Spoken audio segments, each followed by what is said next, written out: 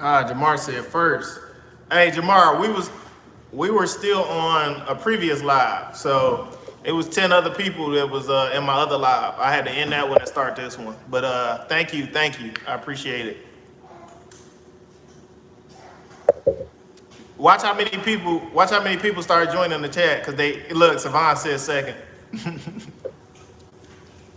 Savon said second.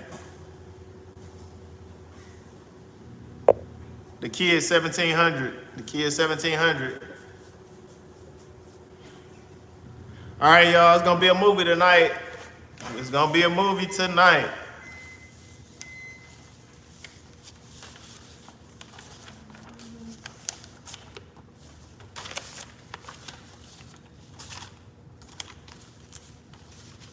All right, that should be everything. All right, make sure that you moderate the live. Make sure you moderate the live.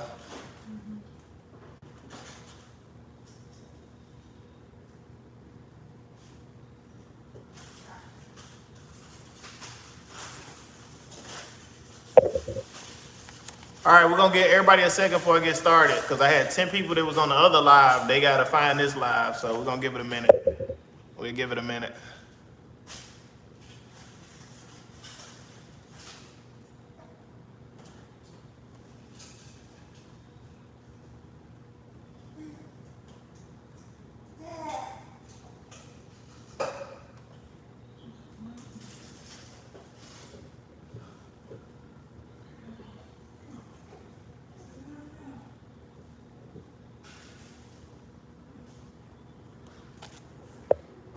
I wanna show you guys something. All right, I wanna show you guys something real quick. All right, I was gonna show them on the other live. I was gonna show them on the other live. I want you guys to, cause I was telling y'all that I had a $1,500 a month car payment, which you guys probably ain't believe me, but I wanted to show y'all guys. All right, I wanted to show y'all. All right, yeah, I wanted to show y'all. Yeah. So stop complaining about $300 car payments, $500 car payments, cause once you get into the thousands, it's a whole nother monster.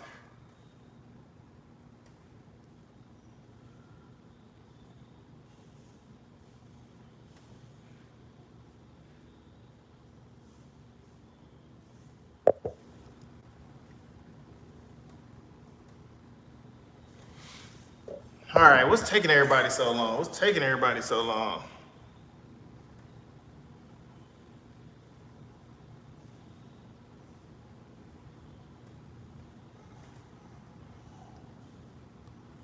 All right, my wife in the chat moderating. My wife is in the chat moderating.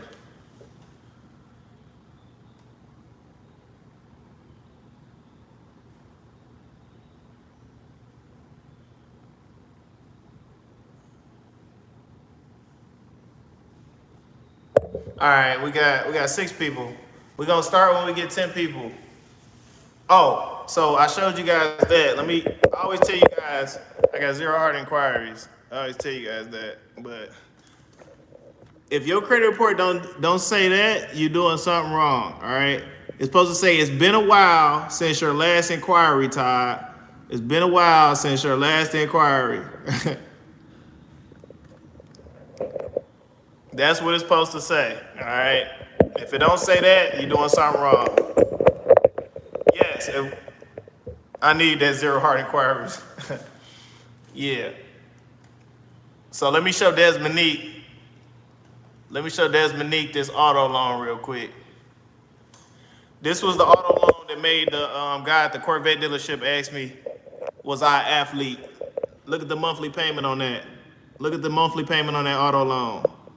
Look at the monthly payment on that. Yeah. All right. All right, we need 4 more people, we get started. 4 more people, we get started.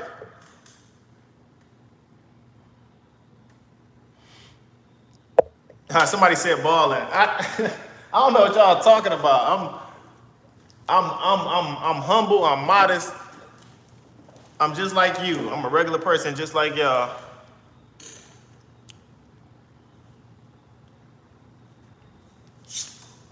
I'm gonna tell you something. You don't know how good a situation is until you figure out what somebody else got going on. All right. A couple years ago, I moved into an apartment. My rent was $1,215. All right, it was $1,200. I thought I was balling. I thought, I'm like, man, I can afford a $1,200, apartment. And then I started talking to some of my friends in California, that was paying, for their apartment, paying $3,700 a month, paying, $4,000. So, um, you know, yeah. Just make sure you do your research before you really think you're doing something. It's the same as you thinking you got a big credit card limit until you talk to somebody who really got a big credit card limit, and then it's gonna make you kind of humble yourself. So, I learned my lesson the hard way. But some people, like I said, some people you might go to and they like $1,200 for an apartment. I'm paying $600 for my mortgage, or I'm paying $600 to rent. But it's also gonna be dependent on your location. Where I was staying at, $1,200, for where I was staying at was pretty good. Literally 5 minutes away from where I'm staying at right now. I could probably drive, about 5 minute drive.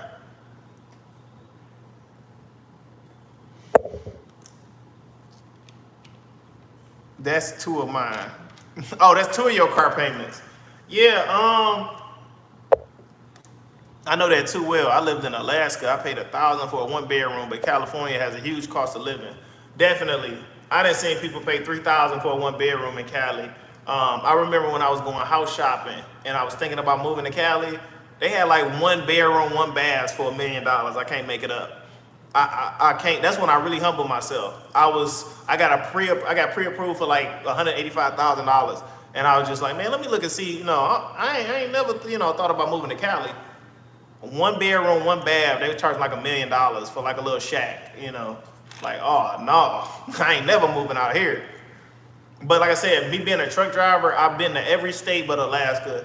I've been to Hawaii because that's where I took my wife for when I proposed to her. And the only place I've been to out of the country is Jamaica because that's where I took her for our honeymoon. As soon as we was about to start traveling on a regular, that's when Corona hit. That's when Corona hit because I was about to take her to Australia. I was about to take her to Australia, and that was like one of the worst places for the virus.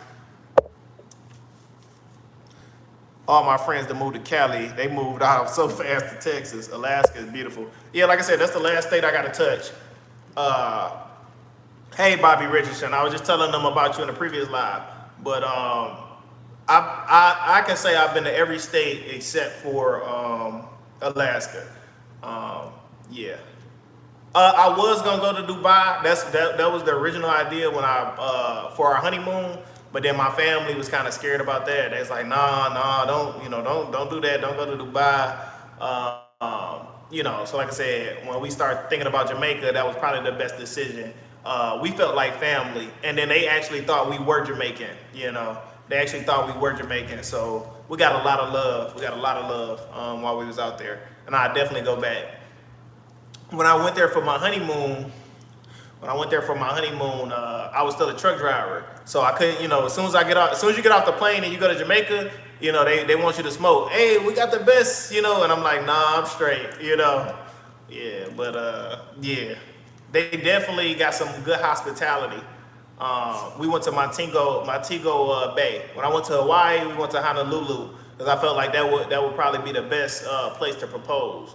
Out of the other islands that I could have went to, we went to Honolulu. That was around the time the volcanoes was active at the main island, so everybody was kind of like sneak dissing, like family and friends, like, oh, it's messed up. You gotta go. I'm like, I'm not gonna be on that island. You know what I'm saying? We in Honolulu. They ain't got nothing. We're not even gonna be on that island. All right, we got 11 people in the chat. Let me see. Yes, that's Monique. I still want to hit Dubai. Oh yeah, my wife's saying she want to hit Dubai. Also, go visit some countries in Africa. Like I said, everything that y'all saying, my wife already on it. She definitely want to go to Africa. Yeah, Dubai on the list, Africa, Australia, of course.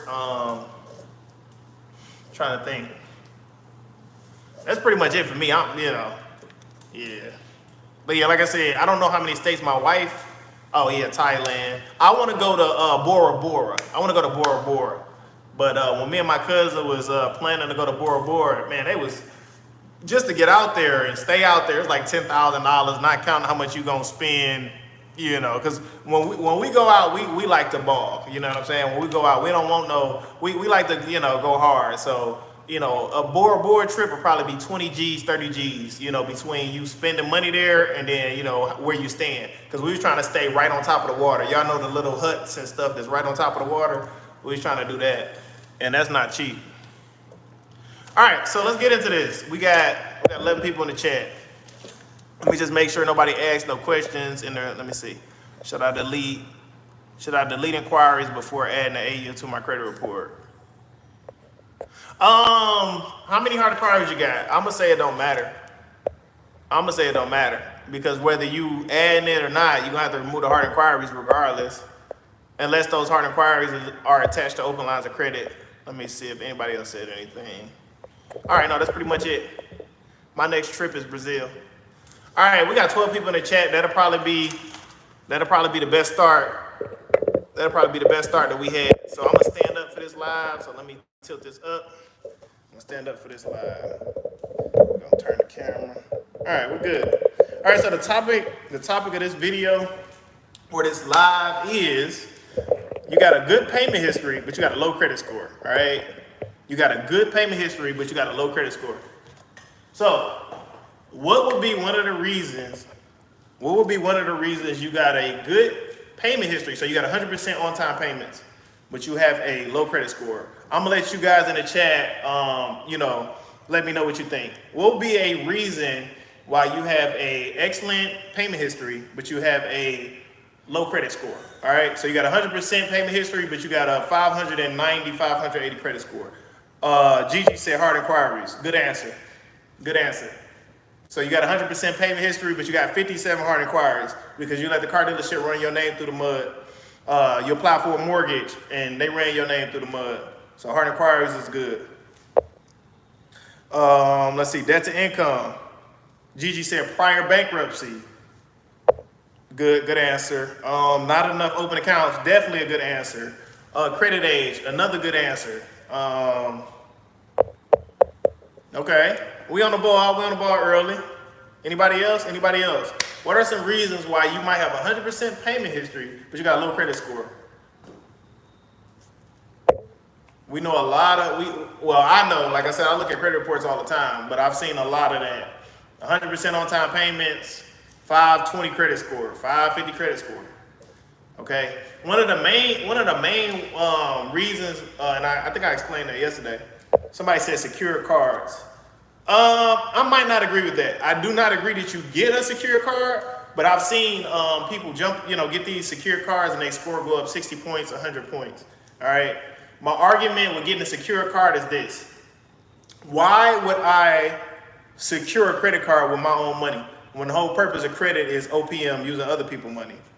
So charge-offs. Yeah, so that's how I feel about a secure card. I've never personally had a secure card. My wife has never had a secure card. I've never suggested to any of my clients that they get a secure card. They do ask, should I get a secure card? I say, no, let me repair your credit so you can get an unsecured card. I don't advertise secure cards. But, other credit repair companies might tell you to get one. And like I said, they do have their benefits. But like I said, in my opinion, the whole purpose of credit is leveraging other people's money, leveraging the bank's money. So I'm not giving the bank $2,500 of my money to hold to show that I can have. Like I said, that means your credit is messed up. There's no other way around it. You either have no credit at all or your credit is messed up. And it's plenty of unsecured cards you can get without getting a secure credit card. And I'm talking about good credit cards. I'm not talking about subprime credit cards. I always tell you guys, if you don't have no credit card at all, you need to start off with Capital One. Okay, most of you guys should be able to get at least a Capital One Platinum, Capital One Quicksilver, or Capital One Quicksilver 1. All right. Once you get your score up to 680, 700, you'll probably be able to get the Capital One Venture, Capital One, not the Venture One. Venture One, you probably want like a 740. But, what's another one for Capital One? So, they got tiers. Every credit card company has tiers. All right. So, like I said, at the very bottom on top, we're only talking about Capital One right now. So of course you can get their secure card, but we're scratching that out. So you get the Platinum or the Quicksilver One, or you can get the Quicksilver and you can get the Venture, or you can get the Venture One. You can get the there's two Quicksilvers. There's a Quicksilver for people with fair credit, and there's a Quicksilver for people with excellent credit. All right, and then you got the Saver card. You know, you can get the Saver card. It's like, it looks orange almost. It's like an orange card. Do you recommend Discover for beginners? Do you recommend Discover for beginners? No. You probably gonna get denied if you apply for a Discover card and you have a low or no credit history. You're probably gonna get denied for the Discover card. The good thing about Discover, they do have a pre-qualification tool. So, you know, I would do the pre-qualification. If no card pop up, then I wouldn't pull the trigger. I always suggest that you go to banks that have a pre-qualification, all right?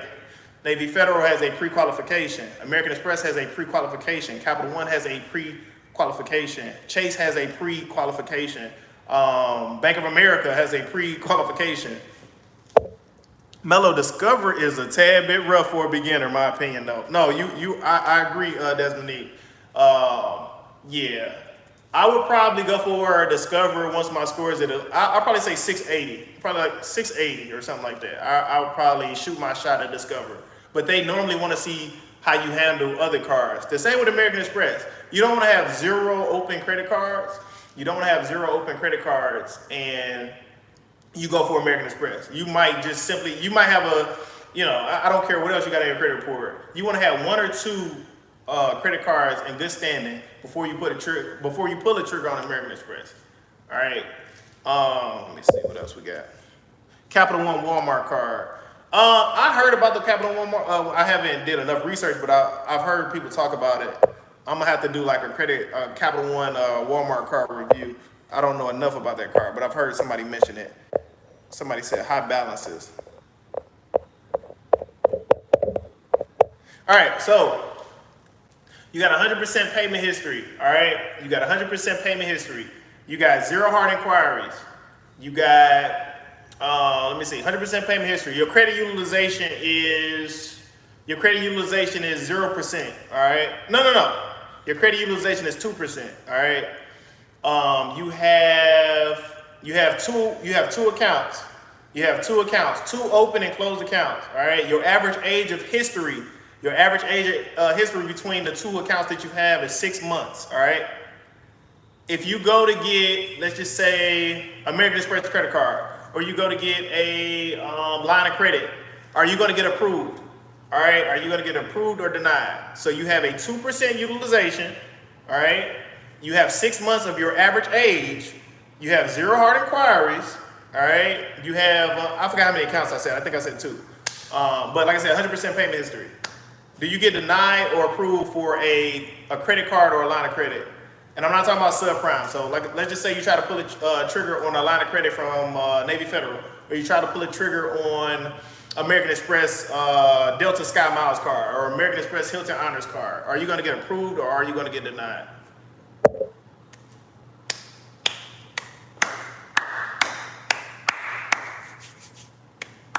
Anybody?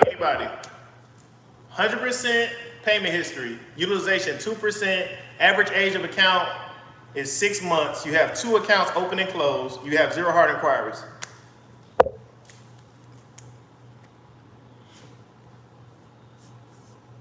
Okay, Bobby Richardson said denied. Gigi said denied. I need more people in the comments to say denied. All right, that's gonna go into the next thing that I want to talk about. All right. It's a such thing as a strong 750 credit score and a weak 750 credit score. All right. Okay, Mello said denied. It's a such thing as a strong 750 credit score and a weak 750 credit score. All right. So a weak 750 credit score will be the accounts that I just listed. All right. You got 100% payment history. You got 2 open accounts because one of them is authorized user trade line. One is a $500 credit card limit that you got on your own. So you got 2 accounts. All right. You got zero hard inquiries. Somebody said approved. Desmond said approved. All right. So that would be the definition of a 750 credit score, a weak 750 credit score. That is what is known as a thin profile. That's why sometimes when you get denied, it's because you have a thin profile. Now this is a strong 750, all right? 100% payment history. All right, you have no derogatories. You have your average age of all your accounts is 9 years. You have 21 open and closed accounts. You have 0 hard inquiries. All right, your utilization is we're gonna use the same 2%. That is a strong 750 credit score. I've seen people with a 660 credit score with a thick profile get approved for more than somebody with a 780 credit score with a thin profile. So like I said, the average person thinks they can hop on somebody's credit card, get the high credit score, and run the world. I'm about to get $250,000 now because I got a 780 credit score. It's not just the score. It's not, I literally just told you, I've seen people with a 640 get American Express card because their profile is so thick. They got 50 plus positive accounts with no late payments. So that's gonna outweigh the credit score. That's gonna outweigh the credit score. Everybody wants the high credit score. Nobody focuses on the accounts that they have and how they structure in their credit report. All right. So you got 30 credit cards, but you have no history paying off a car. But you want a $100,000 vehicle, for example. It's not gonna happen. It's not gonna happen. I don't care if you got a 780, 790. Unless you're putting 50% down towards that vehicle that's 100,000, you're not getting it. All right, you need to stop focusing on your credit score and start focusing on what's on my credit profile. What is on my credit profile? All right, I told you guys, I got 21 accounts. I'm young, so that's very normal. I'm a young guy. My dad has probably 55 accounts, okay? 55 accounts between open and close. Some of you guys might have 2 accounts, 9 accounts. 21 or better is how you get an 800 credit score. 21 accounts closed and open is how you get an 800 credit score, all right? Let me try to give you another example. Let's see. So, okay, I give you an example. So presently where I stand right now, 100% payment history, utilization is 1%. I have 21 closed open accounts. I have 0 hard inquiries. My average age is about, it went down because I just applied for a PenFed credit card. So my average age is probably 7 years or something like that. But that's perfect. That's actually perfect. That's most definitely true. I've seen people with an 850 and get denied. Exactly. It's not the score. It's not the score. All right. Stop focusing on the score. All right. Like I said, if you want a $100,000 car, for example, all right, you want to make sure that you got a paid off car, $30,000 auto loan. You want to make sure that you got a car that you paid off after that, $50,000. All right. Once you do a 30K auto loan, a 50K auto loan, it's more reasonable to say that you could probably handle a $100,000 auto loan. But if you go into Corvette or you go into, Bentley, Lamborghini, and you got that high credit score and you have no history of paying off a car, they might not laugh at you in your face, but they're going to laugh at you as you walk out the door because you're going to get denied. Or if you have 50% down, all right, if you got 50% down, they might be willing to work with you. So if you want a $300,000 car and you got a good credit score and you don't have any history with a car, if you got $150,000, they might be able to work with you. All right, they might be able to work with you. Okay, the same for a mortgage. All right, same for a mortgage.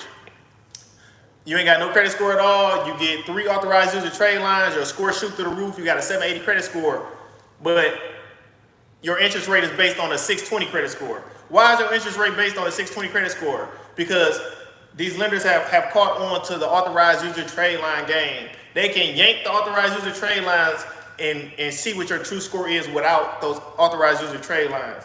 So you want to make sure that when you go for a mortgage, you want to make sure you got a whole bunch of primary accounts, an account that is primarily yours, not nobody account that you're piggybacking off of. The only benefit of an authorized user trade line is when you're trying to get an auto loan or when you're trying to get a line of credit or a credit card, all right? Most definitely true. Okay. All right, so the first question that I want to ask you guys, all right? The first question I want to ask you guys, we're going to talk about FTC. What does FTC mean in relation to credit? What does FTC stand for, all right? What does FTC stand for in relation to credit? All right. What does FTC stand for? FTC. They will work with you, but the interest rate will still be high. Oh yeah, definitely. Oh no, definitely. Anybody, what does FTC stand for? Gigi was right. Gigi was right. FTC is the Federal Trade Commission. So can anybody in the chat tell me the purpose of the FTC? What is the purpose of the FTC? Okay. What is the purpose of the FTC? What is their job? What is the FTC's responsibility? Regulation of credit. Gigi, go a little deeper than that. Go a little deeper than that. Let me rephrase the question. Do the credit bureaus have to answer? Do the credit bureaus have to answer to the FTC? Do Experian, TransUnion, and Equifax have to answer to the FTC? Thank you. Thank you. I appreciate it. Desmonique, if you're still in the chat, ask your question about the FTC. I think I remember it though. So Desmonique asked, why when you call the credit bureaus, they ask you for a FTC report? Okay? Why when you call to get hard inquiries removed, they ask for a FTC report or they ask for a police report? All right? So I'm gonna answer that. I don't know if she was just talking about hard inquiries or in general. All right?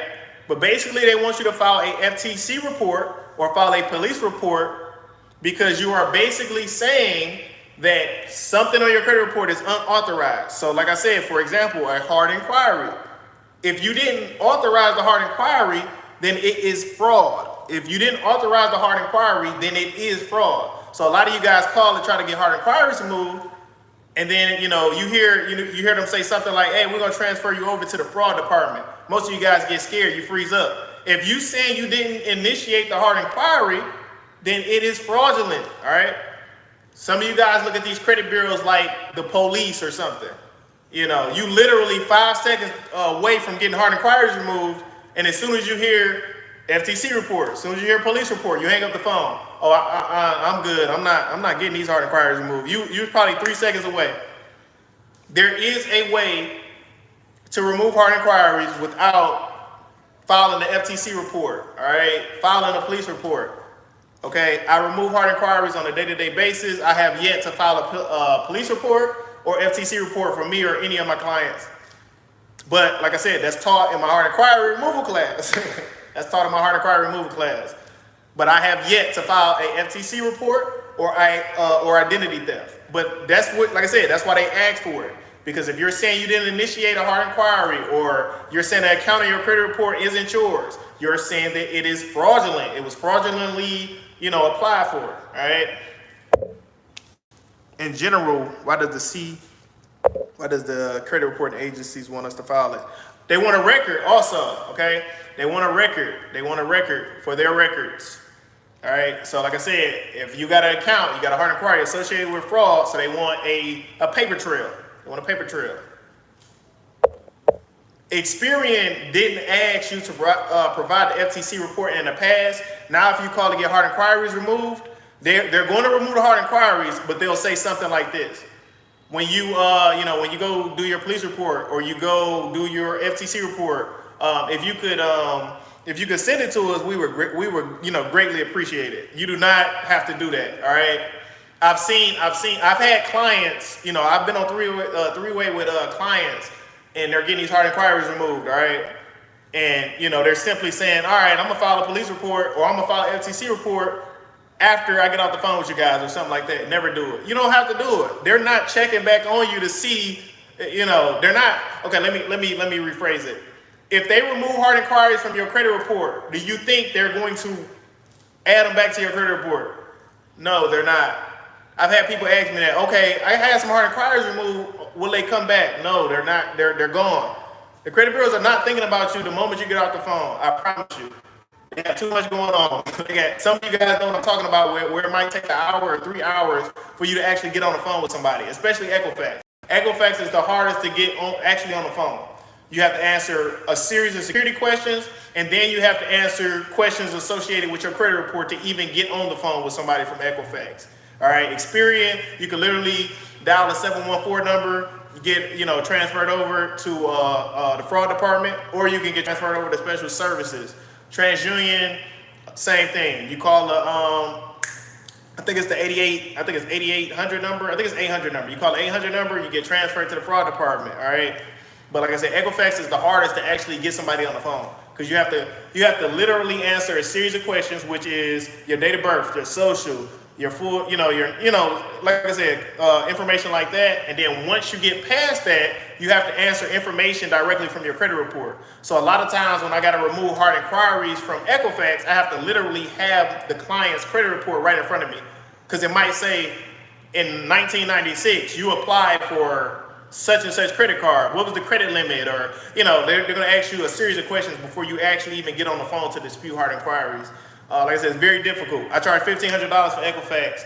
I try not to explain why I charge so much, but I kind of explained it. Equifax is the hardest to remove hard inquiries. TransUnion is in the middle, and Experian is fairly easy. Even though it's harder, Experian used to be a piece of cake. It used to be a piece of cake. Now you can't say, I obtained a copy of my credit report and notice X amount of hard inquiries without permissible purpose due to the Fair Credit Reporting Act. They need to be deleted. Can you assist me with deletion? You used to be able to say that and get 99 hard inquiries removed. Try to do that now. You guys let me know how that work out for you. Because guys like me created videos like that. People who work for Experian see the videos and then they change it up. So that's why I don't like doing videos about how to remove hard inquiries and what to say. All right, like I said, you would have to, sign up for a class or something like that. But I can't directly put it on YouTube because you're not the only ones watching it. You got, like I said, you got these credit reporting agencies watching the videos as well. If you title something Experian, best believe somebody from Experian is watching. You title something TransUnion or Equifax, best believe somebody that worked for that company is watching, if not the CEO.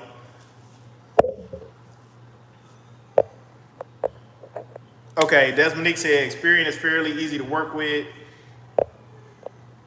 I don't love talking to the fraud department. I tell them the police station told me that wasn't a crime. Hey, she dropping some game. She dropping some game on y'all. That's actually one of, look, let me shut up. That's actually one of the things that you can say. Let's see, in general. Let's see. I paid my debt collectors. How do I get rid of it? I paid my debt collectors. How do I get rid of it on my report? All right, so that's a good question. That's the biggest mistake that most of you guys make. You pay the collection, you pay the collection company, you pay the charge-offs without getting an agreement in writing for deletion. All right, you lose your leverage the moment that you do that. All right, you lose your leverage. Your leverage is the fact that you owe something and they want their money. So you need to leverage that to get the item removed. So it's going to sound something like this. I owe Sprint or I owe LVMV Funding $500, all right? They're going to ask me to settle. They might say, hey, give us $200 and, we'll just settle with that, all right? The reason that the collection company is charging you willing to settle for $240 is because they bought the debt for pennies on the dollar. So you owe $500, they bought the debt for maybe 5 cents. So anything that they make over that 5 cents is profit. All right, that's why you hear them say, "Oh, we'll work with you. Give us $80, give us $160." All right. So if you want to if you don't want to go through credit repair, and you want to remove the account, and you have the funds, you simply reach out to that collection company and you say, such and such, whoever you got on the phone, I'm willing to settle this account. All right. But I'm only going to settle this account in exchange for deletion. All right, I need it in writing. You need to either email me or you need to forward me a letter, and then I'll send the payment over. So that way you have it in writing, so if they don't remove it, you can sue them down the line. I'm never paying a collection company if I don't have anything in writing. Okay, you can't take their word for it. I don't care if they tell you on the phone, oh yeah, pay us, because when you get back on the phone after they didn't delete it, they'll just deny it. No, we never told you that. Or whoever you're saying said that doesn't even work for us, or something like that. So you always want to get it in writing. You always want a paper trail. Whatever you're doing, you want a paper trail.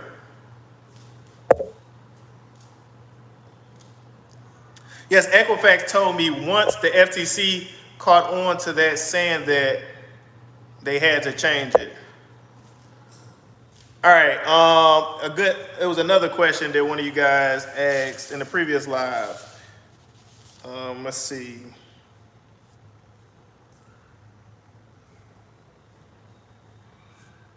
Nope. I'm gonna ask one of my questions. All right. So this is my question for you guys.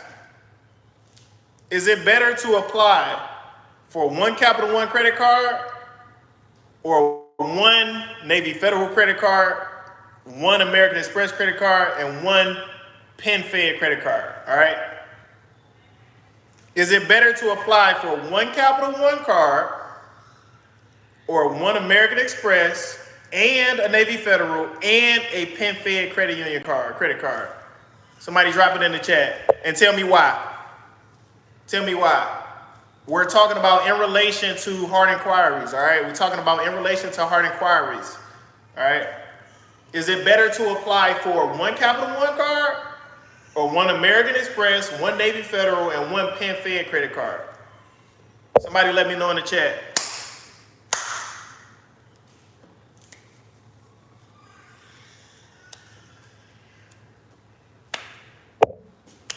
Anybody. Is it better to apply for one Capital One credit card or one American Express and a Navy Federal and a PenFed credit card? If Mello is in the chat, I think he gonna either Gigi or Mello or Desmonique. One of y'all answer the question. I know one of y'all know this. Is it better to apply for one Capital One credit card or one American Express, one Navy Federal, and one PenFed? In relation to hard inquiries.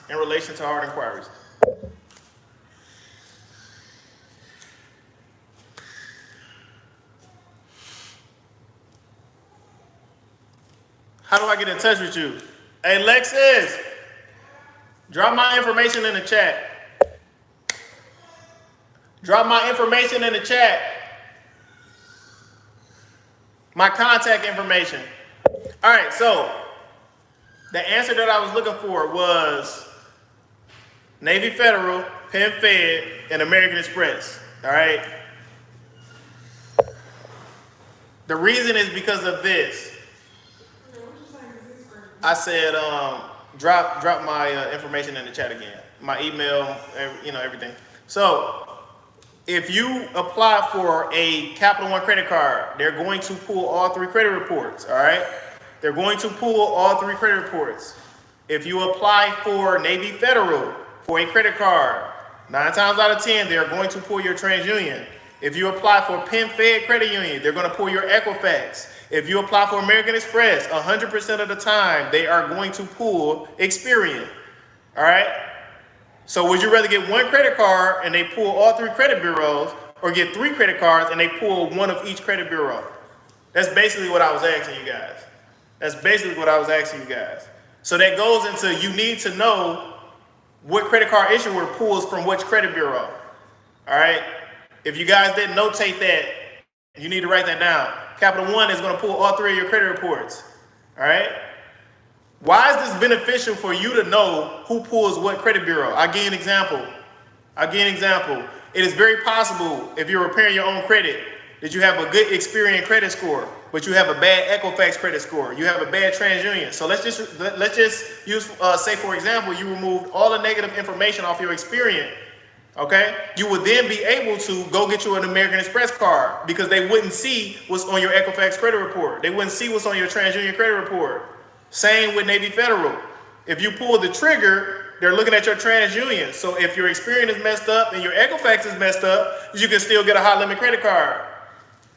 If your TransUnion is messed up and your Experian is messed up and you have a good Equifax credit score, you will pull the trigger on PenFed because you know they pull Equifax. All right?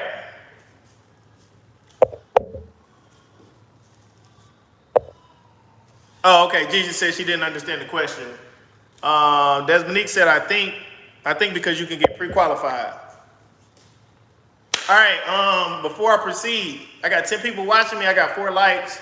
Something does not add up.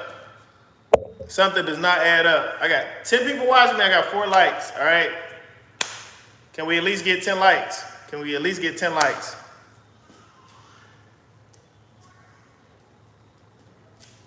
All right, we got 6 likes. We got 6 likes. 4 more people. 4 more people.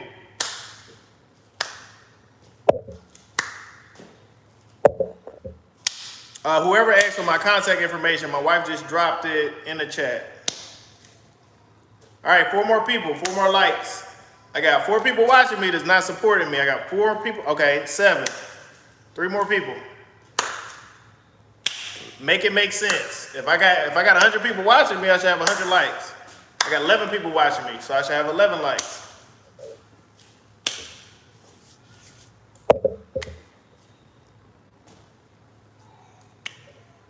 There's Monique. Okay, I got 8 likes. 3 more. Come on. Somebody is not liking. Okay, 9. 2 more, please. 2 more, so we can proceed. 2 more. 2 more. I got a ton of stuff to go through. A ton of stuff. All right, I got 10 people watching me, so I only need 1 more like. 1 more like. Somebody. All right, now I got 11 people watching me. All right, just 1 more like. I'm good. Okay, we're good. So we got 10 people watching me. We got 10 likes. All right, so the next question is this. Why would you freeze the smaller credit bureau known as LexisNexis? All right, so if you're doing credit repair, why would you freeze the smaller credit bureau known as LexisNexis? All right, what is the purpose of LexisNexis? What information do they house? Okay, what information do they house? Why would you want to put a freeze on your LexisNexis credit report? Why would you want to put a freeze on your LexisNexis credit report in regards to credit repair? All right. Thank you. Bobby said public records. Bobby, can you please give me an example of a public record for those who don't know? Can you please give me an example of a public record? Savon said public records. Can anybody give me an example of a public record?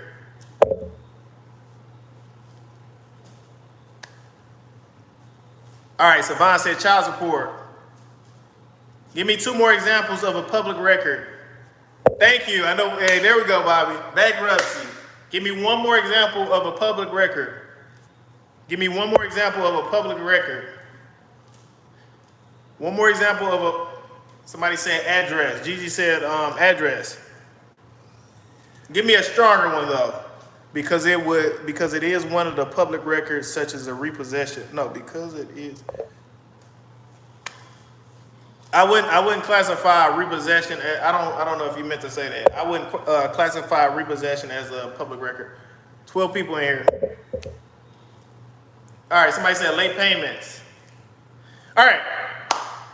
So I'm literally not even supposed to be doing this. All right, I'm literally not supposed to be doing this. Since we're on a topic of public records, let's talk about how to remove a bankruptcy. All right, that's the only thing that I'm going to tell you guys how to remove it. All right, I'm not touching student loans, repossessions, but let's talk about bankruptcies. All right. So before I give you guys the answers, how would you possibly remove a bankruptcy from a credit report? You guys. So if I don't tell you the answer, if you had a bankruptcy, how would you remove your own bankruptcy? I just want to see where everybody head at. So we all know you just froze the smaller credit bureau, all right? How would you follow up to get that bankruptcy removed? Anybody in the chat? So you froze LexisNexis, okay? So the regular credit reporting agencies can no longer use LexisNexis to verify the public record. So like I said, how would you follow up to get the bankruptcy removed? You frozen LexisNexis. Now what? What else do you need to do to remove a bankruptcy?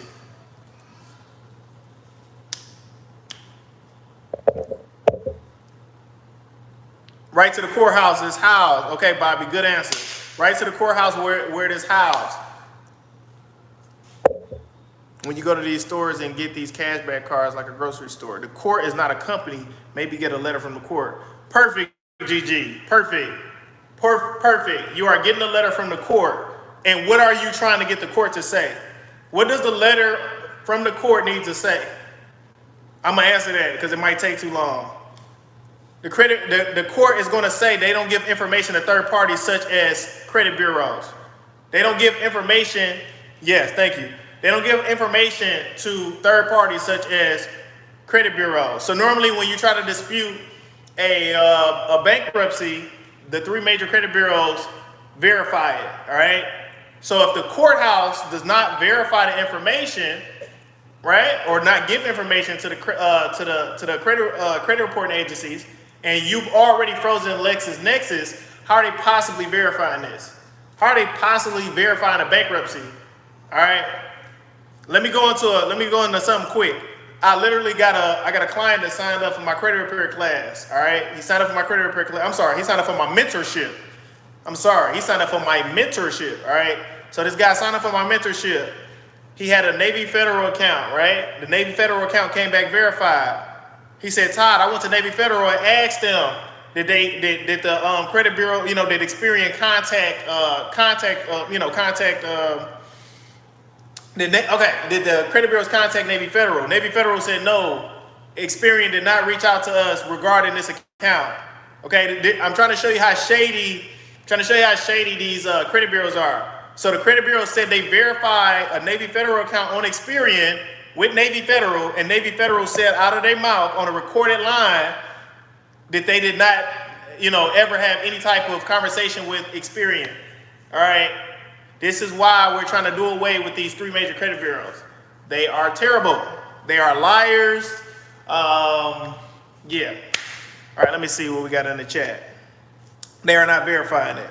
All right, so like I said, if you're using the 609 method, all right, if you are using the 609 method, you are simply freezing LexisNexis, you're freezing SageStream, all right? After you do that, you are sending a letter to the courthouse. Do you give information to third parties such as credit bureaus? Okay, they're gonna say no. You're gonna get that in writing. You're gonna send a dispute letter, and you're going to send that letter that you got from the court to the credit bureaus, all right? The courthouse, this is the proof right here. The courthouse said they don't give information to you guys. After you've already frozen, the smaller credit bureaus, all right? Another way that you can go about removing a bankruptcy that most of you guys don't know about, all right? Everything on your credit report has to be accurate, consistent, and up to date, all right? So I need you to sign up for you need to sign up for a tri-merge credit report, so not Experian. That is not a tri-merge credit report. An example of a tri-merge credit report would be Identity IQ. An example would be Smart Credit. An example would be My Score IQ, all right? That's when you're gonna look at your credit reports from left to right. That's when you're gonna look at your credit reports from left to right, where you can compare for inaccuracies. So when you look at your public record on one of these tri-merge credit reports, I want you guys to pay attention to that bankruptcy, and I want you to pay attention to a section known as the date filed / reported. The date filed / reported. This is us using factual-based disputes to get a bankruptcy removed. We're not arguing saying the bankruptcy is not ours. We are simply saying that it is not being reported accurately. So the date filed / reported should not be different. So if Experian said you filed your bankruptcy on the 1st, TransUnion said you filed it on the 3rd, that is an inaccuracy. That is an inaccuracy. So I want you guys to use the date filed / reported, all right? Because 9 times out of 10, one of the credit bureaus are going to be inconsistent. So I want you guys to use that to get your bankruptcy removed. All right, I want you guys to use that to get the bankruptcy removed. Also, on your bankruptcy, when you look at your tri-merge credit report, when you look at Chapter 7 bankruptcy, or you look at Chapter 13 bankruptcy, the city and state where the bankruptcy was initiated must be listed. If it's not listed, it's a violation. That bankruptcy need to be removed. The city and state where that bankruptcy was initiated, so if it was Chicago, Illinois, it should be right under where it says Chapter 7 bankruptcy. If you don't see that, dispute it, get it removed. Dispute it, get it removed. Dispute it, get it removed. All right? Date filed / reported, and look for the city and state where your bankruptcy was initiated. All right? If you guys do not want to go through the 609 method, I just gave you the factual dispute method. That is what's known as the factual dispute method. You take facts. You look at your credit report, you look for facts. The difference between the 609 method and the factual dispute method is 609, you're saying the account is unverified. The account may not be yours. All right? It's unverified. Factual-based disputes, I know this account is mine. I'm not arguing that it's mine, but I'm arguing that it's not being reported accurately. You either need to update this or you need to remove it. All right? You need to tell the credit bureaus what you want done with the account due to the inaccuracy. Okay, each violation you can get paid up to $1,000 per account. They would rather remove the account than be charged $1,000 for having negative information on your credit report. Okay, if you got 16 negative accounts with violations and they're saying it's verified, that's $16,000. That's $16,000. All right, they'll prefer to remove 16 accounts than pay you $16,000. So if you look at your credit report, you look at your late payments, it say you was 30 days late, then you was 30 days late, then you was 30 days late, then you was 30 days late. I just gave you another violation. It should be 30, 60, 90. 30, 60, 90. If you look and you see duplicates, 60 days late, 60 days late. How was I 60 days late back to back? That is a violation. That is a violation. Okay?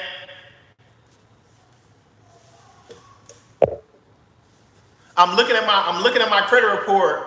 I got accounts that's being disputed. I do not see a notice of dispute. I do not see a notice of dispute in the comment section. That is a violation.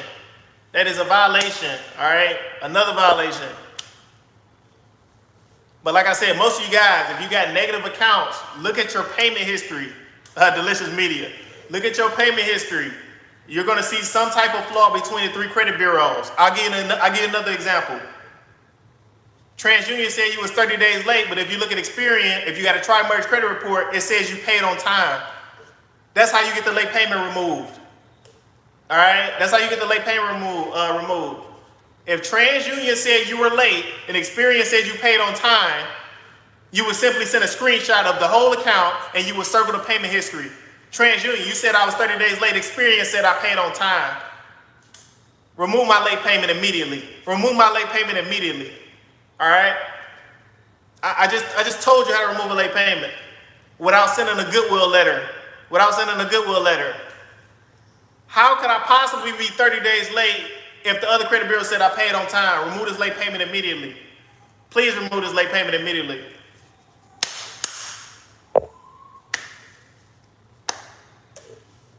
I'm gonna give y'all some more game. I wasn't even supposed to even tell you how to remove another account. Let's talk about collections, all right? Let's give you a little preview of the credit repair class.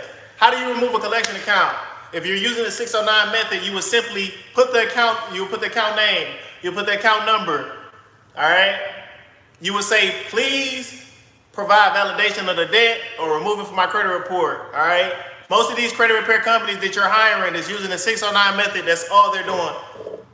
That's all they're doing, all right? They're putting your account name, your account number, please validate the debt. Or they're putting your information into a little box. They got the account name, account number, and then they're putting an unverified account. That's why I don't agree with the 609 method. I agree with the factual dispute method. But like I said, you have to do what's best for you, all right? But that's the simple way to remove a collection. Please provide validation of the debt or remove it from my credit report. If you have a medical bill, if you have a collection, you can also say, please provide my wet signature or remove it from my credit report. Please provide my wet signature or remove it from my credit report. All right? The collection company is not going to have your original signature because they bought a snapshot of your account. Okay, that's why when you ask them to provide proof, they don't never give you a wet signature. They give you a bill. Oh, you know, your balance is $962 with Sprint. That is not proof that the debt is yours. All right, that is not proof. You want a wet signature with what they will never be able to provide. So that goes into them taking you to court. Hey, how you doing, Mr. Nelson? That goes into to them taking you to court. So most people, they have a collection company that want to take them to court. They don't go. They don't go. Why wouldn't you go? I would go in a hurry.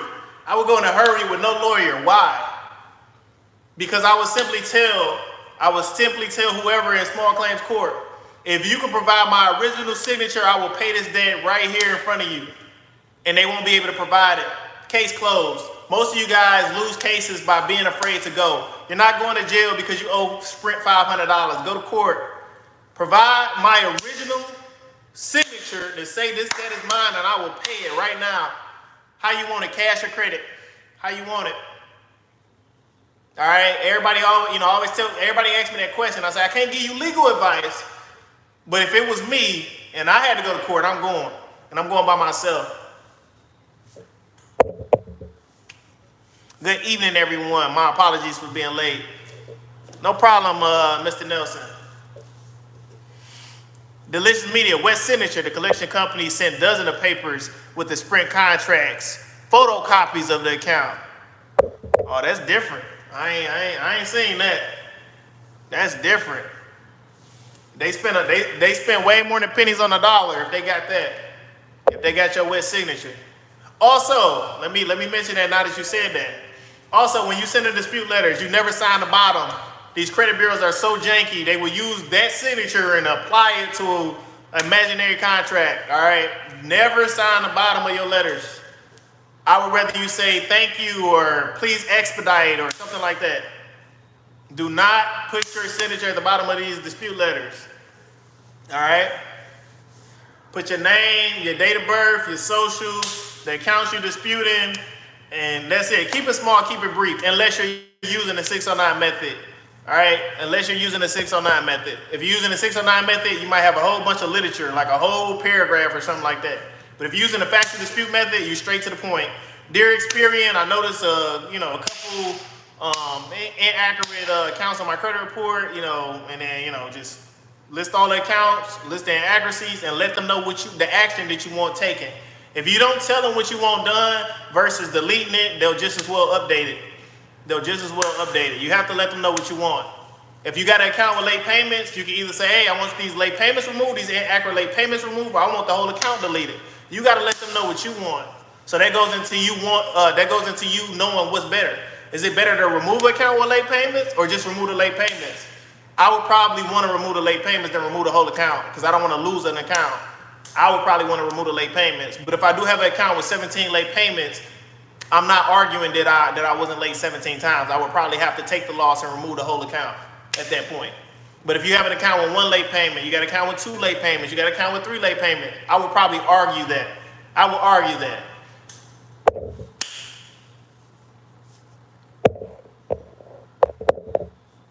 All right.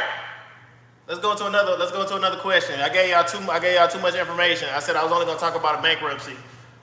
I'll start talking about late payments and collections and medical bills. Oh, while we talking about medical bills, having them on your credit report is a violation of what? Somebody in the comment section. Having medical bills on your credit report is a violation of what? Having medical bills on your credit report is a violation of what? That is another way to get medical bills off your credit report. Medical bills is one of the easiest things to remove from your credit report, and this is why. All right, Bobby said HIPAA. Ray Nelson said HIPAA. All right. So since most of you guys are saying HIPAA, let's see how smart you guys are. Delicious Media said HIPAA. What does HIPAA stand for?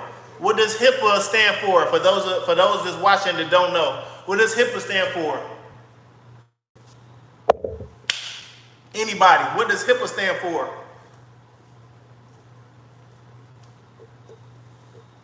Anybody? What does HIPAA stand for? Since everybody knows what HIPAA is, what does HIPAA stand for?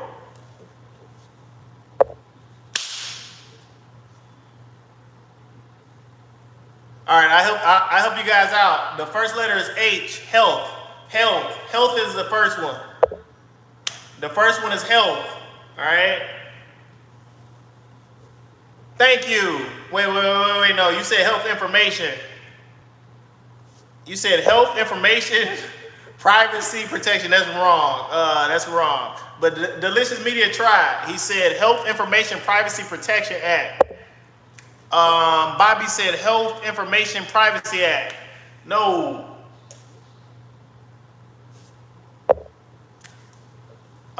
Somebody said autocorrect. Anybody? Everybody know about, okay, health insurance. Thank you. Somebody, KDA. Thank you. Perfect. Health Insurance Portability and Accountability Act. Okay, most of you guys, I think, put two P's for HIPAA. You put 2 P's for HIPAA. So, Health Insurance Portability and Accountability Act. Okay? That was a guess.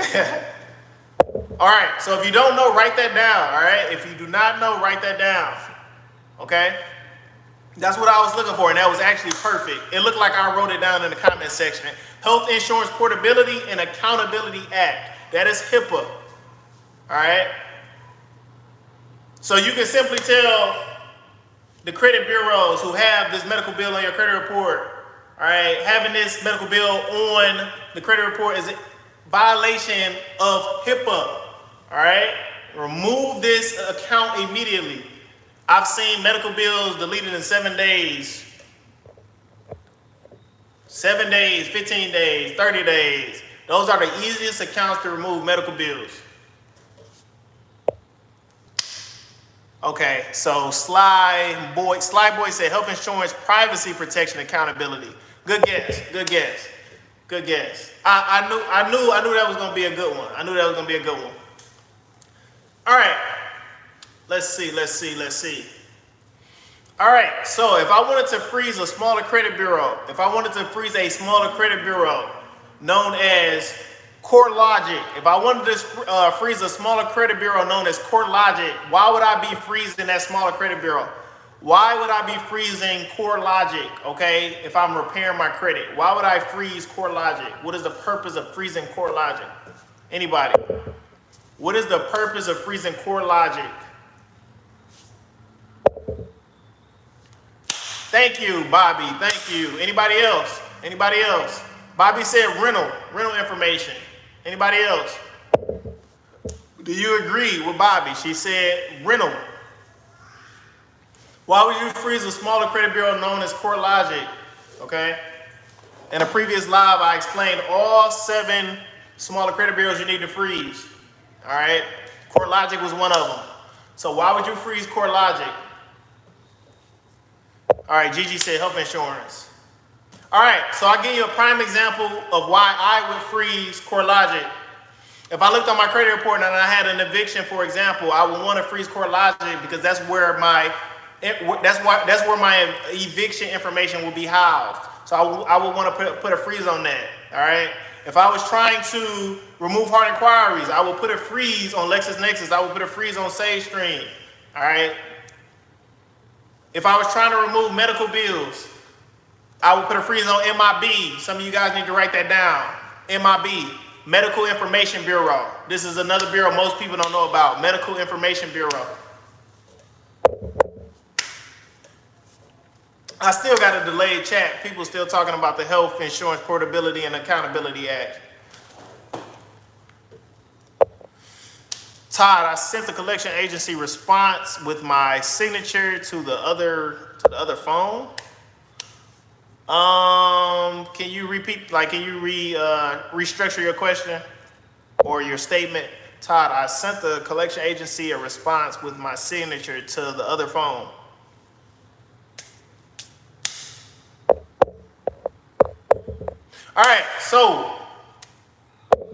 All right, what is Innovis? All right, the smaller credit bureau. What is Innovis? What is Innovis in relation to the smaller credit bureaus? What is the purpose of Innovis? What is the purpose of Innovis? So many gems, so much insight. What is the purpose of Innovis? All right. We know SageStream is for hard inquiries. We know LexisNexis is for public records. We know CoreLogic is for rental information. We know MIB is for medical information. Thank you, Bobby. Perfect. Large equal holds everything. All right. That is the biggest smaller credit bureau next to Experian, TransUnion, and Equifax. Thank you. They hold information similar to the major credit bureaus. Fraud alerts.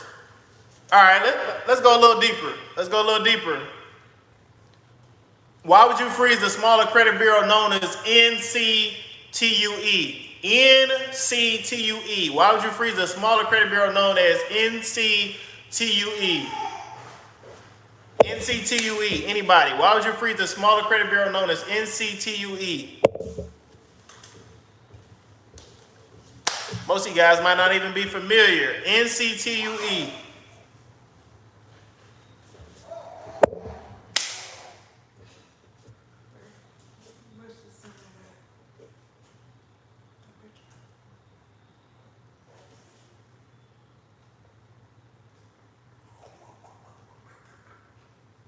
What's this?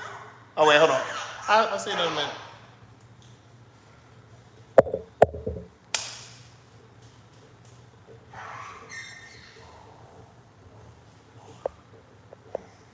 Okay, Desmonique says security freezes, disputes. Okay, anybody else? Anybody else? NCTUE, the smaller credit bureau known as NCTUE. Somebody said security freezes, somebody said disputes. Okay, my answer is going to be utilities. Utility bills. I'm going to say utilities. That would be my purpose for freezing NCTUE, utilities.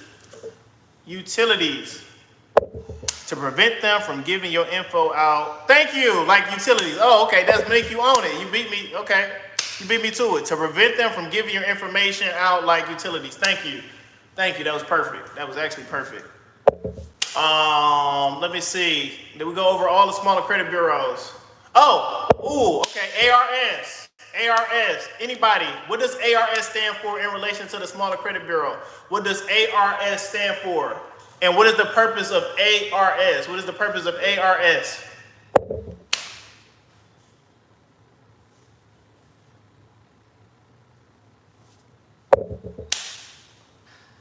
What is the purpose of ARS?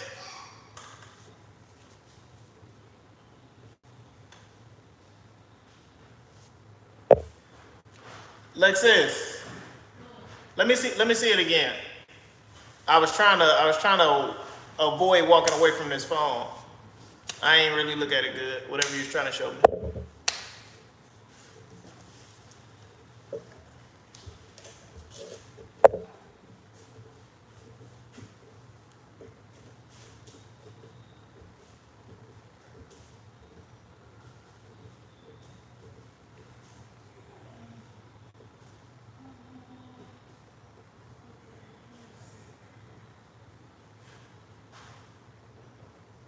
Oh, okay.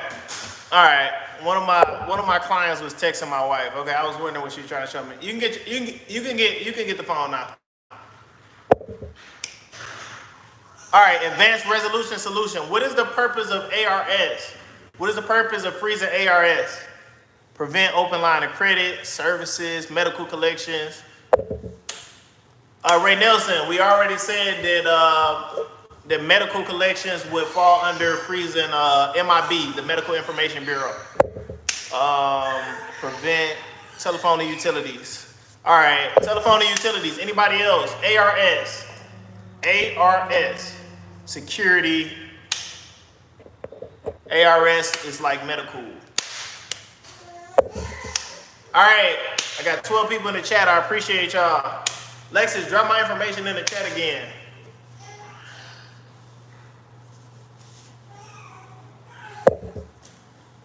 All right, so Mellow C on my YouTube platform, Mellow C.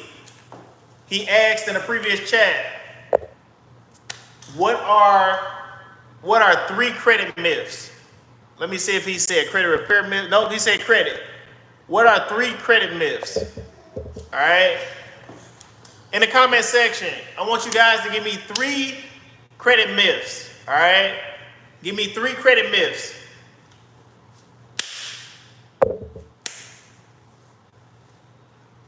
Give me 3 credit myths.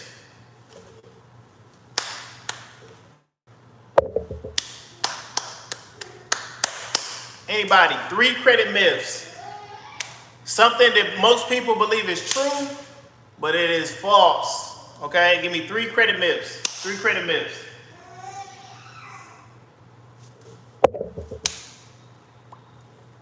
Oh, I'm gonna ask y'all, I got y'all. Somebody said bankruptcy has to stay on your credit report for 7 years. Thank you, I love that. Bankruptcy, that is a myth. Bankruptcy has to stay on your credit report for 7 years. That is a myth. Yes, it is.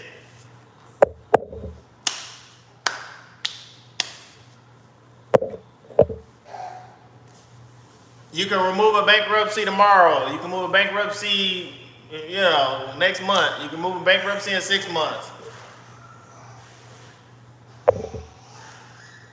Account resolution service. Thank you, Gigi. All right, so one of the myths is a bankruptcy has to stay on your credit report for 7 years. Okay, Bobby Richardson, all debts are created equal. Shopping around doesn't hurt your credit score. Paying utility bills on time improves your credit. I love it. I love it. That is another myth. All debts are created equal. Shopping around does not hurt your credit score, and paying utility bills on time improves your credit. Anybody else? Give me one more myth. One more credit myth. All right. A bankruptcy does not have to study your credit report for 7 years. That is a myth. Ray Nelson said child support. What about child support? What about child support? One more. Somebody give me a credit myth. What do you believe is a credit myth?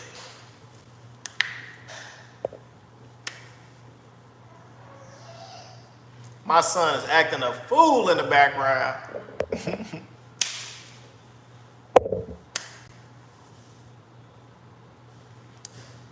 All right. They say that this is an attempt to collect a debt with collections use. Partial payments appears as on time. Partial payments appears as on time. Once your credit is bad, there is no way you can get it right. Oh, I love that. Once your credit is bad, you just got to live with a 500 credit score the rest of your life. I love that. You got to live with a 500 credit score the rest of your life. You messed up, you can't remove no late payments, you can't remove a charge off, a collection, you can't remove a repossession. You just got to pay interest for the rest of your life, and if you ain't got cash, then you can't get it. I love that. That's actually my favorite one. Once your credit is bad, there is no way you can get it right. That is false. That is false. You can always go from a 300 credit score to a 700 credit score. You can always go from a 400 credit score to a 700 credit score. You can always go from a 600 credit score to a 700 credit score. You can always go from a 0 credit score to a 700 credit score. Excellent Credit Matters can remove. All right. Is it possible for you to have no credit score? Anybody? Is it possible for you to have no credit score? So I'm not talking about 0. I'm talking about, can you look at your credit report and see 2 dashes where your credit report should be? Is it possible for you to have 2? Thank you, Bobby. She on it. She's on it. All right. It is possible for you to have your credit report on Credit Karma, wherever you're looking at it, where it has 2 dashes instead of a credit score. Why would you not have a credit score? Anybody? Why would you not have a credit score? Why would you not have a credit score? Anybody? Why would you not have a credit score? What reasons would you not have a credit score? I hope somebody get this. This is fairly easy. Why would you not have a credit score? Ooh, somebody said closing a credit card will help your score. Oh my God. I'm so scared to close a credit card.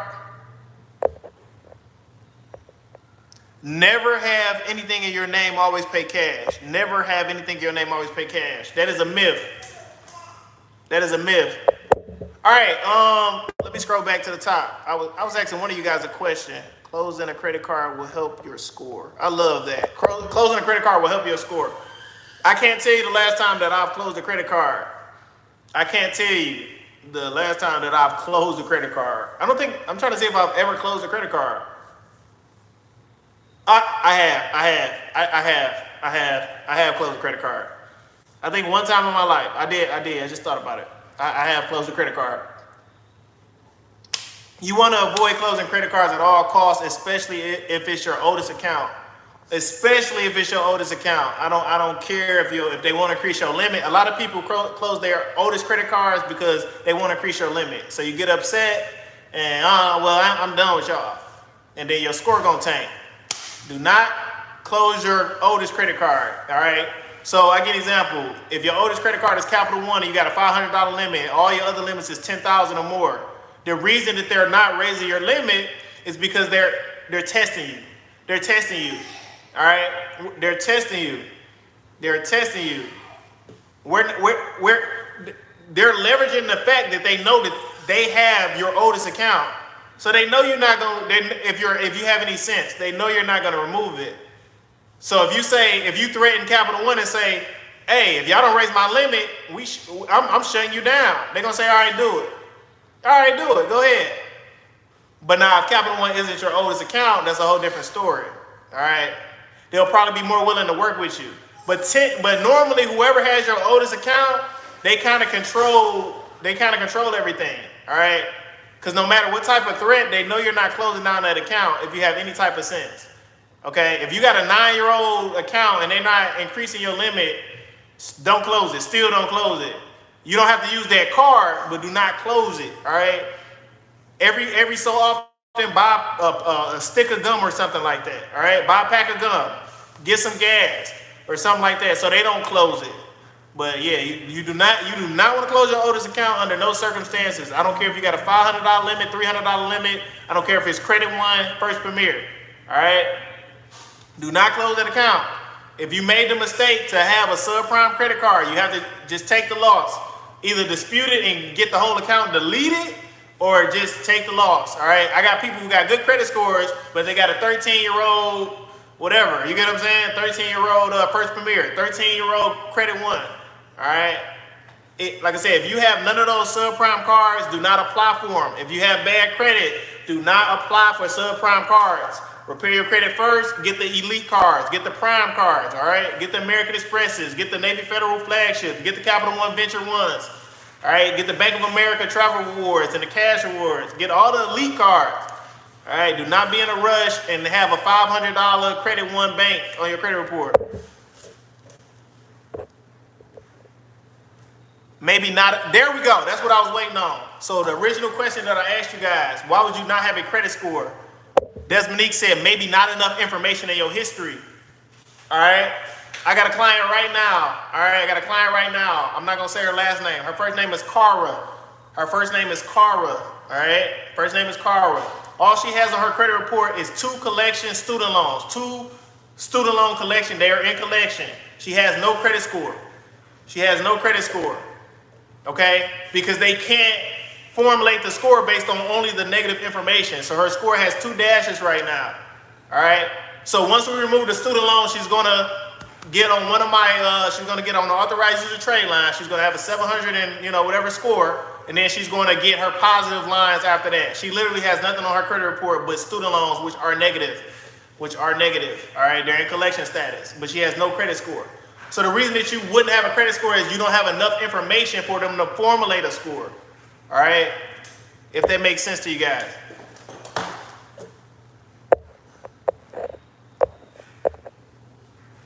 All right, Gigi said another myth is you cannot get a house with a bankruptcy. Depending on how old the bankruptcy is, yes, you can get a house with a bankruptcy. Yes, you can. You can. Yes, you can. All right? It is possible. So, let me see. Y'all think I need to go into business? Hold on. Y'all think I need to go in business? All right. Let me see. What's another? Let me give you another hard question. We're going to go. Let's get into business credit. All right. For my entrepreneurs watching this, for those of you watching me and you already got a business credit score, let me ask you guys a business credit question. Let's see where we're going with it. Business credit. I had 2 business credit questions in my head. I'm trying not to look at my notes. But I purposely made sure they were hard. What's the first business credit? Nope. I'm looking at my notes because I don't want to wait, I don't want to wait all day. All right. So the business credit question that I got for you guys. What is more important as far as business credit? Your business credit score or your banking history? Your business credit score or your banking history, and why? What is more important? A good business credit score or a good banking history? I don't want you guys saying both. I'm asking you guys which one is more important. The score or your business bank account history? Anybody? Okay, Bobby said the score.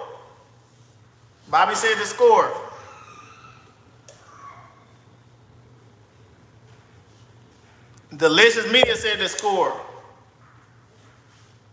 Anybody else? This is going to be interesting. Anybody else?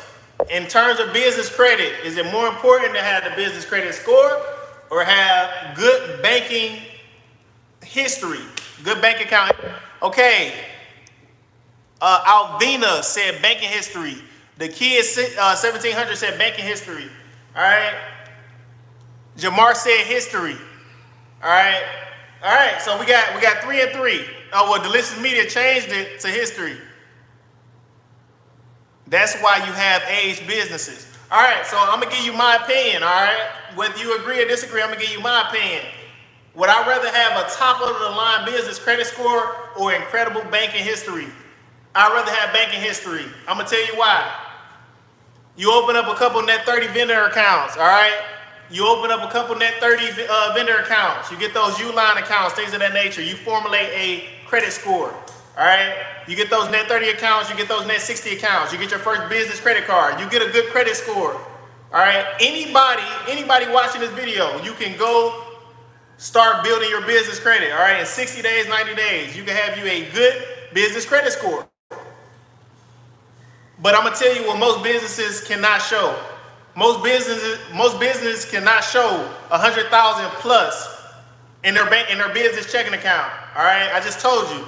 Anybody can add all these vendor accounts and these business credit cards and formulate a good credit score. But these same businesses that have the good credit score cannot show you more than $100,000 in their business checking account. So the checking account is going to have more leverage. You're going to have more leverage if you can show $500,000 in your business checking account, $1 million in your business checking account, $7.2 million in your business checking account, for example, versus a high business credit score. So I'm going to say bank account, bank account, bank account. All right, I'm going to say bank account history. All right. Oh, I like that. Ray Nelson says your bank account history tells your story. Your bank account history tells your story.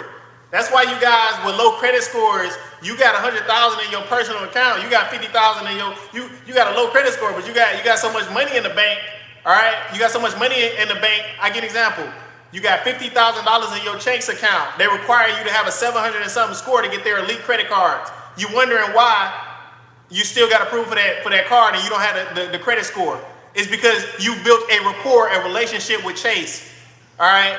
You built a relationship with Chase. You have $50,000 invested. Let me give you a better example. I got a client, all right? I got a client. She has Navy Federal, all right? She has Navy Federal. She applied for a Navy Federal credit card. They gave her $1,000. She applied for a Navy Federal credit card. They gave her $1,000. She reached out to me. She said, Todd, Navy Federal give out $20,000, $25,000. Why did they give me $1,000? I say, where do you deposit your funds? Where do you deposit your money? She said, I deposit all my money into Chase. You got all your money going. I told her, I said, you got all your money going into Chase, but you're trying to get money from Navy Federal. Don't make sense to me. I said, how much money are you depositing in your checking account for Navy Federal? She said, I deposit $25 a week. You deposited $25 a week. And you want $20,000 from Navy Federal. You want $50,000 from Navy Federal. Makes a lot of sense to me. Guess where she got her money going now? She got all her money going into Navy Federal now because that's where she wants to do business, all right? That's where she wants to do business. That's where she wants her lines of credit. That's where she wants her auto loans, all right? Wherever you want to get everything that you want, whatever bank you're going to deal with, that's where you need to be putting your money, all right? I'm not putting $1 million in the PNC bank if I want all my money, I want to get all the rewards from Chase, or I want to get all the rewards from Bank of America, or I want to get all the rewards from the Citibank. All right, most of these banks are relationship banks. It's not just the credit score. You can have a 740 credit score and have it $0 in your checking account, $0 in your savings account, and get denied. All right, stop focusing on the credit score. Start focusing on everything else. All right, put some money in your checking account. Put some money in your savings account. So while you building your credit score, you are at least showing that you can save some money. All right. I know you guys are tired of having a balance, or you put $9,000 in your checking account, and then at the end of the month, you spent $10,000. You put $9,000 in, at the end of the month, you spent $10,000. All right. A bank would rather see you put $9,000 in, and then at the end of the month, you still got $6,000. All right. It's not about how much you put into the bank. It's about how much you keep. It's not about how much you put into the bank. It's about how much you keep.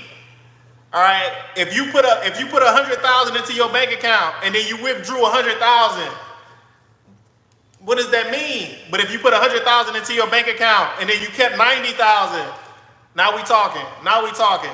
It's not about how much you make, it's about how much you keep. The example that I gave you before, I was making $100,000. My friend was making $65,000. He said, man, you doing good. You're making six figures. I said, you got more money in the bank than me, so it doesn't matter. You have more money in your bank account than me, so it does not matter. All right? It's not about how much you make. It's about how much you keep.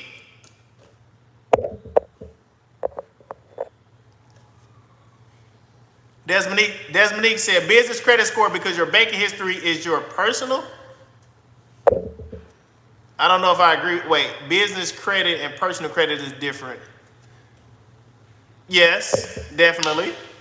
All right, since we're talking about business credit, what is the highest your business credit score can be? What is the highest that your business credit score can be? I do not want anybody in the chat saying 850. I do not want anybody in the chat saying 900. What is the highest your business credit score can be? All right. Give me a high paydex score. Anybody, give me a high paydex score.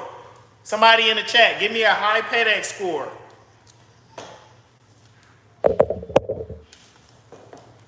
Give me a high paydex. Thank you. We already got the answer. Okay, Avina Candler. I hope I'm saying her last name right. She said 100. Okay, Bobby said 100. All right, what's the lowest? What is the lowest your paydex score can be? What is the lowest that your paydex score can be? What is the lowest your paydex score can be?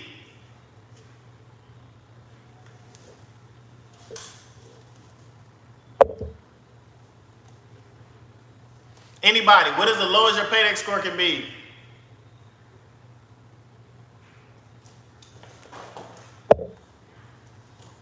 All right, Jamar said 10. Jamar said 10. Anybody else? Anybody else? He said the score will fluctuate between 10 and 100. Anybody else? Okay, somebody said 50. I will go a lot lower than 50. Somebody give me an answer lower than 50.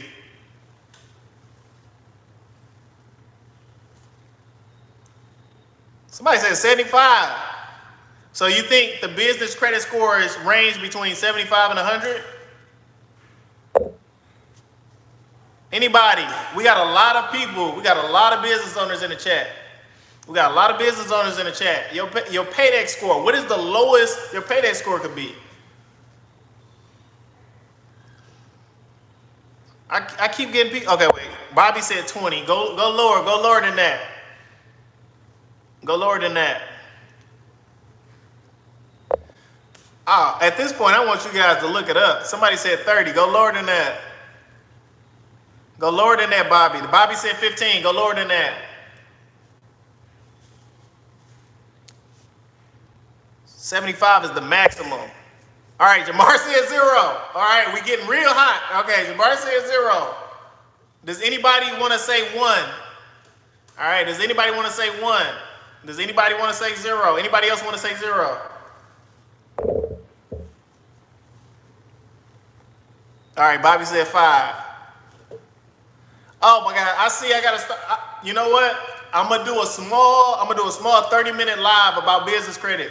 I can't go too far deep, but I wanna give you guys some information about business credit without giving y'all too much. A lot of you guys need to do some homework tonight on the paydex score. A lot of you guys need to do some homework tonight on the pay. Thank you. Now we getting the ones. Now somebody looking somewhere. Now we getting the ones in the comment section. Bobby said 1. Avina said 1. Anybody else got 0? Anybody else want to say 0? Some of you guys said 75. 75 for the lowest that you could have for a business credit score.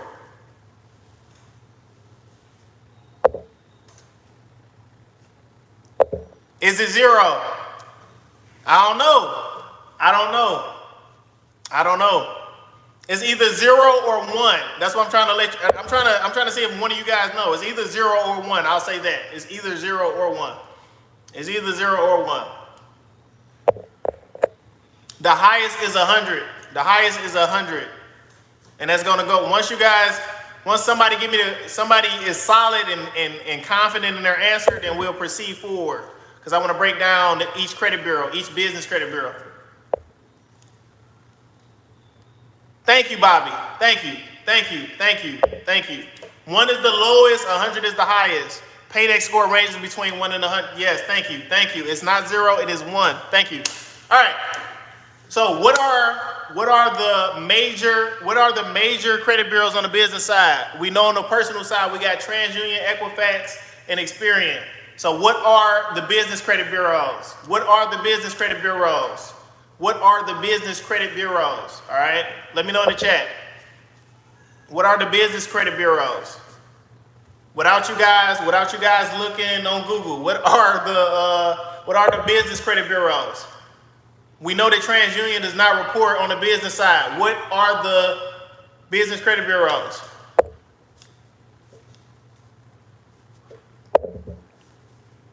Anybody? What are the business credit bureaus? It's okay to be wrong. We've had a lot of incorrect answers today. That's how you learn. That's how you learn. All right, Jamar said Dun & Bradstreet. He said Experian Business. He said Equifax. Well, he didn't say business, but I know what he meant. Equifax Business.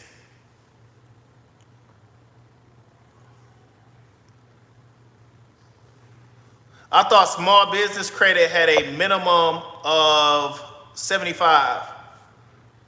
Desmonique said, I thought small business credit had a minimum of 75. No, I asked about the Paydex score. I specifically asked about the Paydex score. Dun & Bradstreet, Experian, and Equifax. Dun & Brad. All right, so you guys gave me the 3. You said Dun & Bradstreet, Experian. You said Equifax. Which one is the most popular? Which one is the most popular out of the 3? Which one is the most popular? Which one is the most popular? Which one is widely used? Which one is the most famous bureau on the business side? Is it Experian Business? Is it Equifax Business? Is it Dun & Bradstreet? All right, Bobby said Dun & Bradstreet. Does anybody agree with her? All right, Avina said Equifax Business. Anybody else? Okay, we got a couple people saying Equifax. We got Jamar saying Dun & Bradstreet.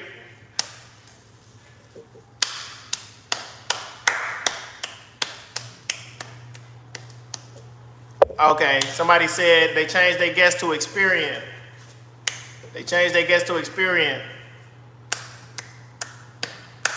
If you guys have not, okay, yeah, Jamar, it's Dun & Bradstreet. Thank you. So, if you guys do not know the 3 major credit bureaus, Experian Business, Equifax Business, Dun & Bradstreet, make sure that you write that down, all right? Even if you do not take my business credit class, okay, you guys need to at least know that, all right? All right, so for those of you guys who know about business credit, what is the purpose of NAV? What is the purpose of NAV? NAV. What is the purpose of NAV? If I told you to download NAV right now, why would I be telling you that? What is the purpose of NAV? NAV. What is the purpose of NAV? If I tell you to open up a NAV account, why would I be telling you that? Why would you be opening up a NAV account? NAV. Anybody?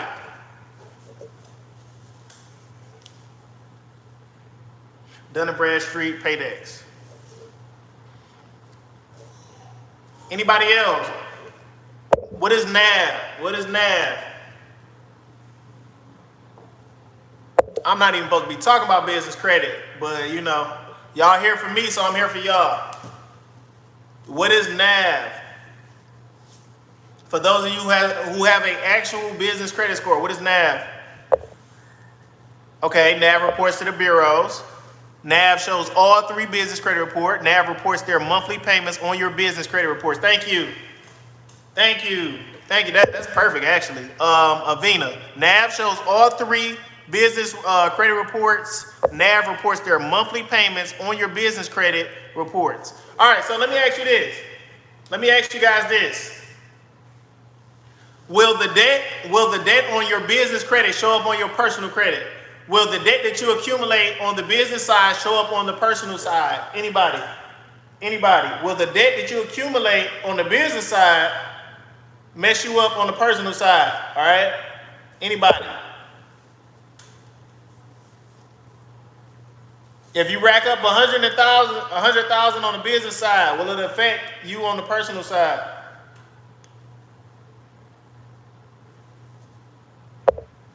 All right, Bobby said no. Avina said no. Anybody else? What you rack up on the business side, will it affect the personal side?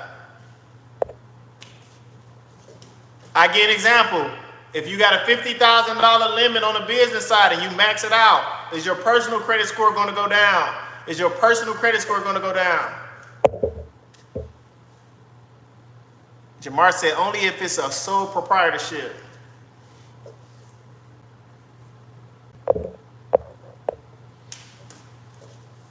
Anybody else? Yes or no?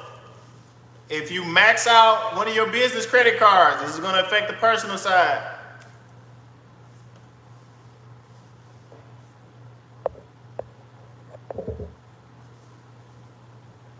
It must be corporate business to not affect the personal side. It must be corporate business to, Jamar said it must be corporate business to not affect the personal side. Business is tied to the EIN, whereas the personal credit is tied to the Social Security number. Okay. Okay. Anybody else?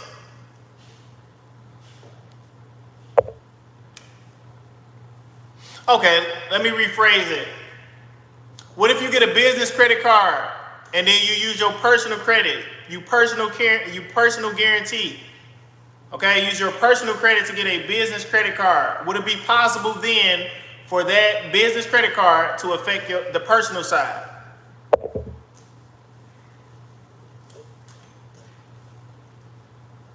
Okay, Bobby, yes.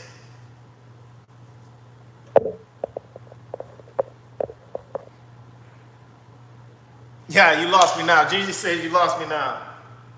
All right, so let me give you guys an example. All right, I got a client. He has a 780 credit score with charge-offs on his credit report. He got like a 780 credit score. All right. He applied for a Capital One Spark business card. All right. He applied for a Spark business card from Capital One. All right. The account got charged off. That account is now on his personal credit report. The account is now on his personal credit report. All right. So you have to do your research when you apply for business credit cards. Okay. If you become delinquent, some of these business credit cards will populate on the personal side. Capital One is a good example. All right. So you need to know this because a lot of people, you know, I'm gonna rack up all this debt. I'm not gonna pay it back because it's not gonna affect the personal side. The account became when it's a charge-off status, and now I have to remove it off of his personal side. All right. To match businesses with lenders. You lost me now. All right, I had another business question.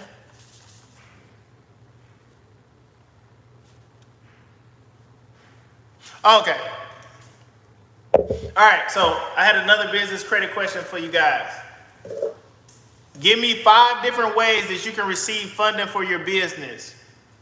Give me 5 different ways that you can receive funding for your business. Go. Give me 5 different ways that you can receive funding for your business. 5. Only 5.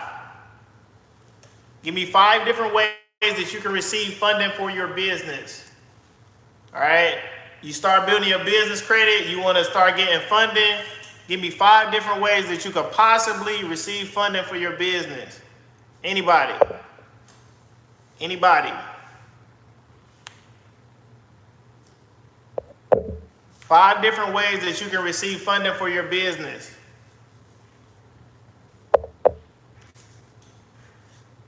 If you only know one, just drop it in the chat and we'll keep adding it up until we get 5 different ways.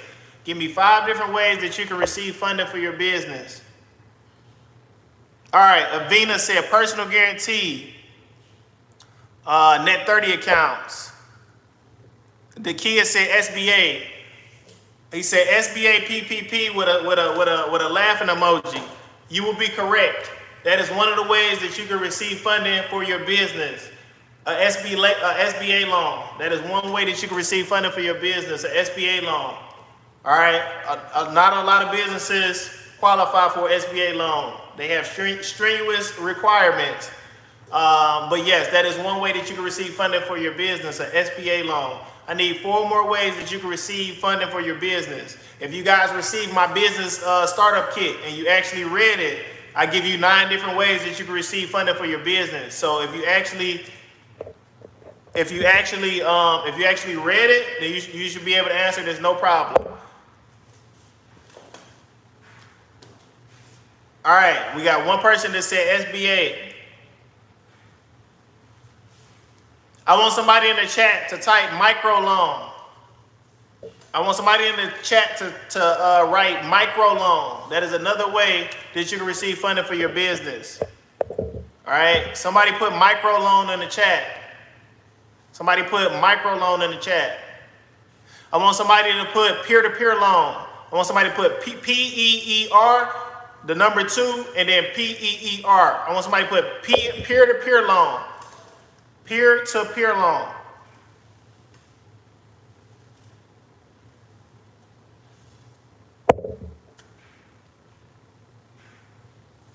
I need somebody to put peer-to-peer loan.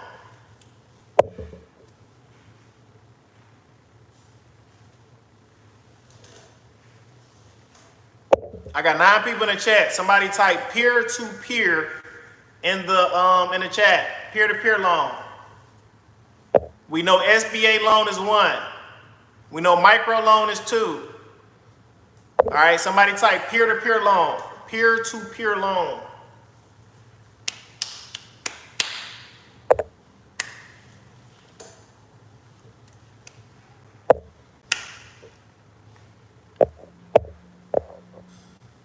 Anybody, somebody type peer-to-peer loan.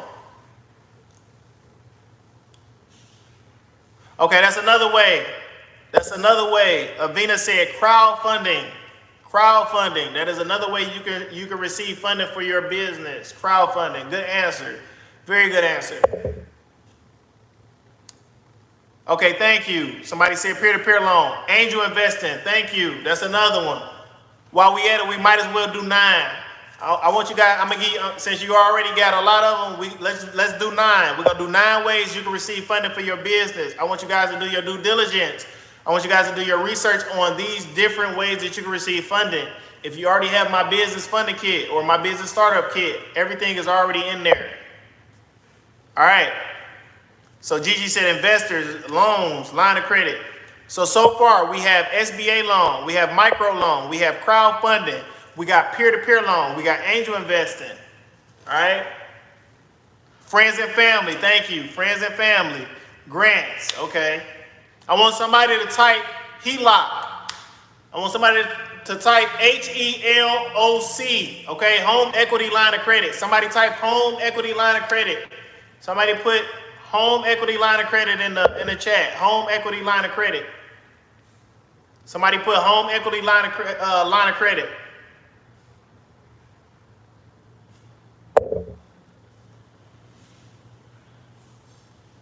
All right. I want somebody to put Robs. I want somebody to put Robs in the comment section.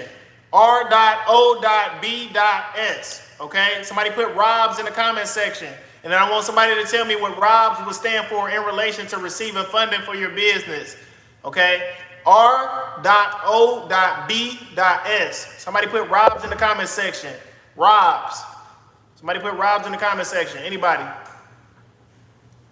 Thank you. Thank you.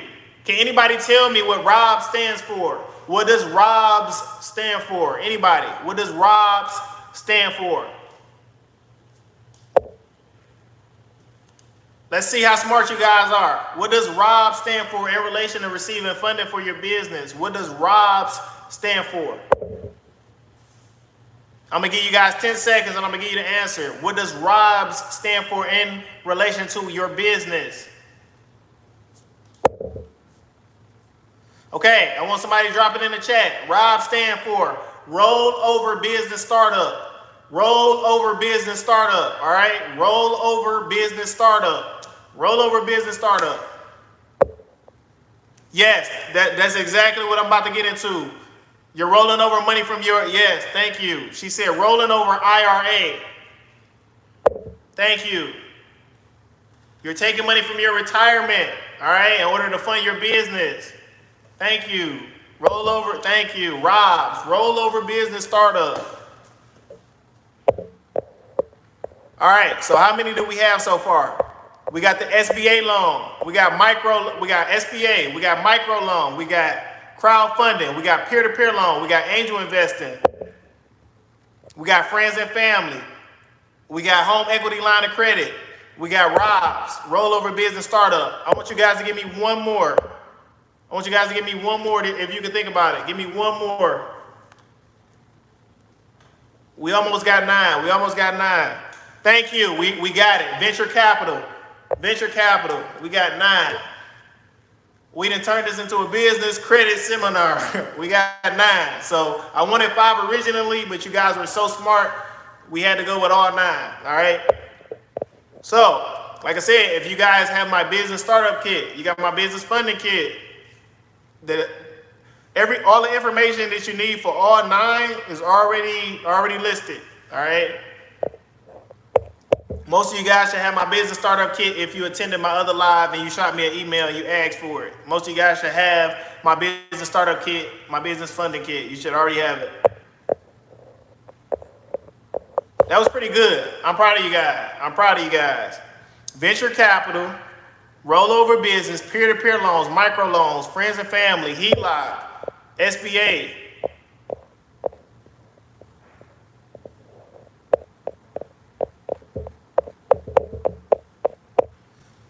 All right. What were some of the requirements in order to get the PPP loan? Okay. What were some of the requirements in order to get the PPP loan? Ray Nelson said government grants. What were some of the requirements to get the PPP loan?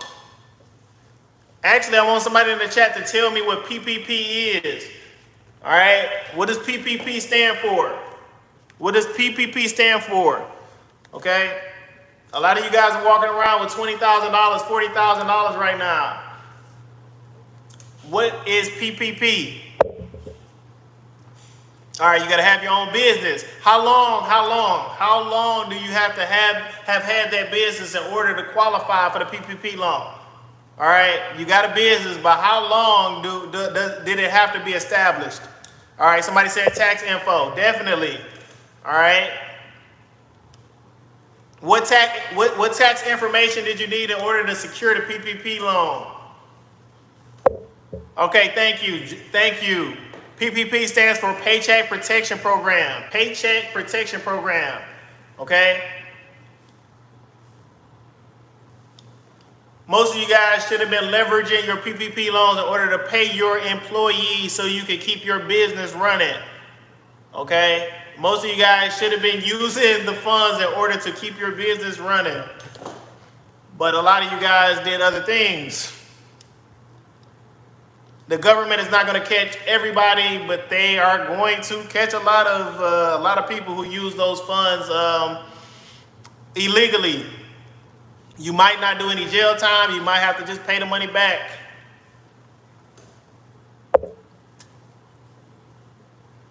All right, Ray Nelson said a 620 credit score. Ray Nelson said a 620 credit score.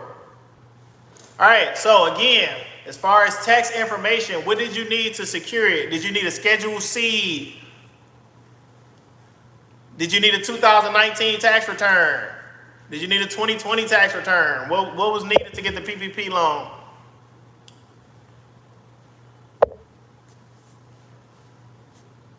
All right, the kid said 2019. All right, I see the PPP loan is a little touchy for some of you guys. because you're watching me. You got the PPP loan. You don't have a business, so we're gonna move forward. Okay, we're gonna move forward. I don't want nobody to feel like I'm talking directly to them. All right. But hopefully, like I said, if you apply for the PPP loan, you actually had a business. All right. Some people were having people apply for the PPP loan, and they were giving whoever that was doing the PPP loan for you, 30% of the money, 40% of the money, which doesn't even make sense. Yeah. But anyway, like I said, let's move forward. Let's move forward. All right. So if you have $50,000, all right, if you have $50,000 and all your credit card limits put together on the personal side, what can you have potentially on the business side? If you have $50,000 on the personal side, as far as all your credit limits put together, what can you possibly have on the business side? I actually gave one of you guys the answer not a long time ago, but at least, okay, Bobby said double. So she's saying if she got $50,000 on the personal side, she can have $100,000. She can have $100,000 on the business side. Anybody else? Jamar said 500,000. So he basically saying he can have 10 times. He can have 10 times what he got on the personal side on the business side. I know the person that I gave the right answer to is in the chat. I'm just waiting on him to drop it.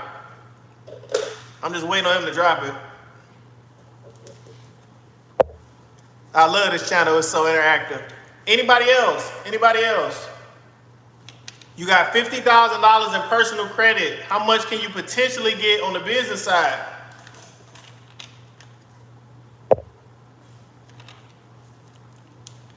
One more guess.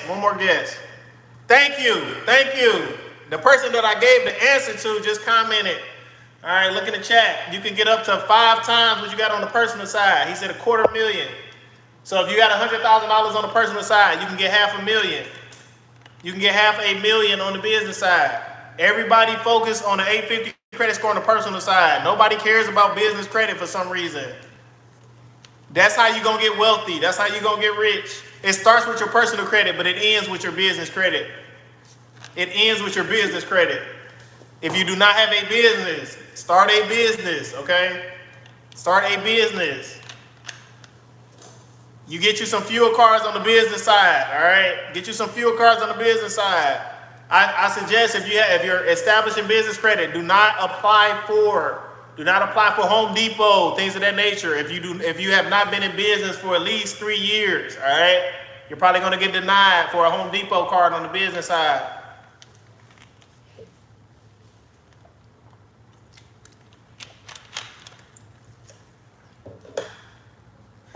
All right, let me ask another question. For those of you who are watching me that are business owners, do any of you guys have employees? The business owners that's watching me, do any of you guys have employees?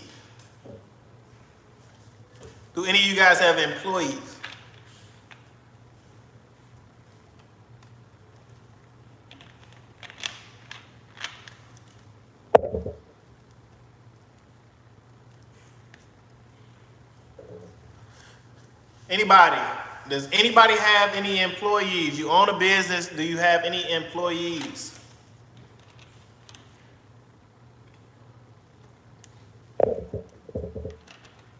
Nobody? All right. We don't have any employers in the building to have any employees. So my second question is going to be this: how many of you guys? Okay, Gigi said 50K. How many of you guys watching me have a 9 to 5? Let me know in the comment section. If you have a 9 to 5, let me know in the comment section. If you have a 9 to 5, let me know in the comment section. We about to get personal. If you have a 9 to 5, let me know in the comment section. Any 9 to 5 workers, let me know in the comment section.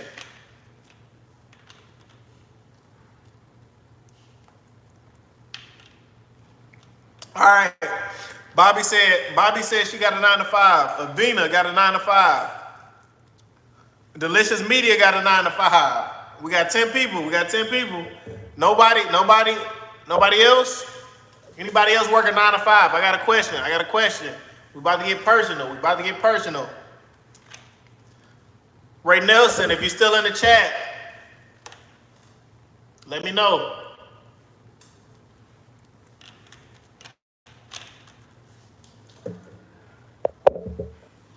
All right, if you work a 9 to 5, let me know in the chat. So you guys are telling me out of 12 people watching me, 9 of you guys own a business. 9 of you guys own a business. If you have a 9 to 5, let me know in the chat.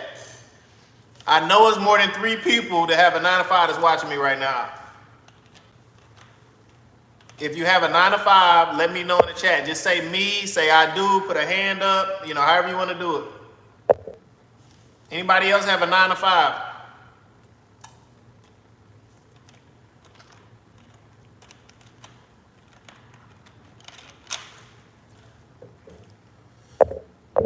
All right, Gigi said got it.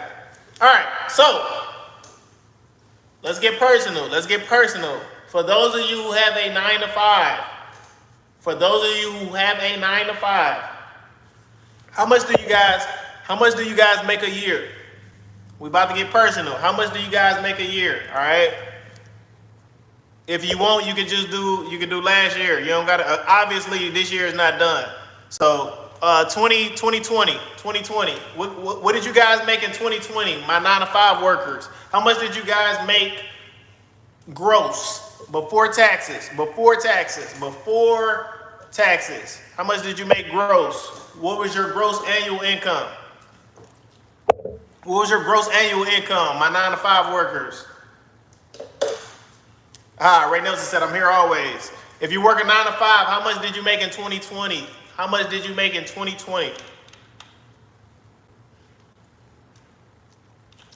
All right, Delicious Media says $75,000. That is a very good income for a 9 to 5. Correction, my daughter and my grandson. Anybody else? Bobby said Bobby said 85,000. All right, anybody else? How much did you bring in 2020? We got 85,000. We got 75,000. All right. Anybody watching me making $30,000 a year? Anybody watching me making $50,000 a year? 60,000. Anybody watching me making $150,000 in their 9 to 5, $250,000 in their 9 to 5, $500,000 in their 9 to 5? Anybody? I did a poll on this on my YouTube channel. I think it was 13%. I think it was 13% of people that said they make at least $1 million. They make at least $1 million. It was 13% of people. I don't know if they was, I don't know if they was just trying to, but 13% of people said they make. Okay, Ray Nelson said he make 100,000. He made 100,000 in 2020. 100 grand.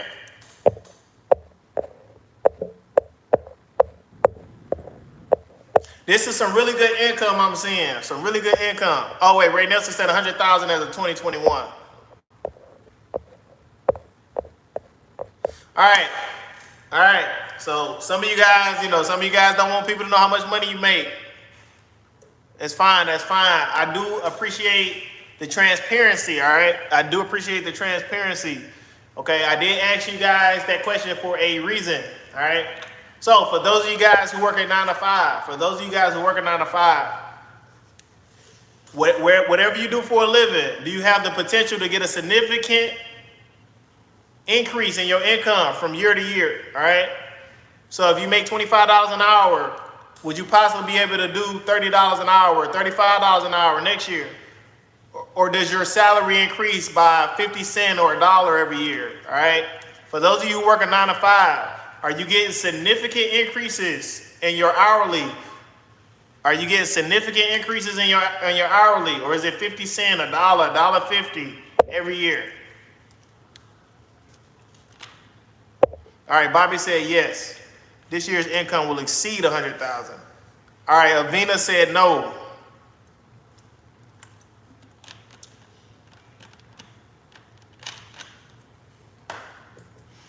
All right, Gigi said 89,000. All right, guys. My first 9 to 5, all right? My first 9 to 5, I was a carpenter. I was about 17 years old, okay? Maybe a month before my birthday. 17 years old. I think my first year it was about 30,000, 33,000, whatever $16 an hour equates to, okay?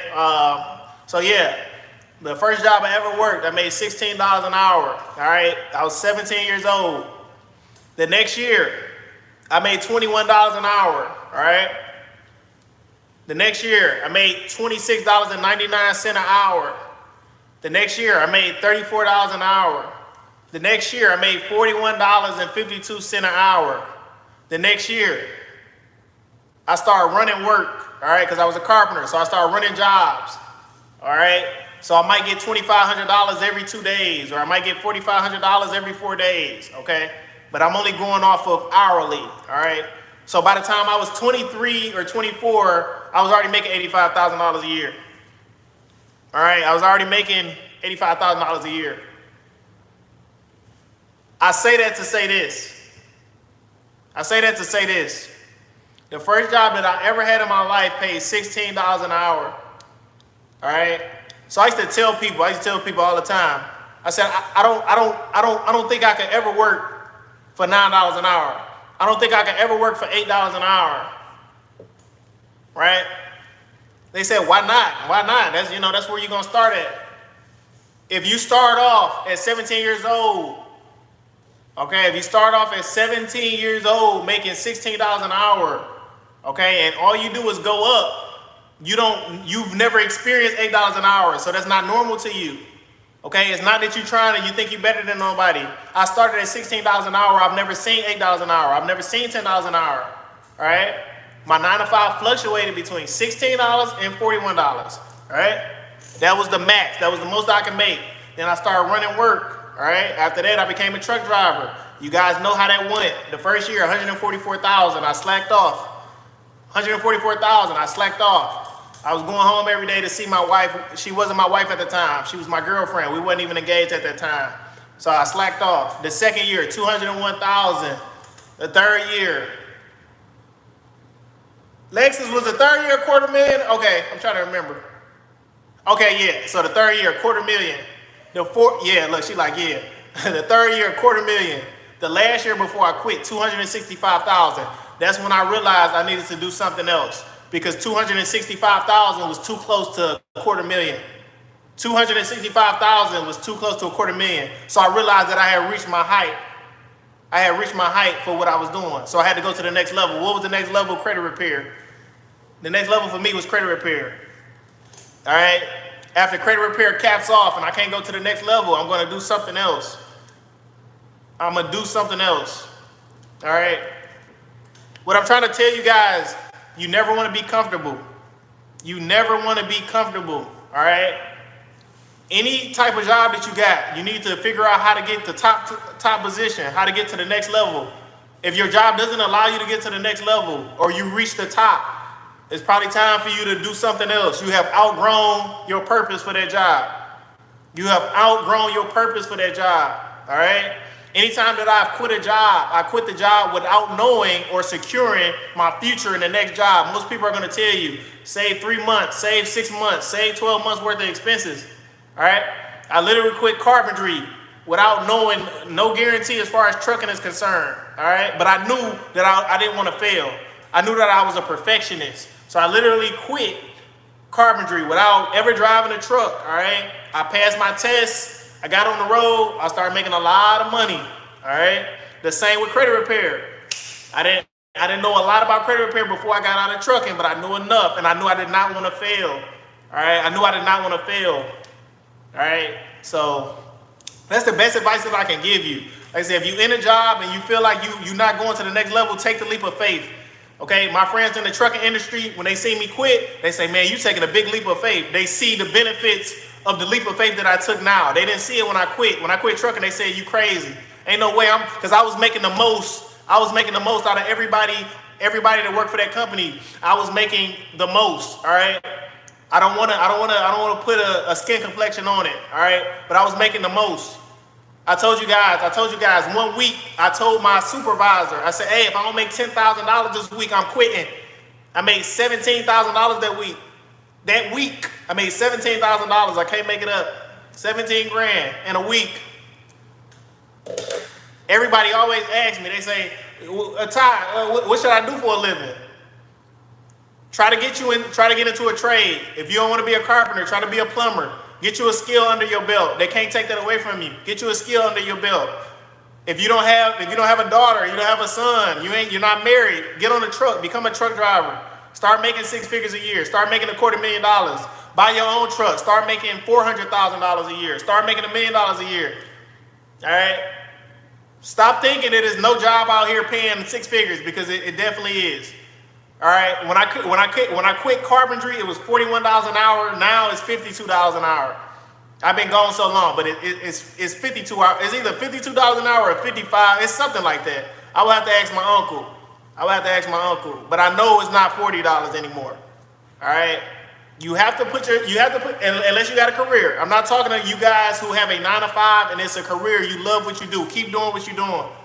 Keep doing what you're doing. All right. If you were in high school and you had a plan to be a nurse, you had a plan to be a doctor, all right, and you have capped off, I'm not telling you to quit. If that's what you love to do, keep doing what you're doing. I'm talking about those of you who you gonna wake up tomorrow and you don't want to be at work, but you know your bills need to be paid. Okay? That's what I'm trying to talk to you right now. Those of you who don't like what you do. A lot of us are a victim of that. When I was a carpenter, I didn't like what I was doing, but it paid good money. I had to do it. So I know the feeling. When I was a truck driver, I kind of liked what I did to a certain point, maybe when I first started. But then I realized, I say, nah, I can't see me doing this long term. I can't see me, probably about a year or 2 years before I quit, I say, yeah, I ain't gonna last too much longer. I can't see myself, all my friends, yeah, I'm gonna retire as a truck driver. I'm like, yeah, I can't see that for myself. I'm sorry. All right. I just talked to one of my students yesterday. He still works for the same company that I quit. He said he's doing pretty good though. Like I said, we all have a different purpose in life. We all have a different purpose in life. My purpose is to be a boss. That is my purpose. My purpose is to help you guys, give you information. Okay? So your kids do not make the same mistakes that you did or that I did. Like I said, if you have bad credit and your kid is 5 years old right now, your kid is 7 years old, and your kid graduates out of high school, and you don't teach them about credit, or you don't give them the gift of a 740, 750 credit score going to college, you have failed, okay? You have failed. Not completely. Hopefully you raised them, right in other I'm talking about credit. We're talking about credit right now. It's no excuse. It's no excuse. I'm gonna give you a good example. I'm gonna give you a good example. Let's just say your kid birthday is Halloween, all right? This is what I try to tell my friends who make excuses about why they can't get their kids nothing for their birthday or Christmas, all right? We're going to use Christmas, for example. So this is what I try to tell my friends when they hit me up on November and they say, man, I can't get my kid nothing for Christmas. I say, did you or did you not know that Christmas was coming out last Christmas? So did you not have 12 months from last Christmas to prepare for this Christmas? Oh, yeah, you're right.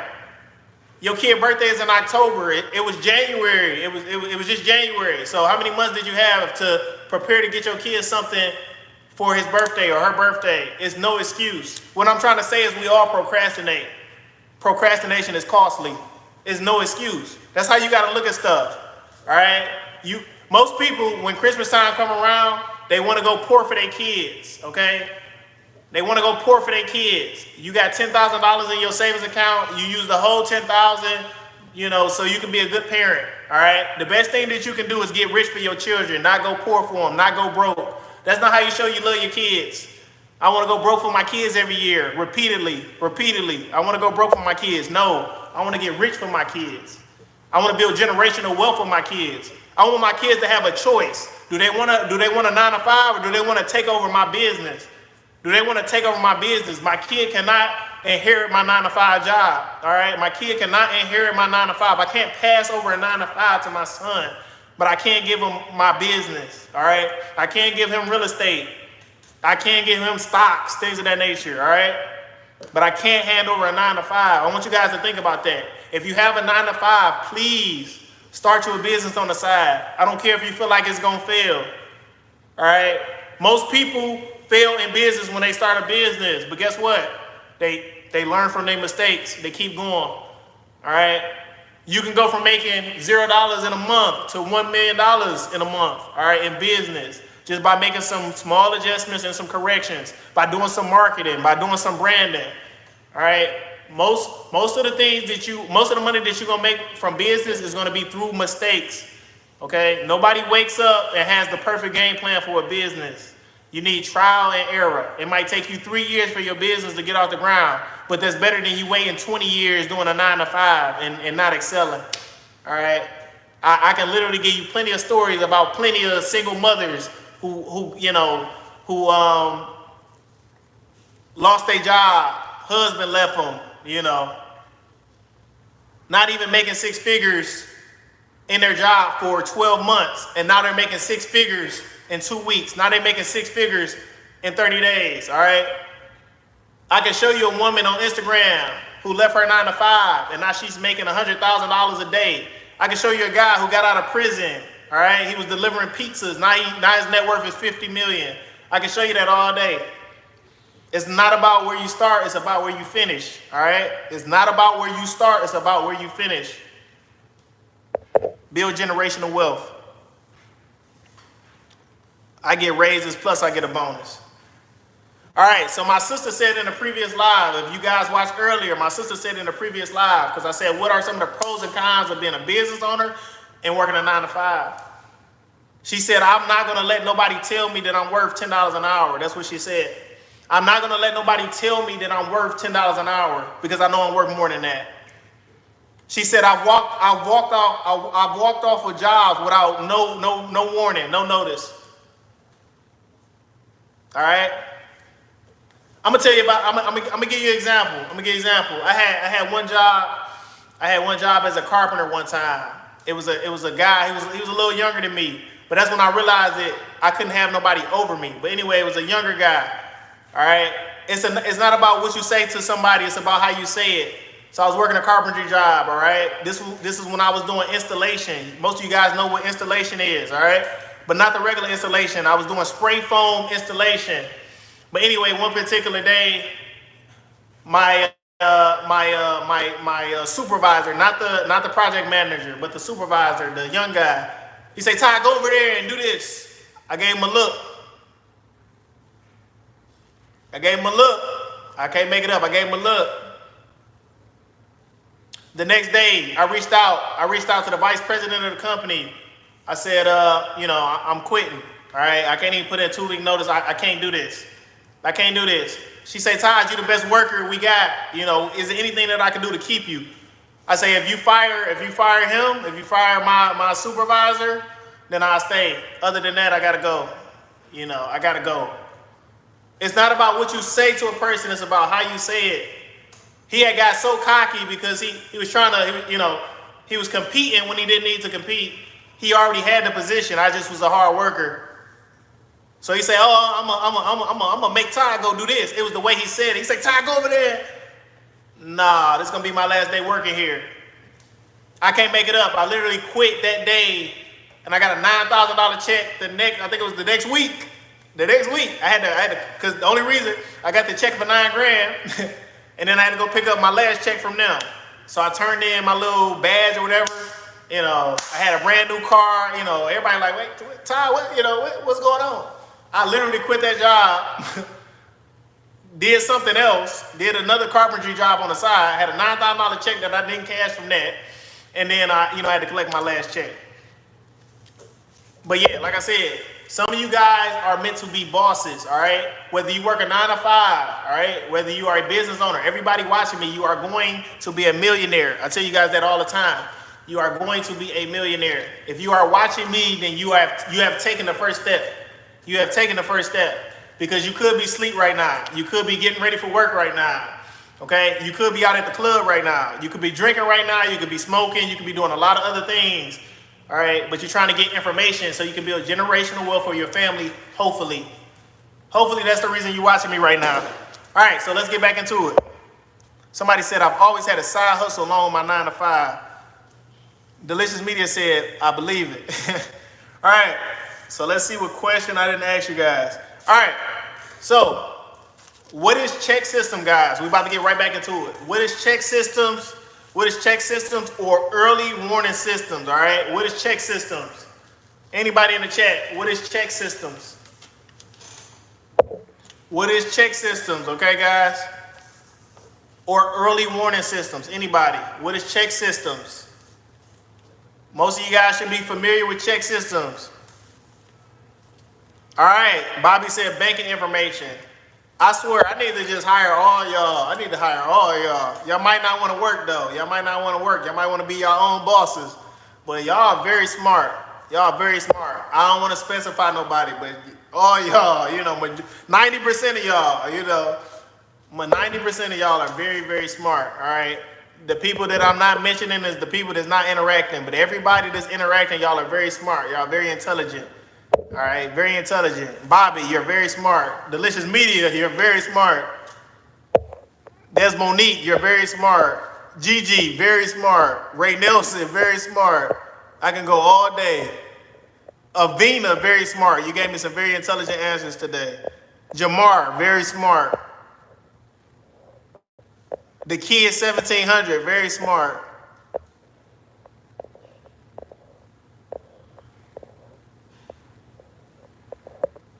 I hope I covered everybody.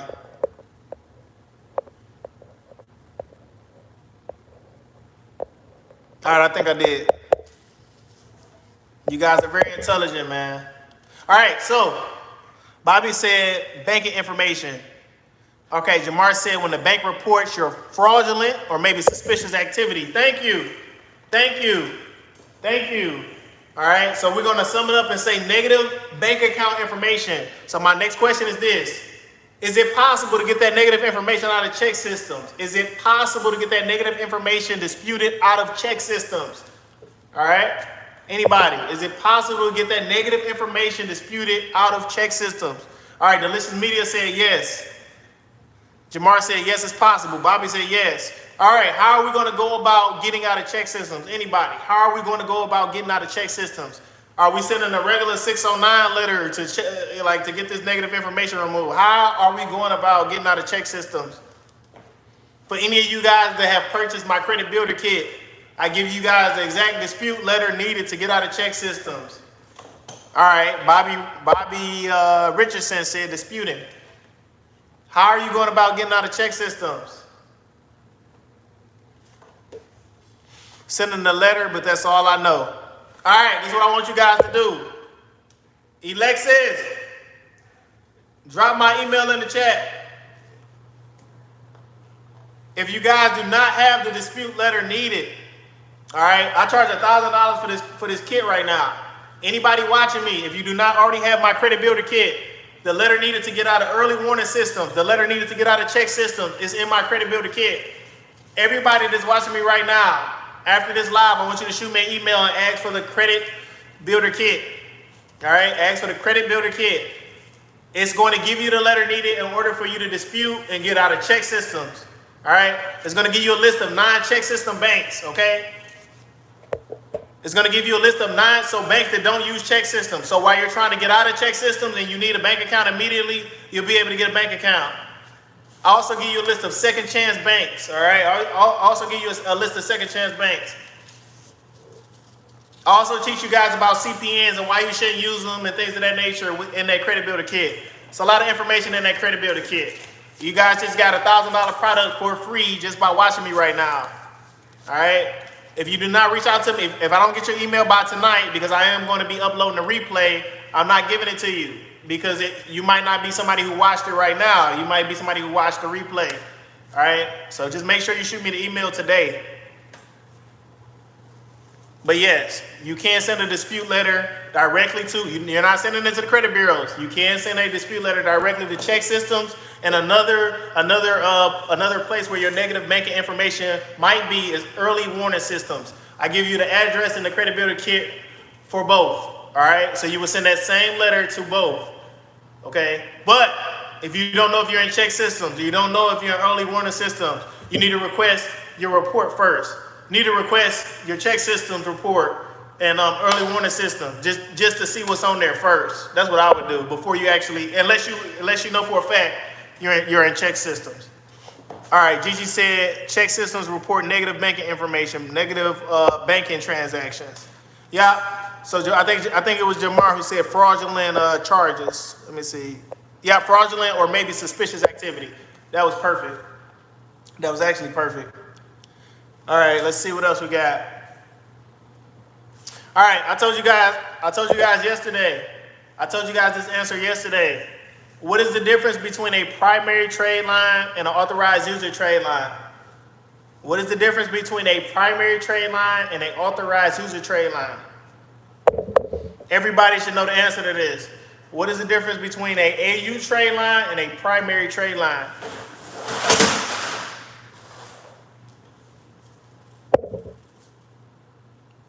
And Gigi said Alpha David. What is the difference between a AU trade line and, okay, Bobby said primary is yours. Bobby said primary is yours. All right, so what is an authorized user trade line? If a primary account is an account that's primarily yours, what is an authorized user trade line? All right, Delicious Media. Primary belongs to you. AU is someone else. Thank you. AU is someone else's credit info. Primary is your name. All right, that's Jamar. Avina. AU, you are piggybacking off of someone else. Perfect, perfect, perfect, perfect. All right, all right. Would AG Jewelers, okay? Would AG Jewelers be a primary trade line or would it be a authorized user trade line? AG Jewelers. I want you guys to let me know in the chat. AG Jewelers.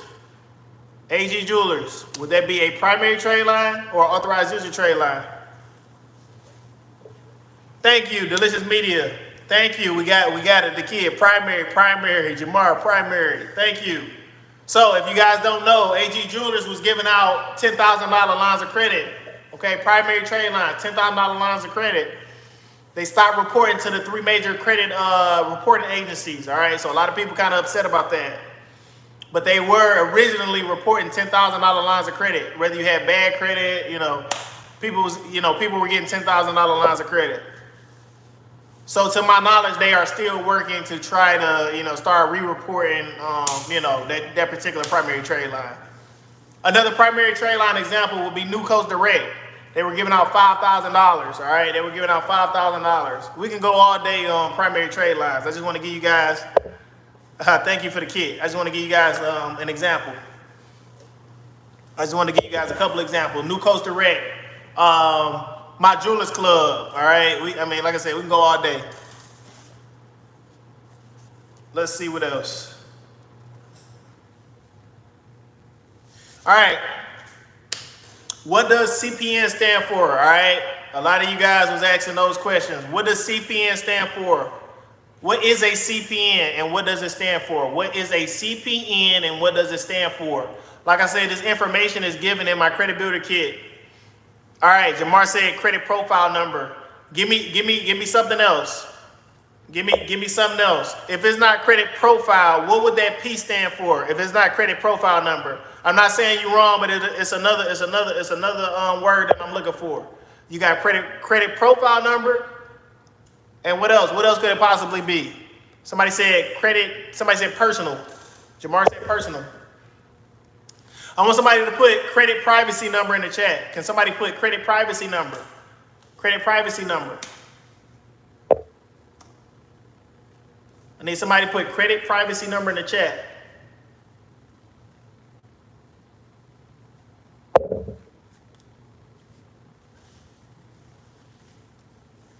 I gotta, let me see, privacy. Thank you. Credit privacy number. All right, so what is the purpose of a CPN? What is the purpose of a CPN? Anybody, give me the purpose. What is the purpose? Why do people use CPNs? Give me the good and the bad. So give me the legal way that you would use a CPN. Give me an illegal way you would use a CPN. Give me a legal way that you would use a CPN and give me an illegal way you would use a CPN. All right, Gigi said authorized is someone else. All right, while you guys is giving me the good, the bad, and the ugly, I'm gonna explain a little more about CPN. So basically, a CPN is a number that you are using in place of your social security number. All right, in order to obtain a service or a good or credit. All right. So I give an example. A lot of people who got bad credit, they don't want to pay for credit repair. They don't want to repair their personal credit. So in order to get apartments, in order to get cars, in order to get credit cards, they get a CPN. All right. Like I said, it's a nine-digit number that you are using in place of your social. All right. So it's basically a new identity. It's basically a new identity. The legal way to use a CPN, okay, or a lot of people who use CPNs, they're either celebrities, all right?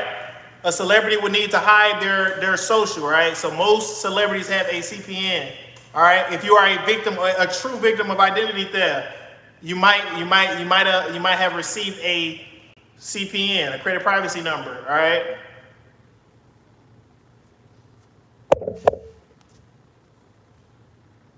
Now, some of you guys might already have a CPN that's watching me.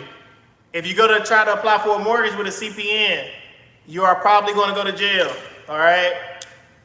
When I started learning about repairing credit, I had to learn about the bad side. Everybody was talking about CPNs. I'm like, what's that? So I had to do my research. I had to do my due diligence.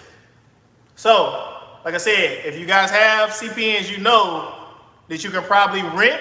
You can probably rent with a CPN, but you do not want to go for a mortgage, all right? You are going to jail. Most people that purchase CPNs, they get credit cards, all right? They get auto loans, and credit cards, auto loans. I'm missing something. But yeah, like I said, I think my responses are delayed. All right, so Avina said CPN is used in place of your social. The bad is people use CPNs and don't pay their bills. All right, so what she's referring to, all right, in the CPN world, it is something known as turn and burn. All right, turn and burn. That's basically when you build up a credit score for your CPN. You get a 700 credit score. You get a high limit credit card. You max it out, and you don't pay it back. It's a turn and burn. You max the card out, and they have to take a loss. The bank has to take a loss. It's not you. It's an identity that you built up. So a lot of people do what is called a turn and burn. They get a $50,000 credit card, they max it out, and that's it. All right, that's it. Another illegal thing that they do. All right, so I know a lot of y'all. Well, how don't the banks, where does the credit cards go and things of that nature that people apply for? So when people apply, they might use they might use a PO box, or they might use a neighbor's address, or they might give an address to an abandoned house or something like that. All right, so like I said, you find an abandoned house on your block, you put the street address on the application or whatever. Because I know a lot of y'all like, well, if the person got the credit cards going to their address, then like I said, they taking the risk on having the credit card go to some random address. All right, like I said, when you repair credit, you have to know about the good, the bad, and the ugly. Some credit repair companies, all right, they're going to tell you to get a CPN. Run. If any credit repair company has ever told you to get a CPN in place of your social, run. All right, run.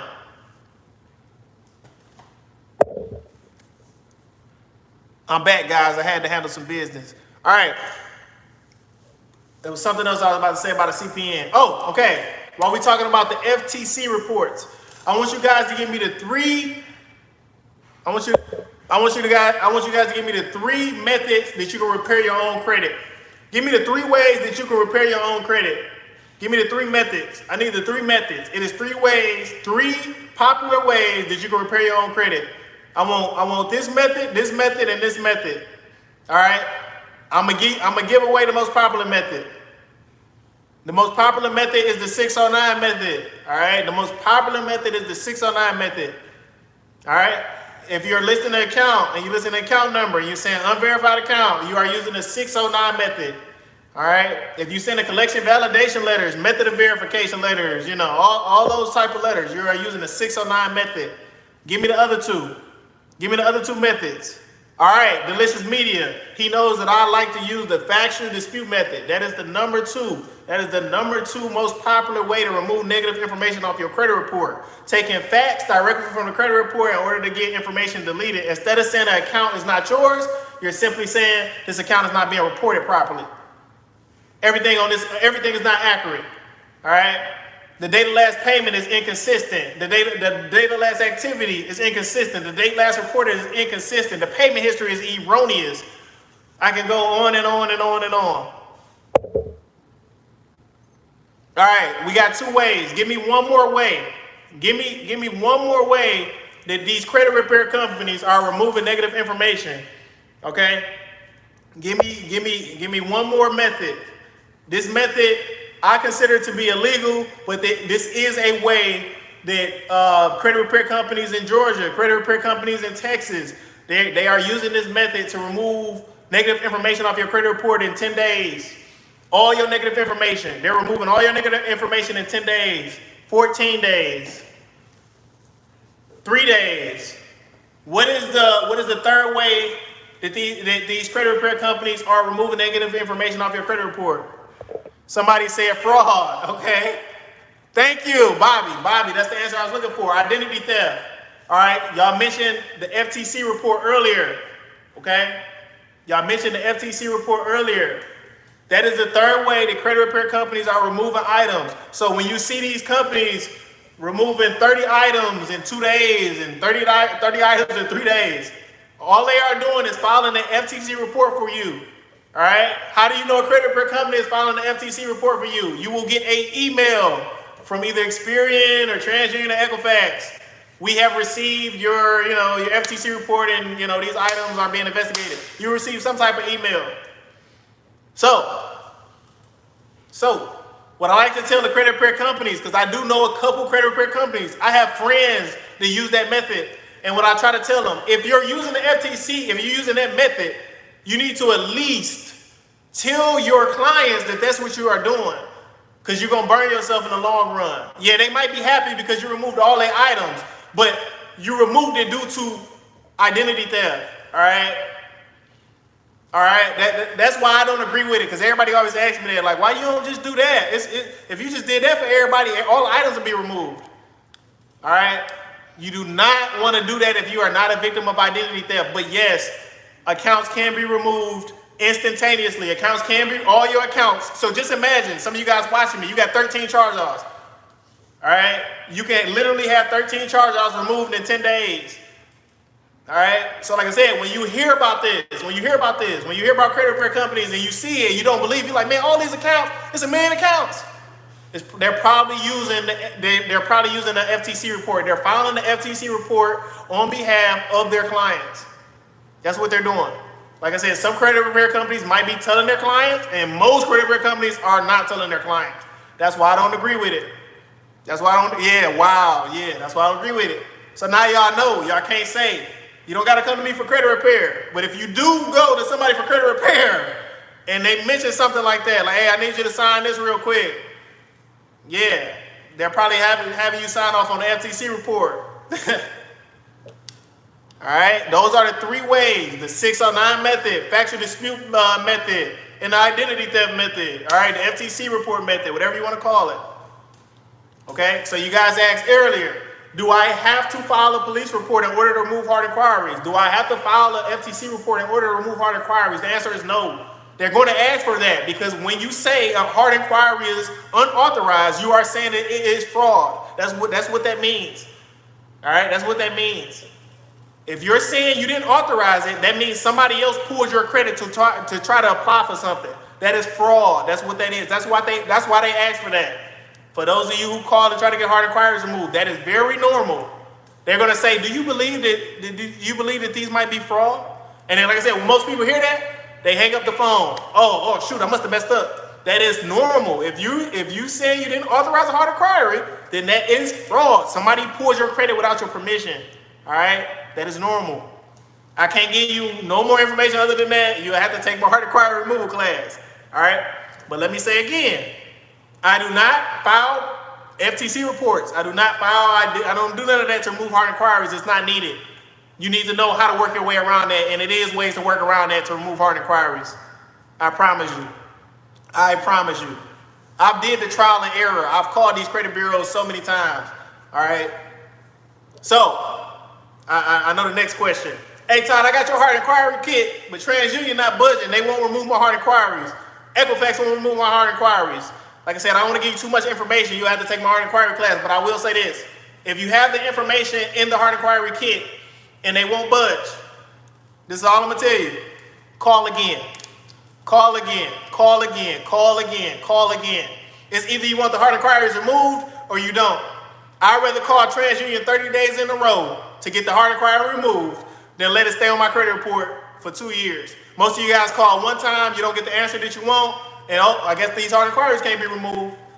Call again. That's all I can say. If you invested and purchased my hard inquiry kit, if you didn't get the answer you want, you probably spoke with the wrong representative. The answer that I always give you guys, or the example that I always give you guys, you're going to have a good employee, you're going to have a bad employee. You're going to have somebody that's been at TransUnion for a long time, you're going to have somebody that started today. All right? That's all I can say about that. I hope, like I said, I hope you guys read between the lines. If you call one time, call back tomorrow. If they told you they can't do it, call back the next day. That's all I'm going to say. That's all I'm going to say. Okay, yeah. So credit sweeps. Ray Nelson said. So that will be, we're going to classify the third method. That's what it is, a credit sweep. All right? Factual dispute, 609 method, credit sweep method. Okay? So again, if you got 50 negative accounts, all right, and you go to a credit repair company and they remove 50 accounts, all right, in 30 days, that's what they're doing. That's what they're doing. That's what they're doing. Unless they real good at the 609 method or real good with the factual dispute method. Credit repair takes time. Credit repair takes time. Okay? I got clients, I send a letter off, 90% of the stuff get removed. I got clients, I send a letter off, nothing get removed. All right? That's credit repair. Everybody, like, that's the thing about credit repair. Okay? If I post a client's results, then whoever else I didn't post the results for, oh, what about me? What about me? It's totally different. Your profile is different from somebody else's profile. You might have an easy account. They might have a very hard account. All right? You might come to me with 30 negative items on your credit report. All right? I might be able to remove 17 in the first letter. I might have somebody else who got 2 accounts, but they're very hard. Nothing comes off when I send a letter. I send another letter, nothing comes off. But they do not understand that. The people who have 2 accounts, they do not understand that. Oh, this taking too long. Oh, it don't work. You have hard accounts. It's different than this person over here. Stop looking at this person over here. Just sit back and enjoy the journey. You done had bad credit 5 years, 6 years, 7 years. You can wait. You're all right. Be patient. If you're in a rush, sign up somewhere else. All right? That's all I can tell you. Sign up somewhere else. Enjoy the journey. All right? If you sign up for credit repair and you want a 700 credit score in 30 days, all right, sign up somewhere else. Because what's going to happen is you're going to get a 700 credit score. You're going to max out. You're going to get credit cards. You're going to get auto loans. You're going to get mortgages. You're going to get things that you can't afford. You're going to have bad credit again. I'm not making it up. It's a statistical fact. Most people who get their credit repair will be back for credit repair again. All right? They didn't learn their lesson. Those people that's in a rush, that's why when I talk to somebody on the phone, I say, as soon as I get any inkling you're in a rush, I don't let them sign up. I don't care if you got the money. You're in a rush. You're going to have bad credit again. All right? Enjoy the journey. You've had bad credit for 5 years, 7 years, 6 years. All right? You can wait a couple months to get your credit repaired. I promise. And you're going to enjoy the journey. All right? I got people that's so positive. As soon as they see a 12-point increase, they happy. They've never seen an increase on their credit score in their life. All right? They see a 50-point increase and they happy. They happy. All right? Okay. Let me debunk a myth because we was talking about credit myths. If you remove a negative account, does that always mean your credit score is going to go up? No. Okay? I've had that happen. Hey, man, you just removed this account, but my score ain't shot up. That is very, very possible. I removed the account. You still got other negative accounts. Okay? Even though I removed the account, you just lost a total account. So if you had 13 accounts, now you got 12 accounts. Like, people don't take stuff like that into, they don't factor that in. All right? Just because you remove a charge-off or a collection account does not mean your score about to go up 100 points. All right? That is just a fact. I've always wondered if they can see if you call 10 times. Yes, they do have a record. They do have a record. I've called TransUnion before and they said, didn't you call us yesterday or didn't you call us the other day? They do have a record, but they still have a job to do. They still have a job to do. All right? Yes, you are on a recorded line. They kind of tell you that sometimes when you call the credit bureaus. You are on a recorded line.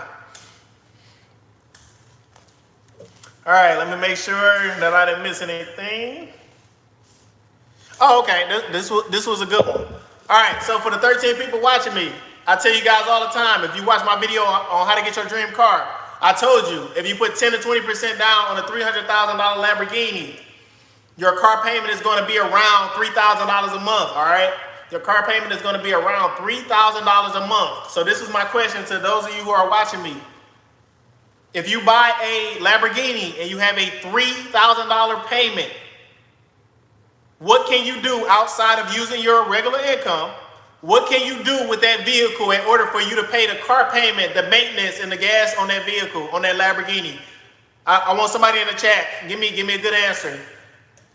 You got a $3,000 a month payment on a Lamborghini. How can you use that vehicle in order to pay for the car? All right. Thank you. That's perfect. Turo. Put the Lamborghini on Turo. $1,500 a day. Rent it off for $1,500 a day. All right. You'd have made 45 grand if they buying it for the whole month. You'd have made 45 grand. All right. That was the exact answer I was looking for. Put it on Turo. Delicious said Turo or hire car. I see a lot of people complaining about hire car, but that's another example. This man gives away thousands in knowledge nightly. Delicious Media said Uber Eats.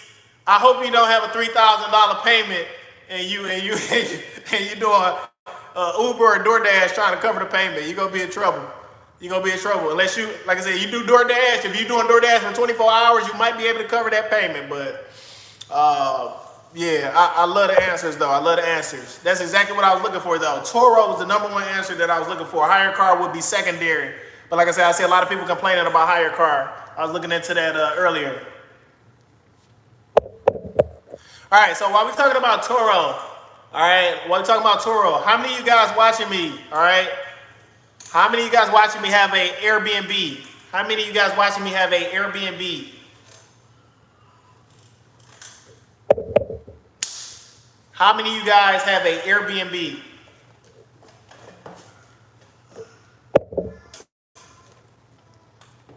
Anybody? All right, the Listen Media said no. Bobby Richardson said no. Does anybody have a Airbnb? We know you can get rich off of renting cars on Turo. Let's get into Airbnb. Mello C said one day. Nobody.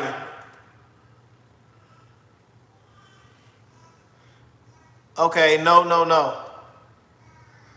Working on it, not yet. All right. Nobody has an Airbnb.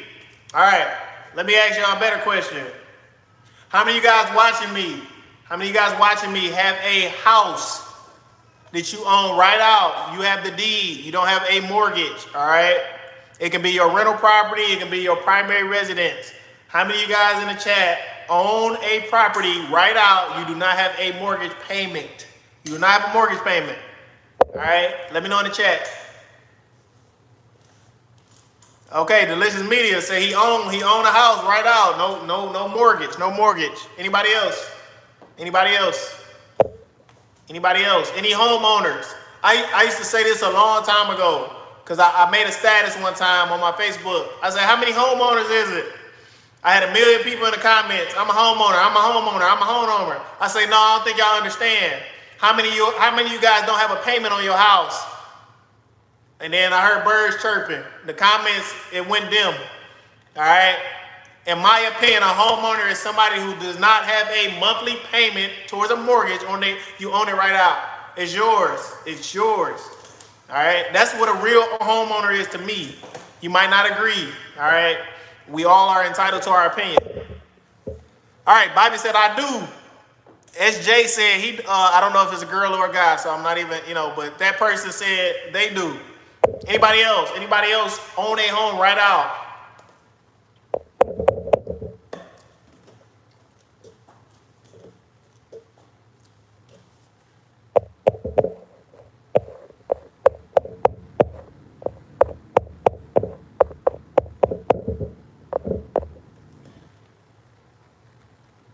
Okay, she said she a lady. Yeah, like I said, I don't want to disrespect nobody. I'm glad you clarified that. I don't want to disrespect nobody. All right, so nobody has an Airbnb, but we got some homeowners. All right. So let's change the question around. So we know how many people are homeowners. How many of you guys have a mortgage? All right, how many of you guys have a mortgage on your home? How many of you guys have a mortgage? How many of you guys have a mortgage? Congrats on everybody that got deeds to their house. I know it was hard work. I don't care if you got a $50,000 house or whatever you got. Congratulations. It's hard work.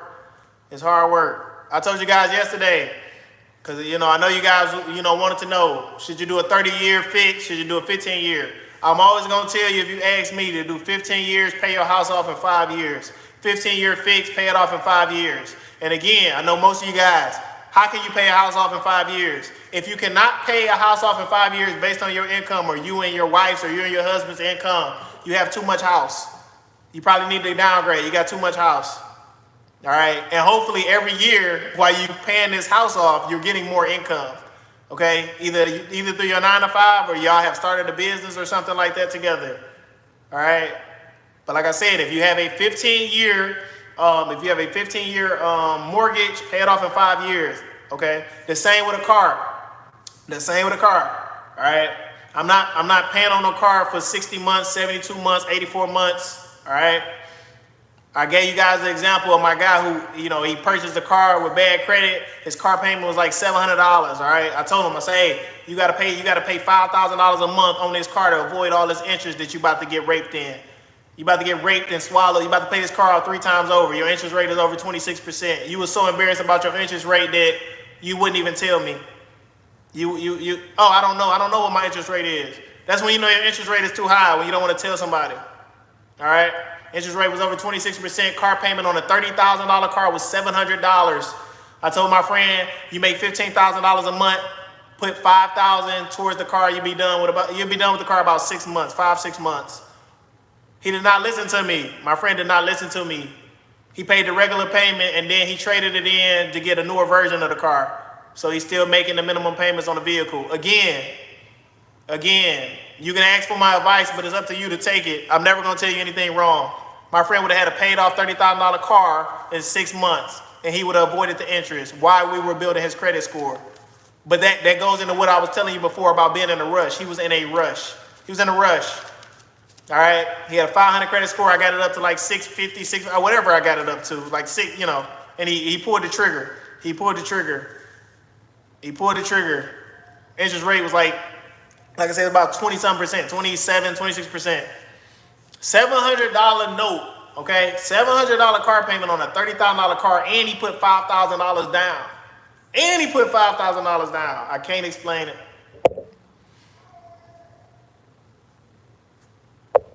All right, so Ray Nelson said, use it as business advertisement. I love that. So the first thing that I thought about, because every time I tell somebody I want a Lamborghini, they're like, no, don't do it. The first thing that I wanted to do with my Lamborghini, I did not want to put it on Turo. I'm not going to lie, I did not want to put it on Turo. But I did want to put Excellent Credit Matters on it. I did want to put my brand on my car. All right? I did want to make it a credit-related vehicle. Okay? I did want to put FICO on the car. I did want to put Vantage score on the car. It was going to be a credit card. Like, I can't explain it. It wasn't going to be just a regular Lamborghini. It was gonna represent my business, what I stand for, my brand. Excellent Credit Matters. Excellent Credit does matter. All right, that's what I wanted to do with the vehicle, but I did not want to rent it out on Turo. I know that's possible. All right, I know if I need some money, I can put it on Turo for a day or two, get $1,500, whatever I want to charge. But yes, exactly, a mobile billboard. Like I said, if I pull up in a Lamborghini and I pull up next to you and we parked in we parked in the parking lot. You're gonna know what I am. You know who I am. I'm sorry. You're gonna know who I am. You already know what I do. You already see my business on the side of the Lamborghini. You want to meet me. You want your credit repaired by me. All right. Like I said, if I just get a Lamborghini, now I gotta, now you're gonna ask me a whole bunch of questions that could have been avoided. Man, nice car. What you do for a living? No, you already know what I do for a living. I know, facts. I'm not saying nothing but facts. Like I said, if I give any of you guys any misinformation and you disagree, let me know in the comment section. But I try to give you nothing but facts. All right. All right. Let's see. Let's see if we got anything else. Hold on. All right. I got another question. If you look at your credit report and you only have a $500 credit card limit, how would you go about making your next credit card a $20,000 limit? If the only credit card that you have in your credit report is a $500 credit card, how would you go about making your next credit card a $20,000 credit card? Anybody?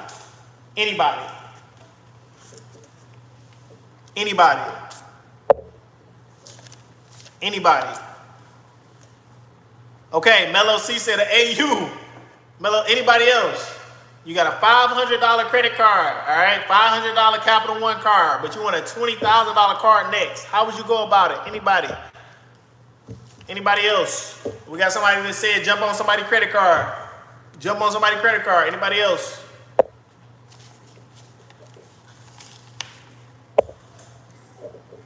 Come on, y'all.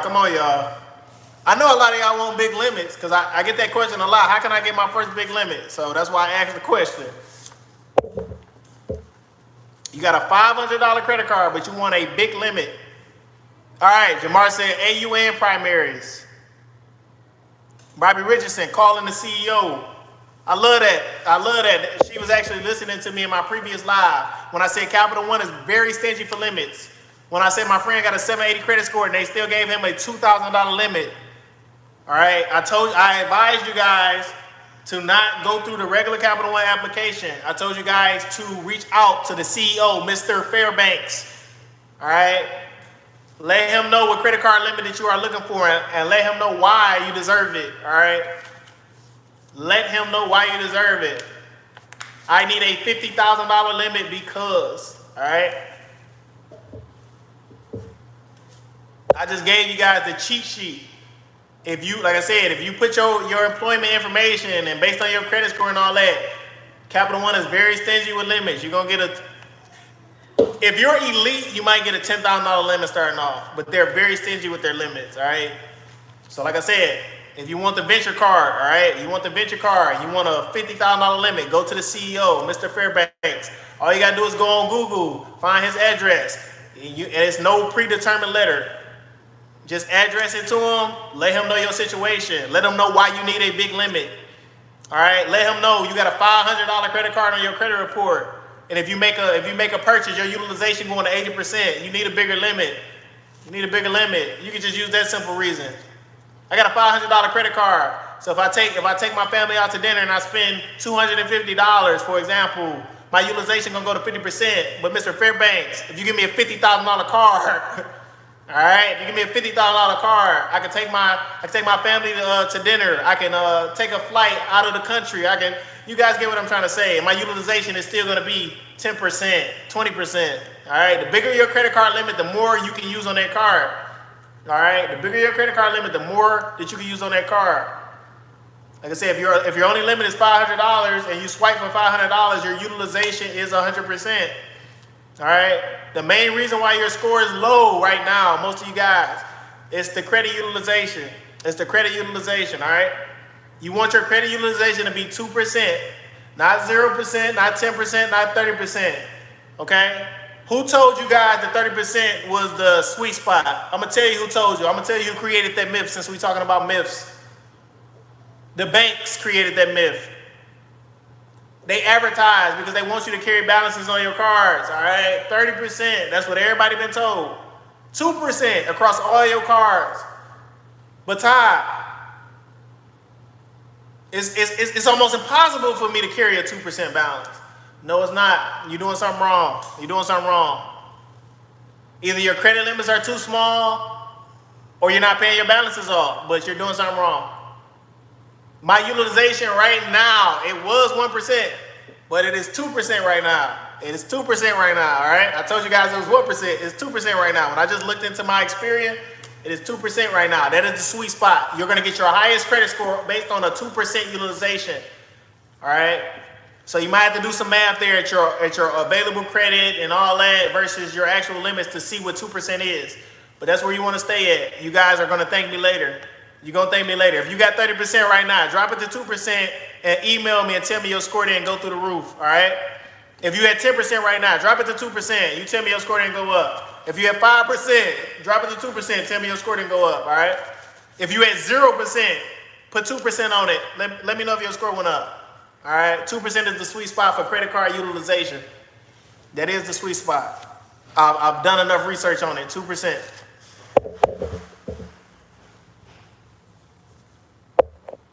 All right, let me see. Did I miss anything? All right, how long does a Chapter 7 bankruptcy remain on your report? How long does a Chapter 7 bankruptcy remain on your report? All right, anybody? How long does a Chapter 7 bankruptcy remain on your credit report? Pay utilization down to about 2%. All right, Delicious Media says 7 years. Anybody else? Hey, son. Oh, my son, man. My son looking so handsome over there. Hey, how you doing, buddy? Hey, I'm almost done, okay? All right. So we got 10 years, we got 7 years, okay? So we're going to say 7 to 10 years, all right?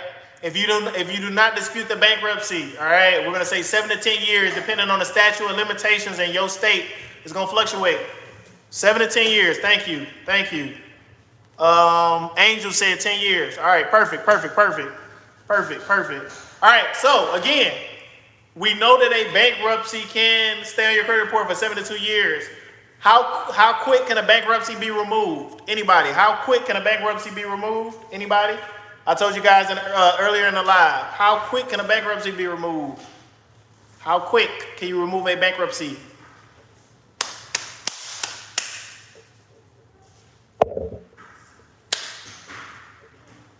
How quick can you remove a bankruptcy from your credit report?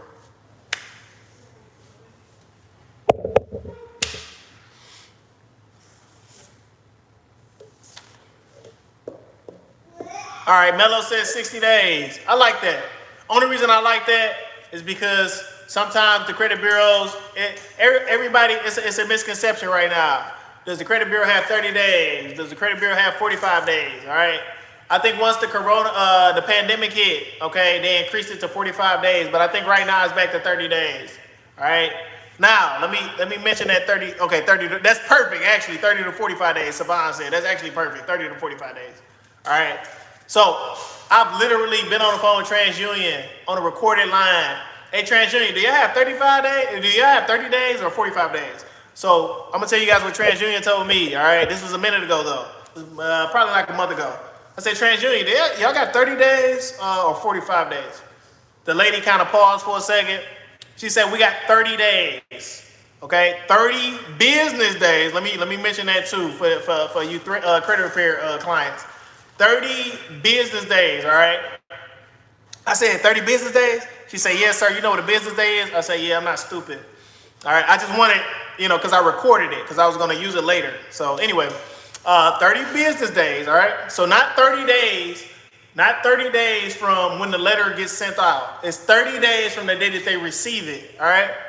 30 days from the day that they receive the letter, you count 30 business days from there, not when you send it out. So if you send a letter out on Monday, if they don't get it till next Monday, that's when you will start counting, all right? So it's not 30 days from when you sign up for credit repair. 30 days from when they receive it, all right? Now, let me go into this. The credit bureaus do not always respond to your dispute, all right? That is very normal, all right? That is very normal. That's why you have what is called a non-response letter. That's why a non-response letter was created, all right? Welcome, Fred Sims. Yeah, so Fred Sims is new to the Excellent Credit Matters family. Thank you for joining. All right, Fred Sam said one month and 1 day to remove a bankruptcy.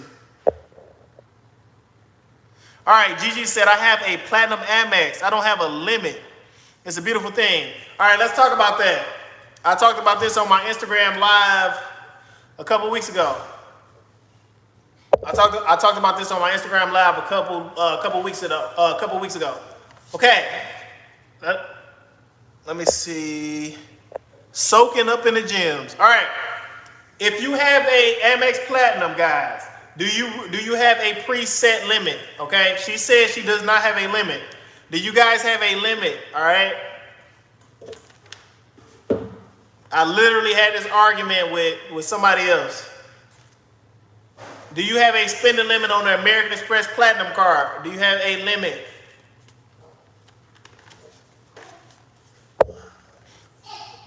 Oh, Fred is the trucking brother that, okay, Fred the trucking brother you told me about. Okay, perfect.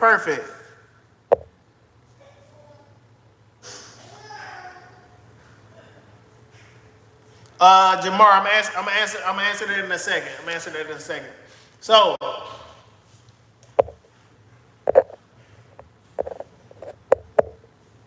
all right, somebody said 1 to 3 months. No, Bobby said no.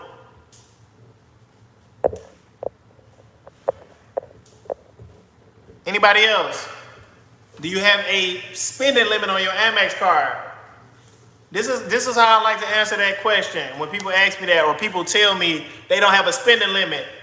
I got the Amex Platinum. I ain't got no spending limit. I love that. Like I said, I literally had this debate with somebody else. Okay, I was on my Instagram live, and I was talking about the Amex card because I was trying to get somebody watching me. I was trying to get them approved for the card. She's like, oh, I love the fact that I ain't got no spending limit.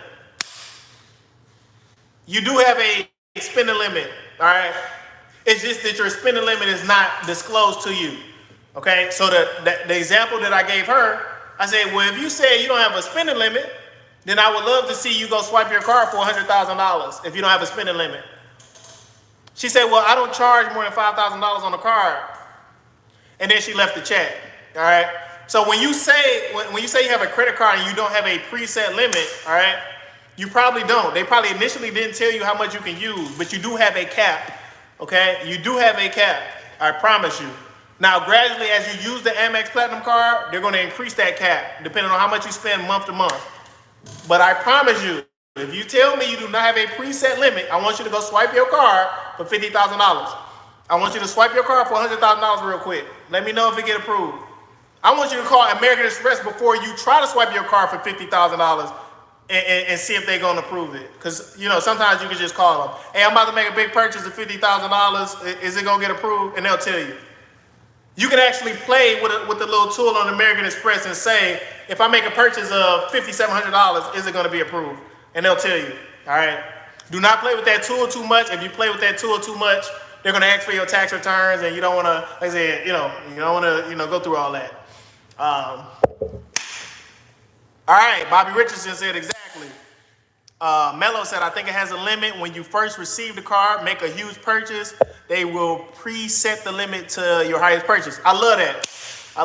Like I said, this is about getting clarification. Clarification. Everyone, welcome Fred to the chat. He's my brother in the trucking family and a new family member. Yes, certified mail. Yes, ma'am. All right, so while we're talking about American Express Platinum, now, a card that you might not have a preset spending limit on would probably be the American Express Centurion card, all right? The American Express Centurion card, all right? This card used to be invitation only. It used to be invitation only, all right? It carries an annual fee. Of, I think it's either $5,000 or $5,500, all right? The initiation fee for the card is $10,000. So you're spending $15,000 to get the black card that you hear rappers talk about. Oh, I got the black card. It's the Centurion card, all right? It's the Centurion card. I used to want this card. I literally wanted this card, but then I talked to one of my cousins who already have the black card. She was like, no, just get the platinum. It's not worth it. She said it's a platinum card on steroids. All right. So I no longer want the black card. The black card is just for bragging rights.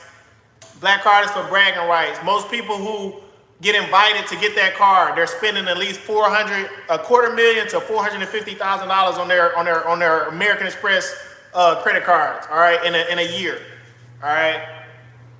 So American Express, you know, they watching your spending. Like I said, once you get to spending that type of money, they might send you the invite. All right, that is one of the best cards that you can get, the American Express Centurion card. All right, I did do a video on my top 5 best credit cards. All right, in the world, top 5. Number 1, I think I did Centurion. Yeah, number 1, I did the Centurion card. Number 2, I can't think of it's a long name, but it's like a Dubai card. You know, most people use it. You know, people who live in Dubai. I can't even think of the card, but it's from Dubai. Then of course you got the Platinum, the American Express Platinum. You got the Chase Sapphire Preferred. And then you go down. You know, Chase Sapphire Reserve, and you just keep going down. Okay, the most I use is 17,000 at one time. Gigi spending 17,000 on American Express. She balling. Let me get your card for about 2 days, okay? I'll give it back. Let's see. Yeah, Mello C said I'd rather get the platinum. Like I said, somebody asked me that in another live. Is there any card that you want? Like I said, the only card that I wanted was the black card, but now that I don't want that card, there's no card that I want at this moment, all right?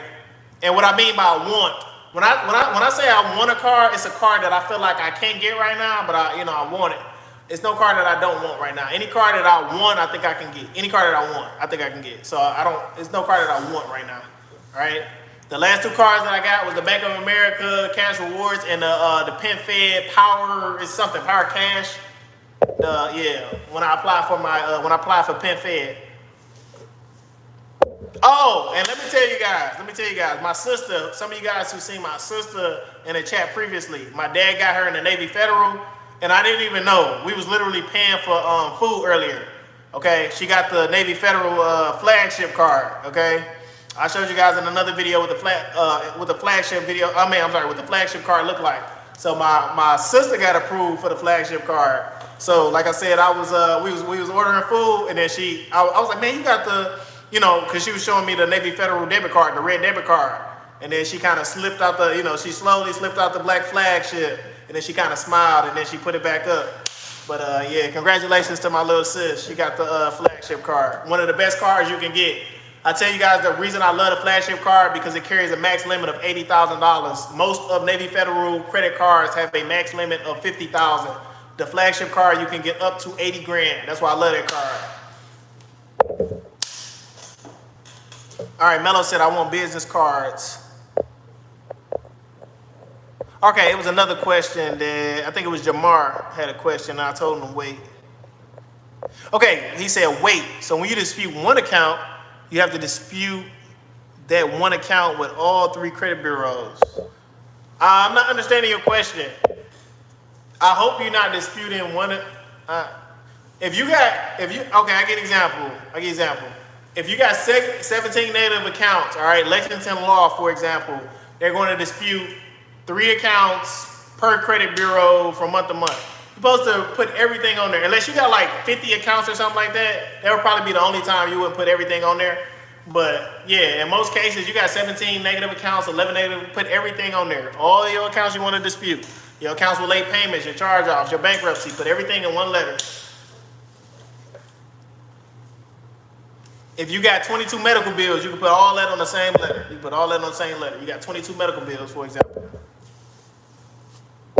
That was a good question. I hope I answered that question.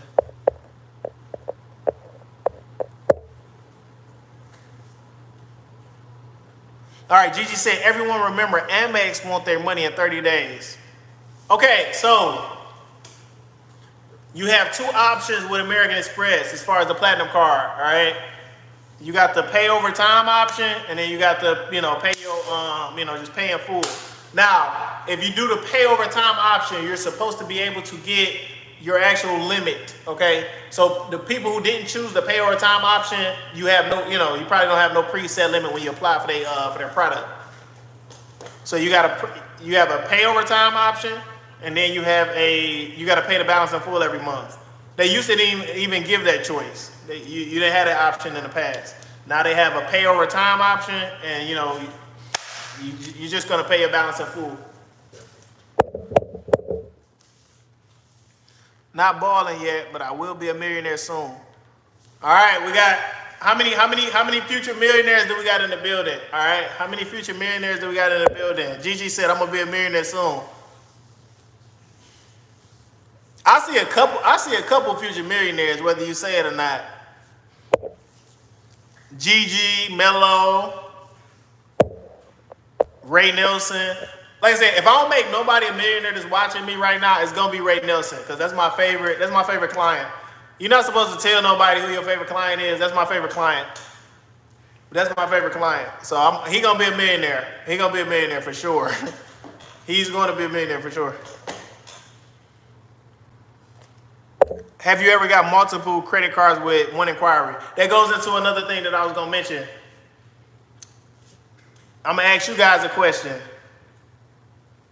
Can you have 44 new credit cards with 0 hard inquiries? Yes or no?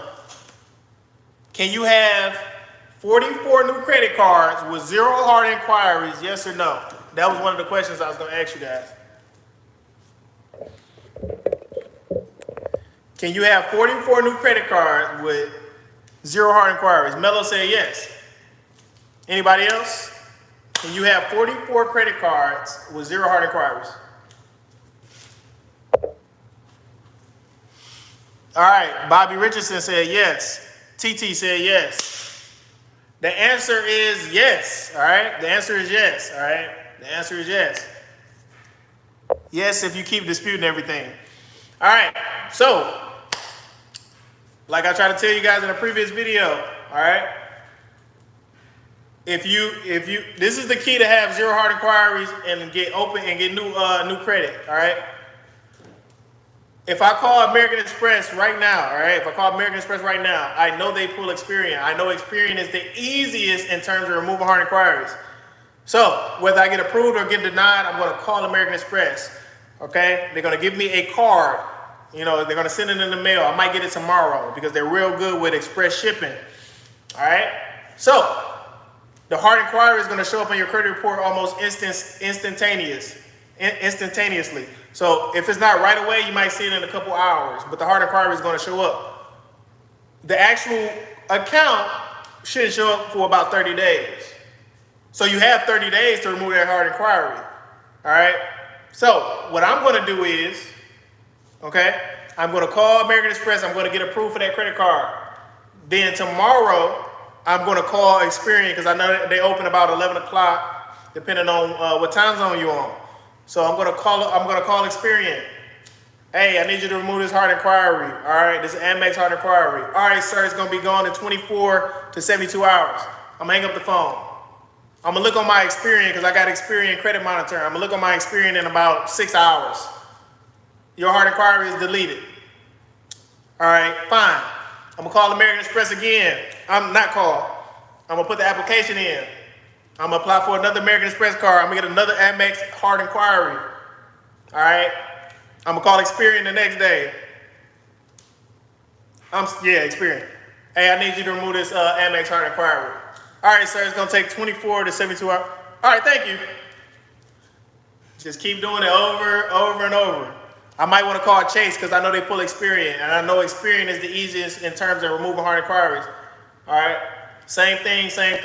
All right. So again, the key is to remove the hard inquiry before the account shows up. If you wait 30 days and you let the account show up and you try to dispute the hard inquiry, that's going to cause if they remove the hard inquiry, which they probably not, but if they do, you're going to cause that credit line to get frozen or shut down because you're saying you didn't authorize it.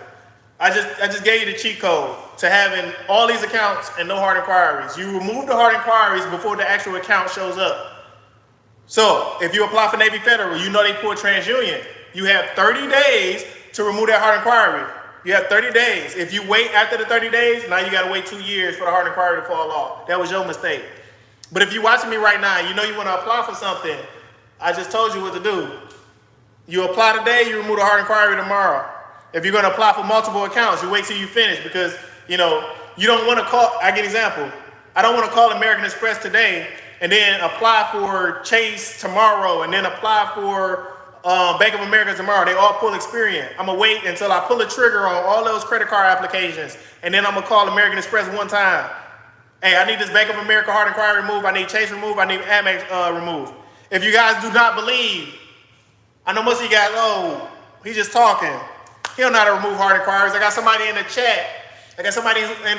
I removed his hard inquiries for free because I just wanted to show you guys something. So Delicious Media, let them know the hard inquiries that you had, all right? Let them know the name of the hard inquiries you had. Let them know after I got off the phone how quick those hard inquiries was removed from your credit report. Let them know that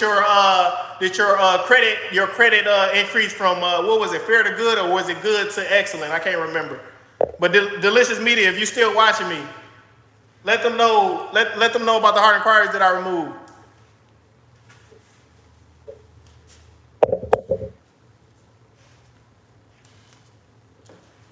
I hope he's still in the chat. He should still be in the chat.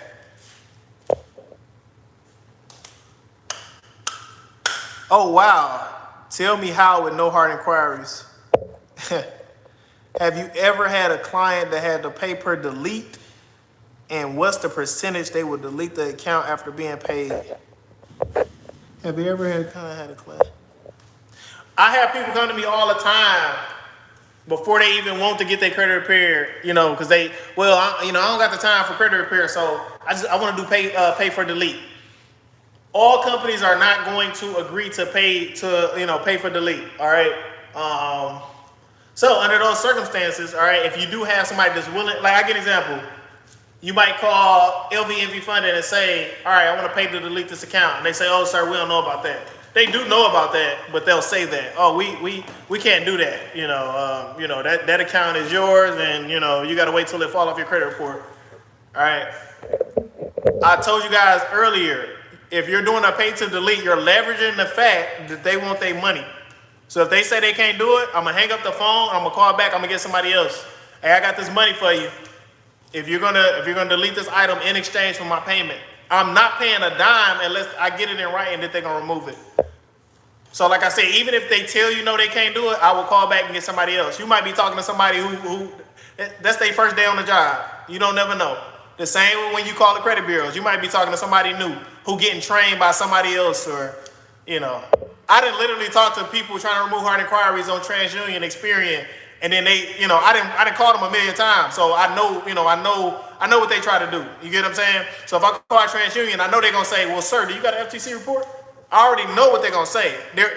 It's already they might have a little thing right in front of them, or they'll say, well, sir, hard inquiries are factual. Hard inquiries are factual information that remain on your credit report for 2 years. Most of you guys probably heard that when y'all called and y'all just hung up the phone. But like I said, I trained myself to work my way around stuff like that. FTC report, sir, these are factual, and blah, blah, blah. Unless you submit it, like I said, I know how to work around that stuff. I can't believe Delicious Media is not in the chat.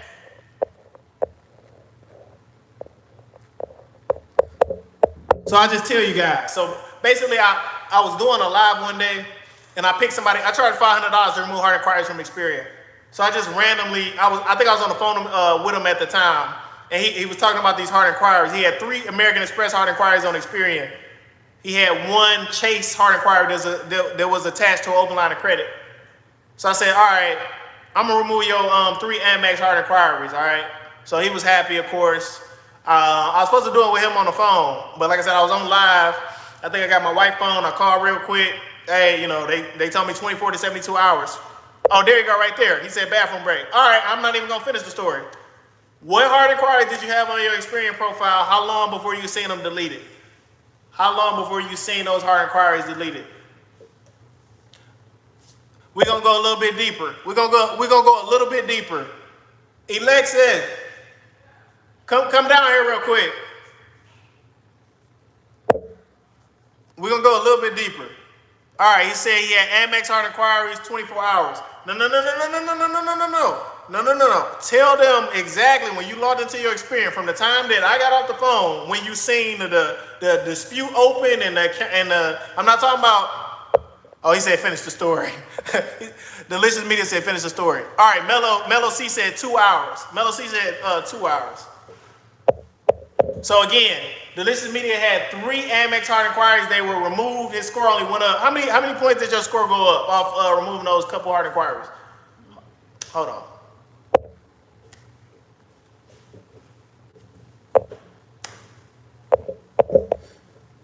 All right, while I'm waiting on Delicious Media to answer, come here for a second. My wife is very shy, but she's gonna come on here for a second. I'm not shy. I'm just looking crazy. Oh, she said she's not shy, she's just looking crazy. All right. Here, just stand behind me or something. Okay.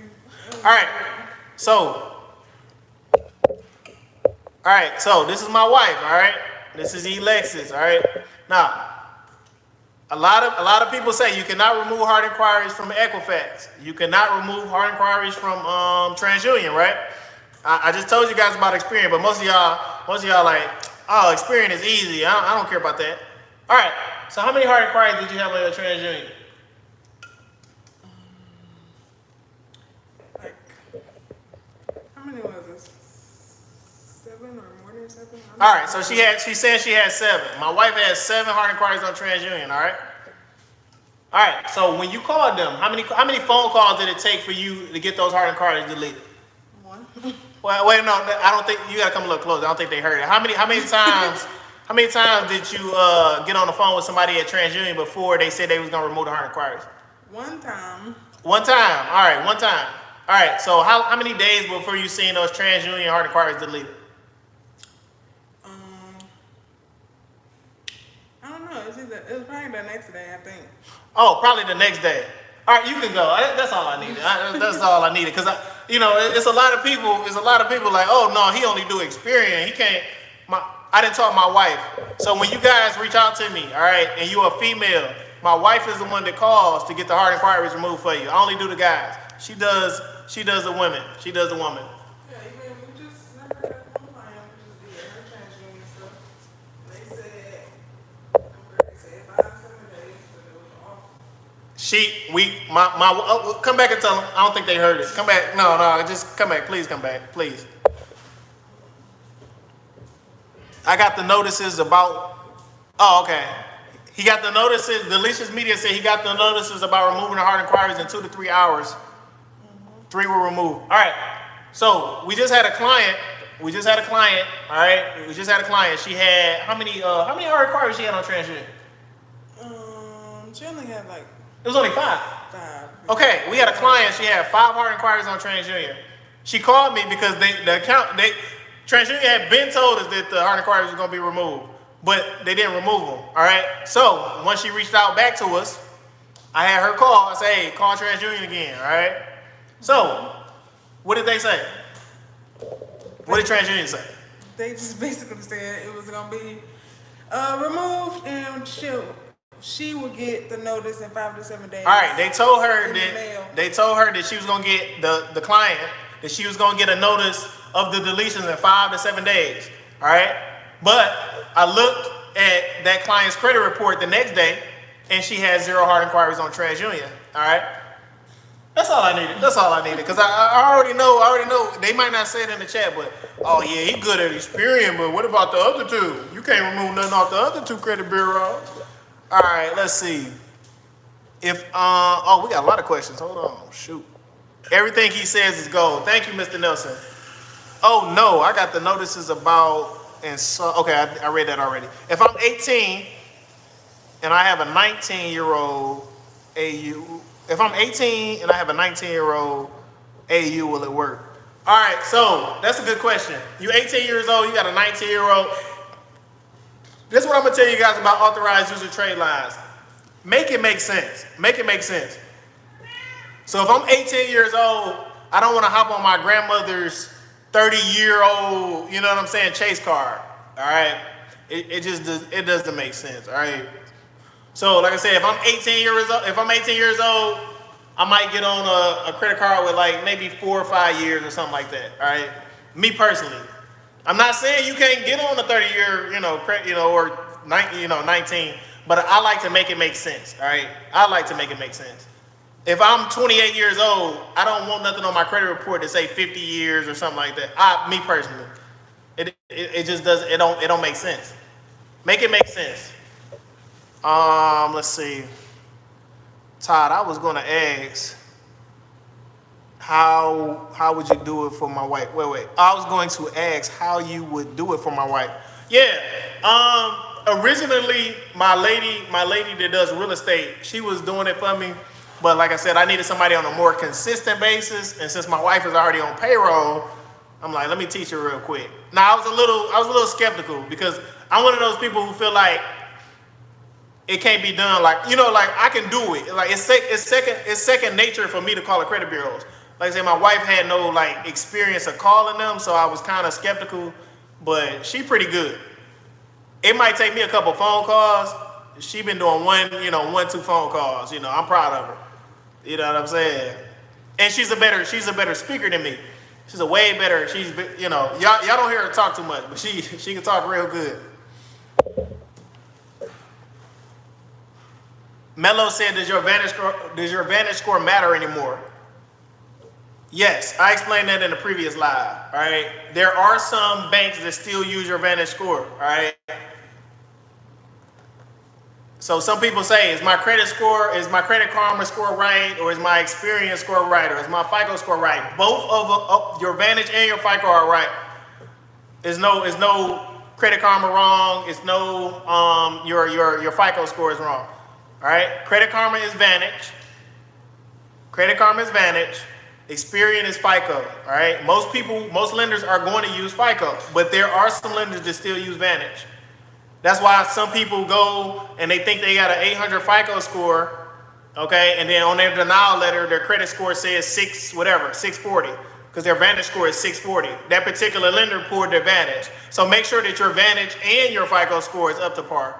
That's the best thing that I can tell you. Make sure that both scores are up to par.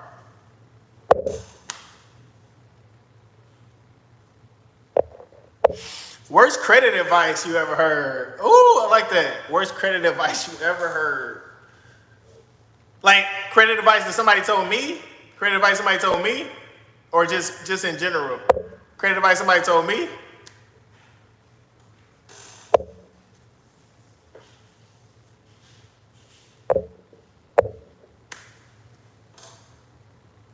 Told to you. I can't really answer that. People don't give me bad credit advice. I mean, of course I don't ask for credit advice, but like I said, the people who give me information as far as credit, it'll probably be my father, and that'll probably be it. So yeah, he's giving me information based on experience, so I'm gonna listen. But no, I don't have random people, I don't have friends give me credit advice. I have more people come to me for credit advice. They might not take my advice. You get what I'm saying? They have to learn through their own experiences. Like I kept giving you examples about, I told someone not to pay off a car and they paid it off anyway, and they score, it plummeted when they went to get a house. They thought if I pay it off, it's gonna lower my debt to income. Yeah, that's right.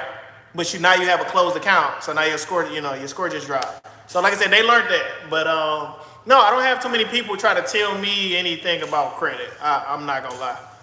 I can't even think of it.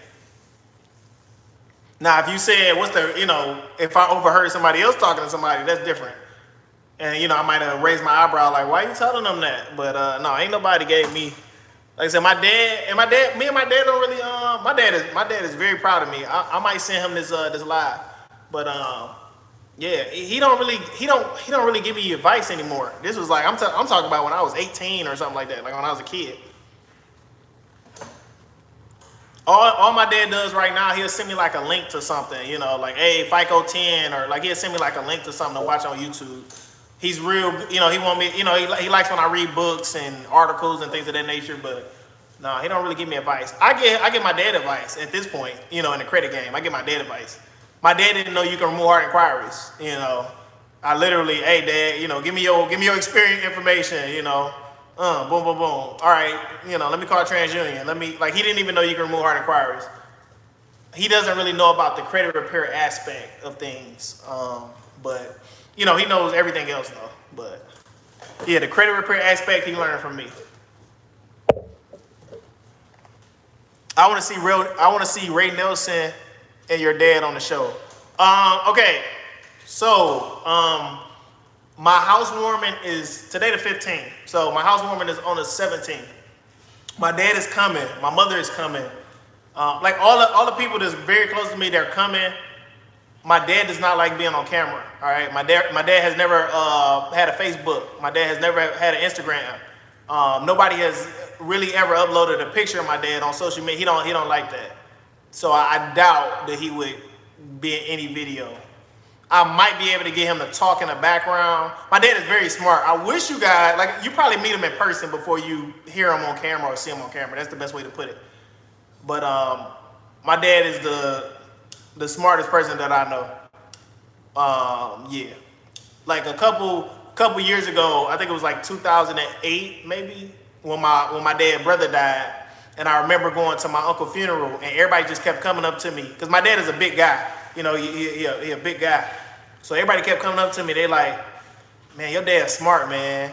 You need to get as much information from your dad, you know, while he around as possible. Like, and I was a kid at the time. But yeah, now I see what they talking about. But yeah, my dad is yeah. Yeah. My dad is very, very intelligent. My dad that made a lot of people millionaires. My dad is not a millionaire himself, but he's made everybody around him millionaires. Everybody. All right. My dad probably got a 2-bedroom house, 2-bedroom, 1 bath. All right. So his example that he always give, he said, well, if all my friends got mansions and all my friends got Corvettes and all my friends got, you know, Audi, you know, R8s and, you know, why do they come to my little house and you know, ask me for advice? My dad is very, very smart. Okay? Very, very smart. All right? So that goes to what I was trying to tell you before. You have to do what's best for you. Okay?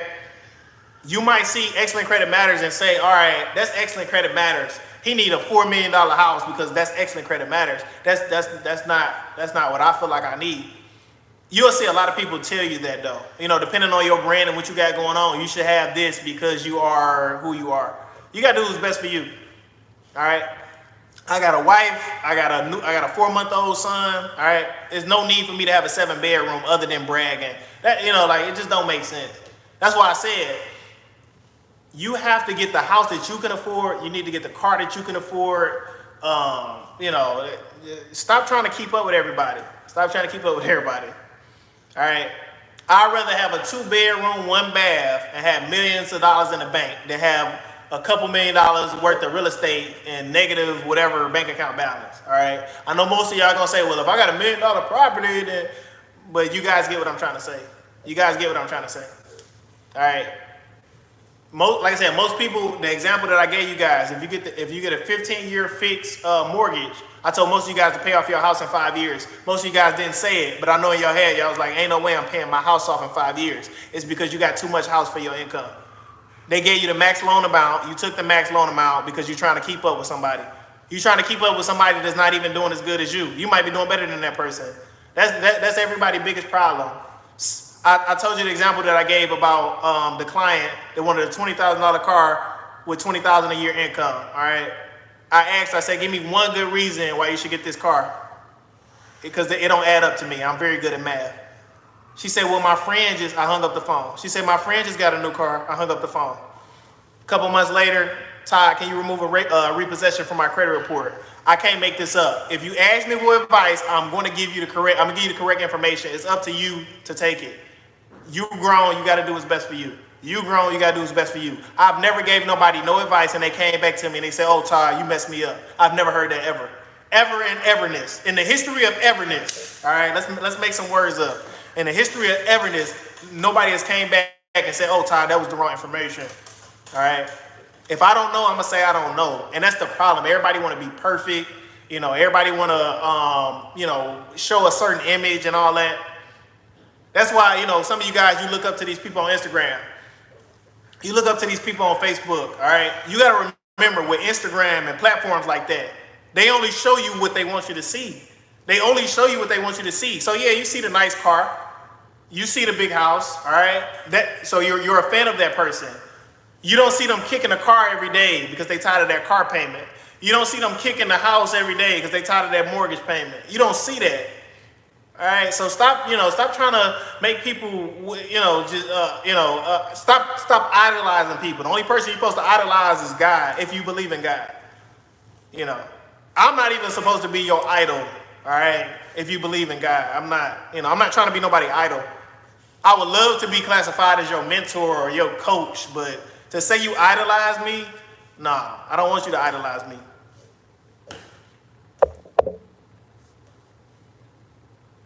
Bobby Richardson said, preach.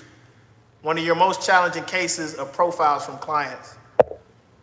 Oh, wait, hold on. I missed a couple, I'm sorry. Once I get to talking, I'll be looking at the chat.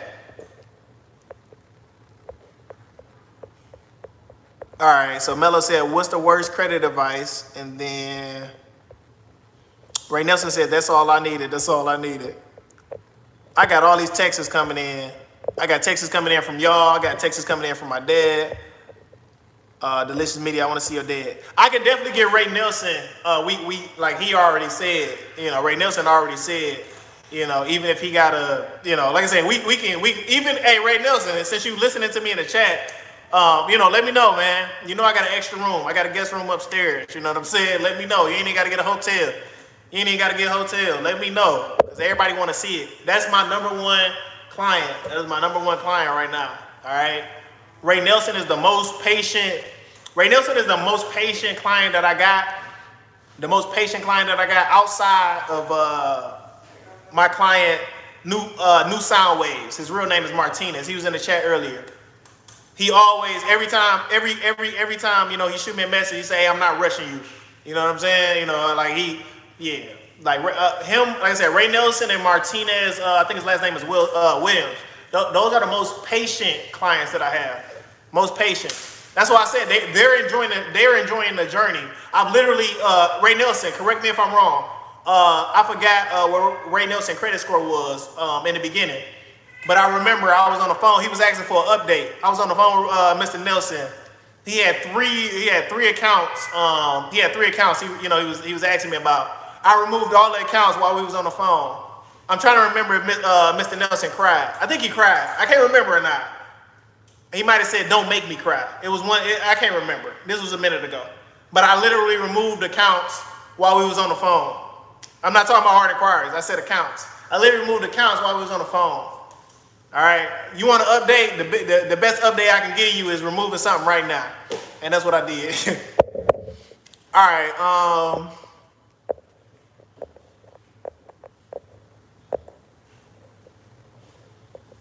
All right, Bobby Richardson, where or how did you get your training? All right, that's a good question. I get that a lot. Who your mentor? Who taught you about credit repair? I was self-taught, all right? I was self-taught.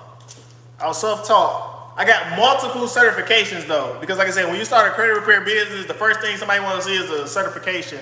So I think I went through Credit Repair Cloud and I went through, I can't even think. It's been so long ago, but it's something academy. But I got two separate, little certificates or whatever. Like I said, it's not required. In Michigan, it's not required, but I just did it anyway. But yeah, I was self-taught. I never went to nobody webinar, nobody mentorship. Actually, I'm thinking about possibly joining a mentorship, but it might be for Turo or Airbnb because that's the only thing that I haven't mastered. I'm not going to nobody for no credit repair, to learn more about credit repair. I can teach myself. So I know that's the next thing. Can you repair your own credit? Yes, I tell you guys that all the time if you watch my channel. Because somebody be like, hey Todd, you charge too much. You can always repair your own credit. It's literally credit repair channels that you guys follow where they don't tell you that you can repair your own credit. I'm not gonna say the names of these companies, but you guys are following channels where they're like, it's me or nobody. I tell you guys all the time, you can repair your own credit. You can go to Lexington Law. You can go to ABC Credit Repair. You ain't got to go to me. You don't have to go to me. Like I told you guys, long term, I don't want to repair nobody's credit. Long term, I don't want to repair nobody's credit. I'm at a point where I want to teach a large amount of people how to repair their own credit.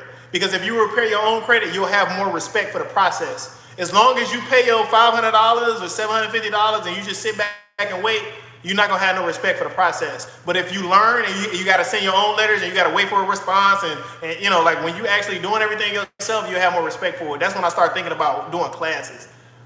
Like I said, if I sell out of this class, this $1,000 a person class, if I sell out of this class, y'all not gonna hear me talking about credit repair no more, other than teaching you how to repair your own credit. And like I said, if I do repair somebody's credit, it'd be like once a month, like a new person. I take like one person, and I'm gonna charge like crazy. It's gonna be an astronomical number. Only somebody who got the money will be able to get that one spot. But like at that point, it'd be no reason for me to. I have a higher calling than looking at thousands of credit reports every day.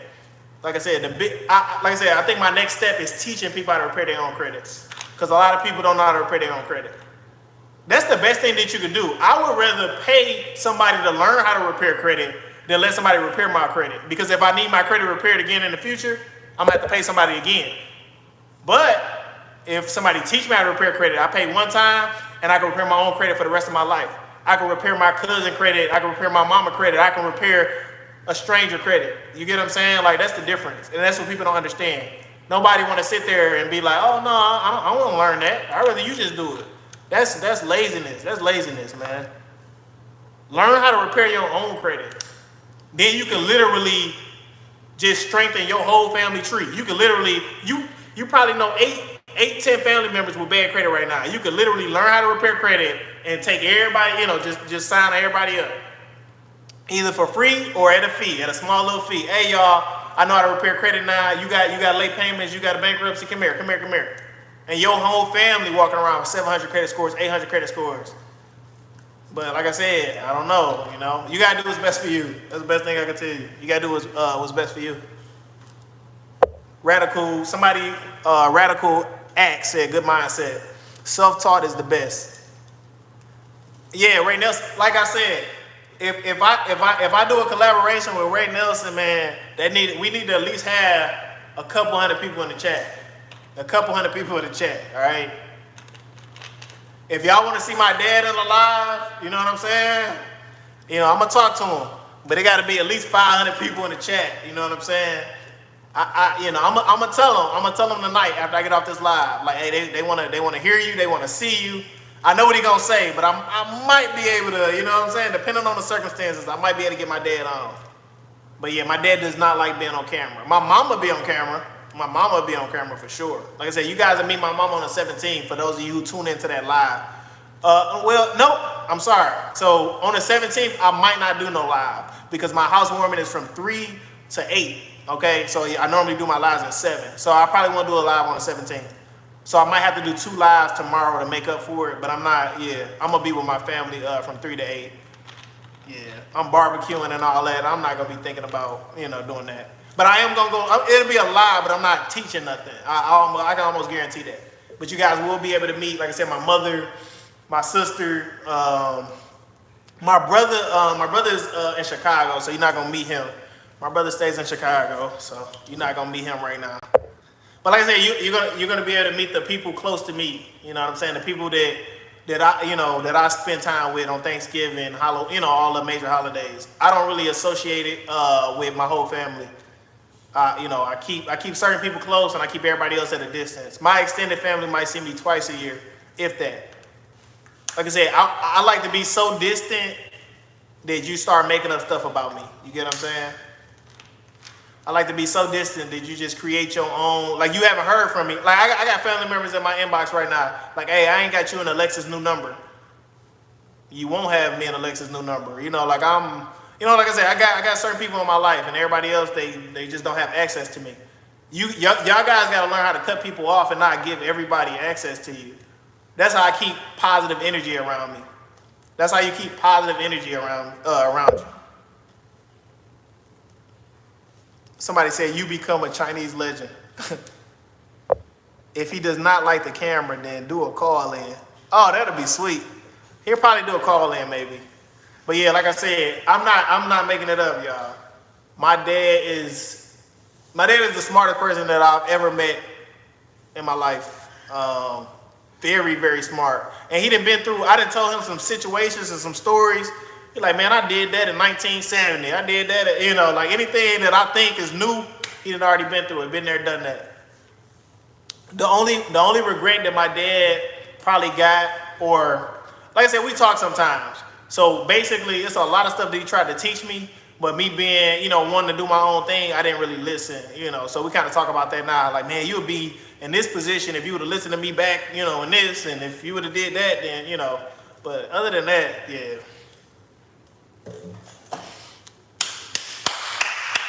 My mom real smart too, though. So don't sleep on my mama. My mama is very, very, very smart.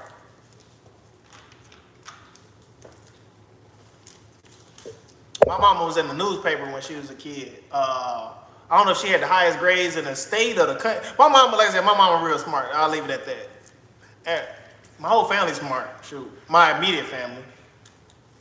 My mama made us all, keep that, 3.4 grade average until we got in high school. Once we got in high school, my sisters kept it, and I told you guys my story behind that. I started, focusing on girls and fighting.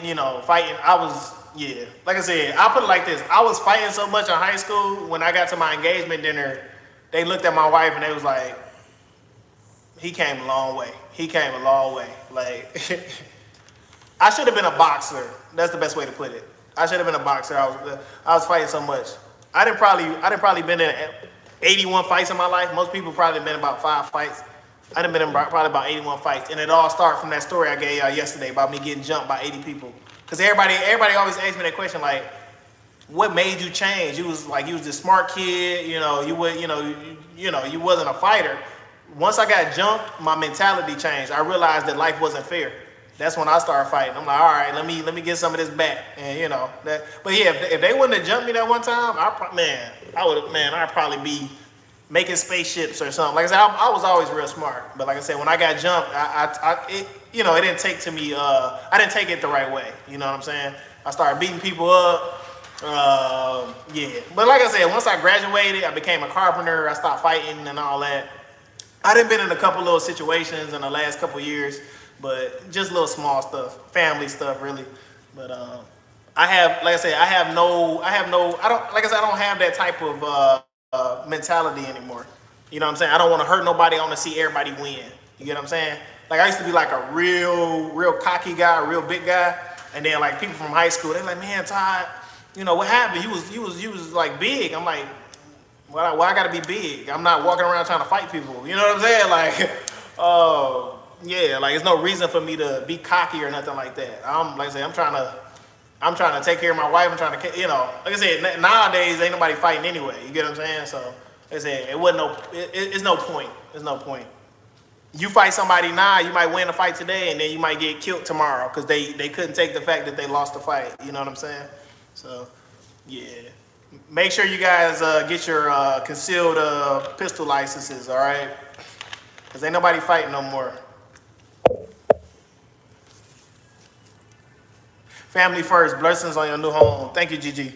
At least I'm willing. I'd have to take off home time, but I definitely do it for the Excellent Credit Matters family. Oh yeah, like I said, well, you got a room upstairs, man. You know what I'm saying? I know me and you can have a conversation for 5 hours at least. You know what I'm saying? So they can what I do is we'll have a conversation. We'll turn off the chat. And at the end, we open up the chat, let everybody, say what they need to say. But we could literally talk for 5 hours. We need at least 100 people in the chat. Man, I'm not going to lie. I mean, like I said, on this live, we had 17 people. I'm not going to be able to see until the end of this live how many people was in and out. But this was a very good live. And I'm not even done with my questions. That's the crazy part. I'm not even done with my questions. I still got a couple questions left. But like I said, I do like to give y'all, like a real background. Like I said, everybody is perfect. You know what I'm saying? Everybody is perfect. So every other credit repair, credit channel you follow, you just gonna hear, yes, my name is blah, blah, blah. And you're like, nah, you need to see the real. You need to see the real. You need to see the person behind credit repair. How did I get into credit repair? Like what trials did I have to go through? Yeah. Thank you so much, Miss Gigi. Like, look, I'll make it quick and I'm gonna get right back into it. I used to have guys, I used to go in the corner of my dad's block. I had 2-3 guys, just guys I don't know. But anyway, I'd be walking to the corner. It'd be 2-3 guys trying to jump me. Hey, yeah, we about to jump them and blah, blah, blah. And I look at them. I was fighting so much. I look at them and I'd be like, all right, where everybody else at? You know what I'm saying? Like, people used to jump me. They wouldn't fight me one-on-one. They would jump me. And I'm like, where the rest of y'all at? You know what I'm saying? They looking like, what? Like, he about to fight both of us? Like, yeah. That's why I don't agree with, like I said, that's why I will never agree with jumping somebody. I will never agree with jumping somebody. I know what that feel like. That's not a good feeling when you got 80 people on you and you don't deserve it. You know what I'm saying? So yeah, like I said, I do not condone it. I've never jumped nobody. I've had friends that jump people and they be like, hey Ty, you gonna help? And it's like, nah, because that, I had already got jumped at that point. Yeah, I don't partake in that. All right, so let's get back into this credit. But yeah, if I could go back in time, I would probably go professional in boxing. I was pretty good. I lost out of the 81 fights, I probably lost 2 fights. I lost 2 fights in my life. I lost 2, and they wasn't in the ring. They were street fights. I lost 2 street fights in my life. One in I think it was one in high school and one. One in high school and one. No, both of them was in high school. No, I didn't lose that one. But yeah, I lost 2 fights in my life out of 81, so I did pretty good. All right, so let's see. What question didn't I ask? Let's see.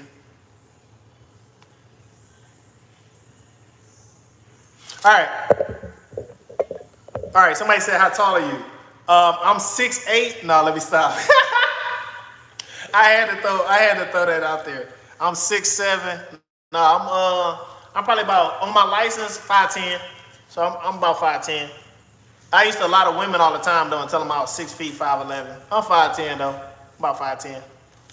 5'10 and a half maybe, but I put my whole life on my license. I always put 5'10". 5'10". That's a good question. Yeah, I'm about 5'10", 160 maybe, 160 pounds. Gigi said I got the gun license. Yeah, every time because like I said, I used to be real big and cocky. So every time I go to like family reunions or something like that, they're like, man, Taj, you sick or something? You getting? I just stopped working out because, like I said, it's nobody that I'm out here trying to tussle with. You know what I'm saying?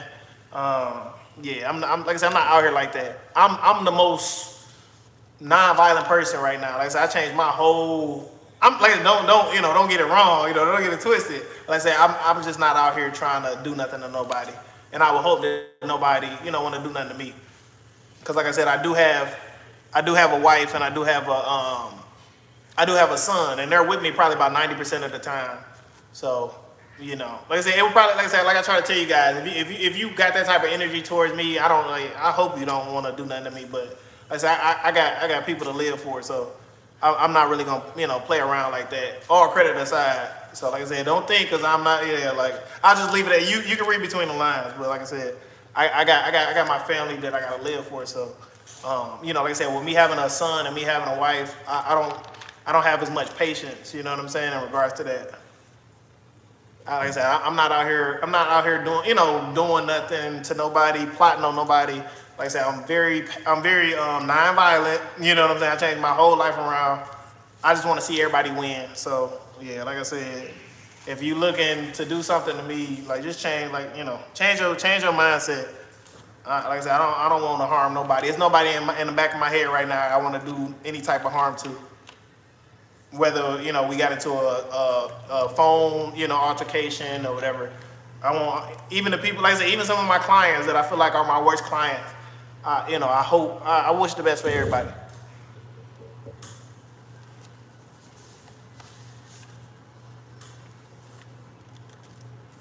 All right, let's get back to this credit stuff. All right, all right. Give me one way. Give me one way that you.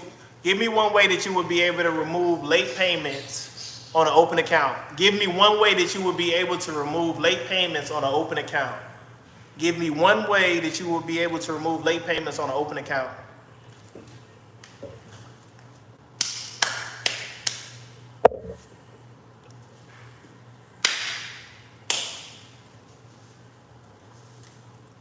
Give me one way that you would be able to remove a late payment off an open account.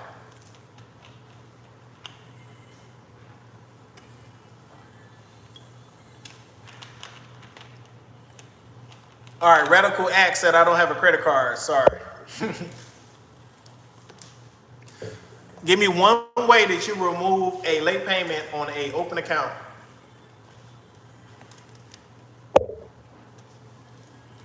Most of you guys should know this answer. That's why I said open account versus closed account. How would you be able to remove a late payment on an open account? So you got American Express, you got one late payment on there. How would you go about removing it? How would you go about removing it?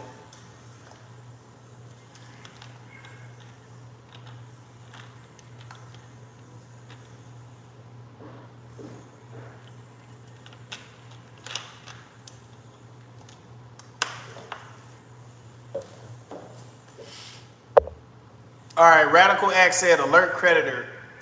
I need you to go a little deeper than that. Thank you, that's what I was looking for. Savon, he said a goodwill letter. He said a goodwill letter. For people who don't know what a goodwill letter is, can somebody please give me just a little simple definition? What is a goodwill letter? What is a goodwill letter, and who would you send that goodwill letter to? Would you send a goodwill letter to the credit bureaus, or would you send it to who you got the late payments with? Would you send a goodwill letter to the credit bureaus, or who you got the late payment with? And I'm not about to make that same mistake. Let me put my phone on the charger because it's about to down, y'all.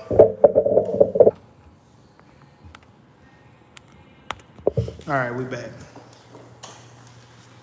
What is a goodwill letter, and who are you sending it to? What is a goodwill letter, and who are you sending it to? I told you guys I wanted to do this live outside, but it's too dark. And then my phone about to die. Hold on. Yeah, it's too dark. I should have did it earlier. All right, goodwill letter. You're gonna send it to the CEO. Goodwill adjustment.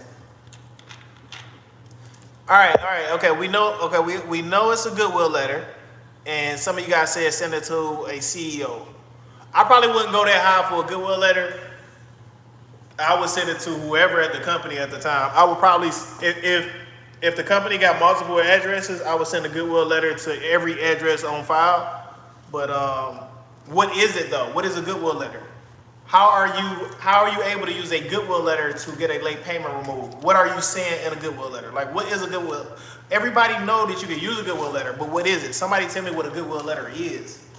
I need somebody in chat to say what a goodwill letter is. We got 15 people watching. I need somebody to tell me what a goodwill letter is.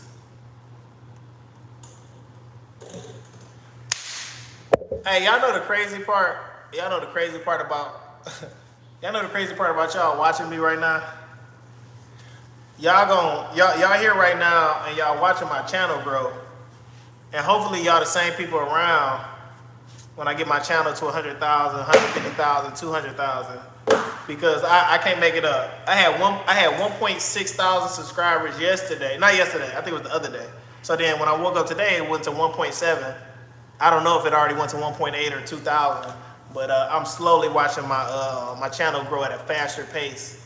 And I think it's due to the lives that I've been doing, because people have been sharing my lives with 3 of their friends, and then 3 of their friends, so I appreciate y'all. But yeah, like I said, I hope y'all guys are around when my channel reaches its full potential. Everybody keep telling me that, like, are you gonna be different when you get 100,000 subscribers? I doubt it.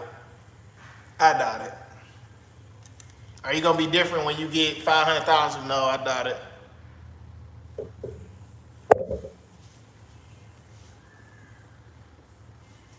Asking creditors to remove negative remarks from your credit report. Thank you. Thank you. That's all a goodwill letter is. So when you send a dispute letter, you're demanding something. You're demanding something. When you're trying to remove late payments, you're simply asking. All right. I lost my job. Your goodwill letter might sound something like this. I lost my job. I wasn't able to make the payment. But since then, I haven't missed a payment. Would you guys be willing to, as a good faith gesture or goodwill gesture, would you, be willing to remove this negative late payment from my credit report? And they'll either say yes or no. But nine times out of 10, if it's an open account, you had your 30 days late, you had your 60 days late, and you send that goodwill letter, and then you catch up. You can't do this if you just 30 days, 60 days, 90 days, 150. I'm talking about you were late and then you caught up and you never missed a payment after that. They're more than likely going to adjust and remove those late payments because they want to keep you as a customer. All right. When I first started sending goodwill letters off, I had a client. I used to go to school with her. Her name was Tanisha. She had 2 accounts with late payments. I sent 2 goodwill letters off. I think it was about 15 days or 30 days. She said, man, the late payment's gone. They sent me this letter. It was a letter directly from the creditor. We already removed it, but get a credit bureau's 30 days to update it. But goodwill letters, they do work, but you got to make sure that you caught up with your payments. You can't be 30, 60 days currently. So if you're 30, 60 days as of July, then no, don't do it. But if you're in August, September, October, November, December, you got on-time payments, then I will pull the trigger on the goodwill letter. I will pull the trigger. Because you're showing them I made a mistake. Like I said, I had a job loss. I had a death in the family. I had to pay for something. I had to pay for a funeral. Or I forgot. That's very normal. If you got a 30 days late, you might have forgot or something. But just be honest. It's no one reason for a goodwill letter. Just tell them your scenario. Everybody always say, what's the best reason? If you're gonna send a goodwill letter right now, the thing you want to leverage is COVID-19 because that's something that you can't make up. Everybody is going through COVID-19 right now. Everybody's going through the pandemic. So leverage the pandemic. All right. I missed my payment because the whole United States was suffering through a pandemic. Okay, that's what I would probably use, the pandemic. All right.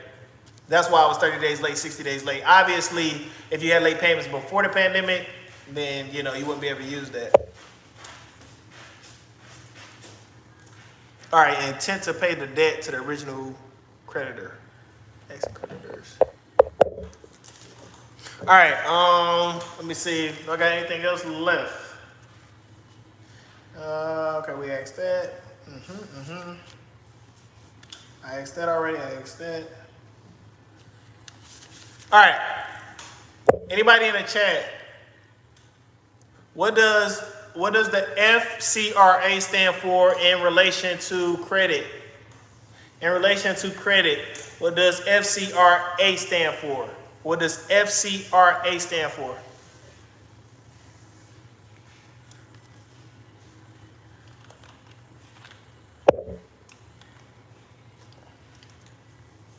What does FCRA stand for?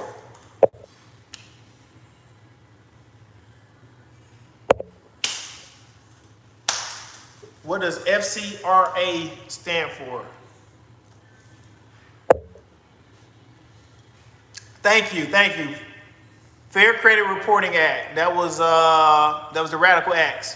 Let's see. We got Bobby said Federal Credit Reporting Act. We got Savannah said Federal Credit Act. All right. What year was the Fair Credit Reporting Act established? What year was the Federal Credit Reporting Act established?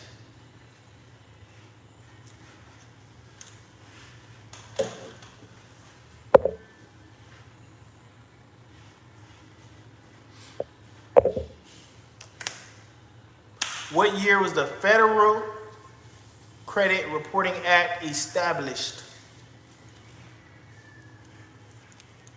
All right, let me see what time it is. All right, 11 o'clock. I think I started at 7, so this is a 4-hour live. I'm doing good. My last live was 1970, the Radical Acts. 1970. Anybody else? Anybody else? Yeah, that's going to be a hard question. All right, Ray Nelson said, I got to sign off. Early morning delivery. As usual, Ty, great information. Originality. Shout out to the comments and great participation. Yeah. All right, Savon, 1950.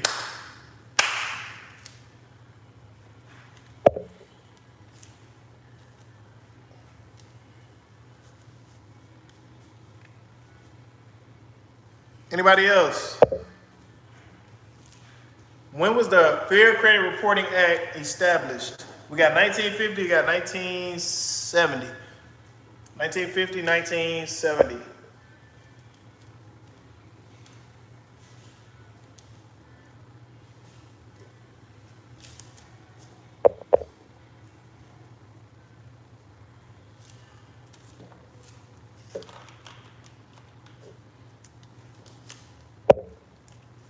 Come on, 2 more people. 2 more people, just guess, just guess. Like I said, you don't gotta be perfect. That's how you learn, that's how you learn. Oh, shoot. Shoot.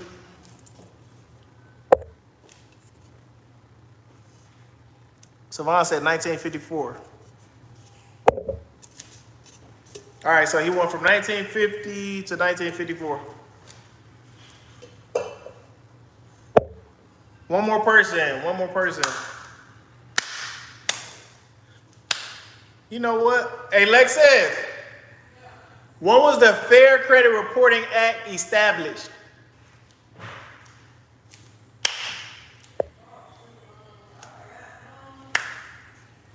When was the Fair Credit Reporting Act established?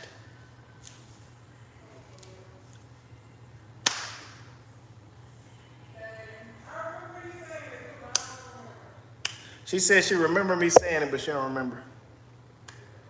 All right, Bobby Richardson said 1970. 1970. Bobby Richardson said 1970. All right. Me personally, I'm gonna go with 1970. I'm gonna go with 1970. I'm gonna go with 1970. All right, I'm gonna go with 1970. If I'm wrong, all right, because I haven't read the Fair Credit Reporting Act in a minute. If I'm wrong, it's like 1976 or something. But it's definitely not 1950. It's not 1980. It's either 1970 or 1976. It's one of the two. I got a lot of information in my head. But 1970, yeah. All right. What else? What else? What else? Oh, okay. So a question that I think it was Mello. I think Mello asked me this question in the previous chat. All right, I'm gonna let you guys answer it. What are the pros and cons of you using a credit card versus you using a debit card? What are the pros and cons of you using a credit card versus using a debit card? Pros and cons of you using a credit card versus you using a debit card. This should be interesting. What are the pros and cons of you using a credit card versus you using a debit card? Boom. That was a good question. Yeah, I'm gonna start getting all my live topics from Mello. Mello has some good questions. He has some real good questions.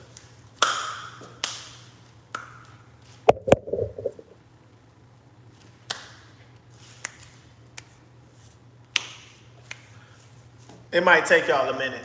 It might take y'all a minute to write that. What are some of the pros and cons of using a credit card versus using a debit card? All right, Bobby Richardson said expenses versus income. Expenses versus income. Okay. Okay. A debit card versus see my wallet. Look, my wallet in the car. Oh nope, my wallet right here.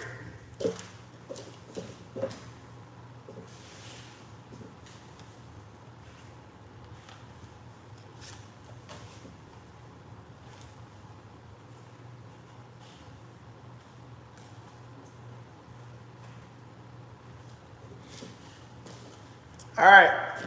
We got a credit card at the top. We got a debit card at the bottom. What are the differences? All right. New Way said $18.99. Credit card pros, bonuses, and rewards. I love that.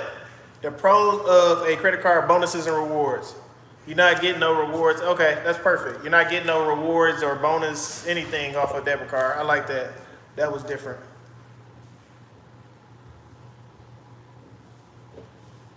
Debit card, credit card. Debit card, credit card. Let me see if my wife can. Oh, we got 19 likes. I love it. That's the most likes I think I got. Lexus, pros and cons. Not pros and cons. What's the differences between having a credit card or a debit card? All right, Radical X said credit card. Hold on. Credit card pros can use it as leverage. Use money you don't have to buy a product as long as you are able to pay it back. Rewards, the cons, easy to play with fire and ruin your life. Oh, I love that. I love that. That might be the best answer you could probably give. Credit card pros, you can use it to leverage and use money you don't have to buy a product as long as you are able to pay it back, and you get rewards. The cons, easy to play with fire and ruin your life. A lot of people, like I said, a lot of people, biggest mistake, $80,000 in credit card debt, $150,000 in credit card debt that they can't pay back. Or by the time they pay it back, they 70, 80 years old. So, like I said, the key is to swipe for it, which you can pay back. If you don't got it in your checking account, don't swipe for it. That's how you'll never fall into that credit card trap. But yeah, that was perfect. Oh, my son is just, man, look, man, y'all, he over here like, man, Daddy, you need to hurry up. All right, I think that might have been the last question.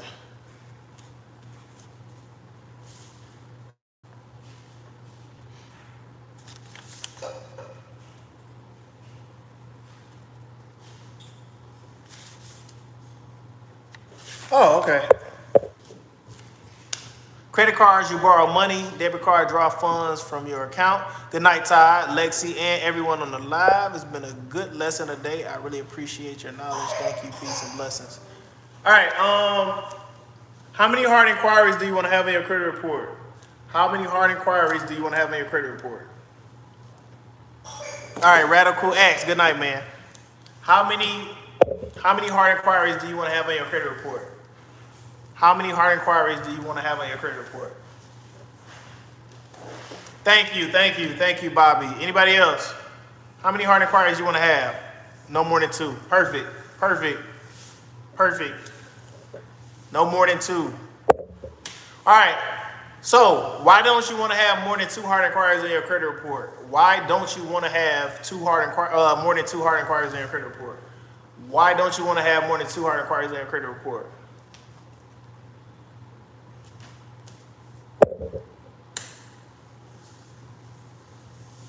Why wouldn't you want to have more than 2 hard inquiries in your credit report?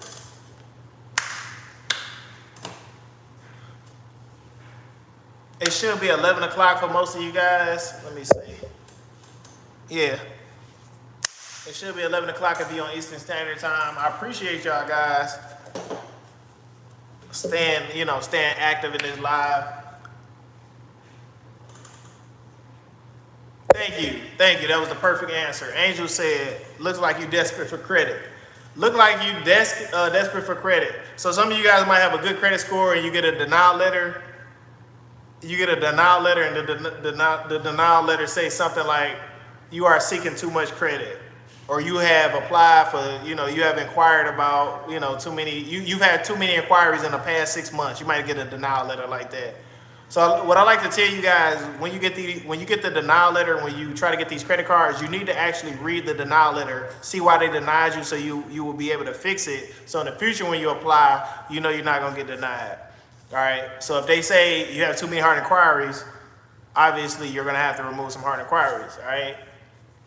If they say your balances across your open accounts are too high, obviously you're gonna have to lower some, some of your debt. All right, but the denial letter is literally your key to getting credit in the future. But most people don't even read it.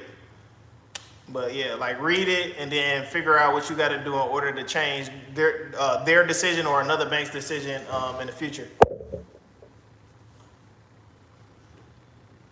Because it shows you have been denied a lot and you have no credit worthiness. All right. What is the most hard inquiries you guys have heard of being on a credit report?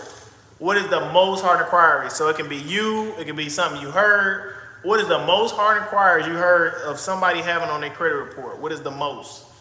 What is the most? We know you can have 0 hard inquiries, but what is the most? What is the most that you've ever had or you've ever heard of somebody having? The most hard inquiries. I got 19 likes. I got 7 people watching me. Can one of y'all like it that didn't like it so I can have 20 likes? Because that 19 is kind of messing with me. That 19 likes is messing with me. 20 would be perfect. 20 would be perfect. If I could just get one person to make it 20, I would appreciate it. If you haven't already liked it. Obviously, you can't double like. All right, Bobby Richardson said 30. Thank you, whoever did that. I appreciate it. I appreciate it. I appreciate it.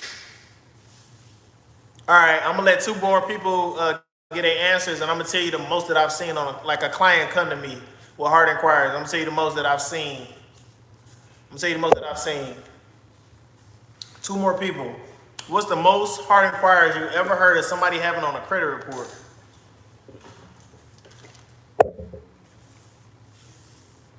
Anybody? I had 45 because my credit wasn't as good. 45. All right, so we got 30, we got 45. All right, I had a client, this was a couple years ago. I had a client come to me with 77 hard inquiries on each credit bureau. I can't make it up. 77 hard inquiries. I've seen somebody with 107 hard inquiries. All right, but as far as me like physically working on it, 77 hard inquiries. So a lot of people ask the question, how could you possibly get 77 hard inquiries? That means you're applying and applying, you keep getting denied, and you keep applying, thinking maybe somebody that's what happened. Or you went to the car dealership, maybe 4 or 5 times, and they pulled your credit 17 times, and it just kept adding up. But I've seen 77, and then like I said, I've also, I didn't work on the profile, but I've seen 107 as well.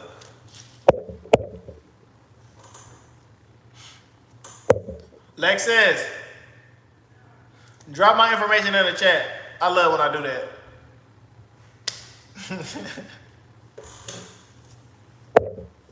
I love when I do that. All right, I think I touched everything that I was going to talk about. Let me make sure.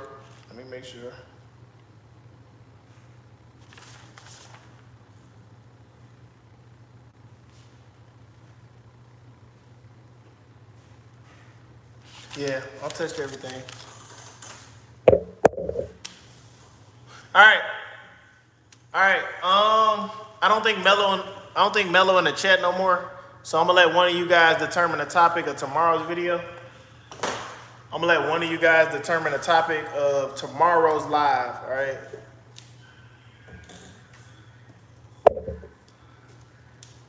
I'm gonna let one of you guys determine the topic of tomorrow's live. All right. It cannot be about a mortgage. I already did a live about that. It cannot be about credit repair. All right. Anything else though? Anything else? If you guys want to talk about Turo, we can talk about Turo tomorrow. If you want to talk about Airbnb, we can talk about Airbnb tomorrow. Let me know what y'all guys want to talk about tomorrow. Like I said, I'm going to be doing lives for the rest of the year. They might all not be 3 hours plus, but I'm shooting for it. But, they take a lot of my energy. So, like, literally, when I get done, like, every time I get done with a live, I get up in the morning, and then I got to take a whole, I got to take a nap. By the time I wake up from my nap, I might have 2 hours or something like that to prepare. It'd be already 5 o'clock or 6 o'clock. It's very time consuming, definitely very time consuming.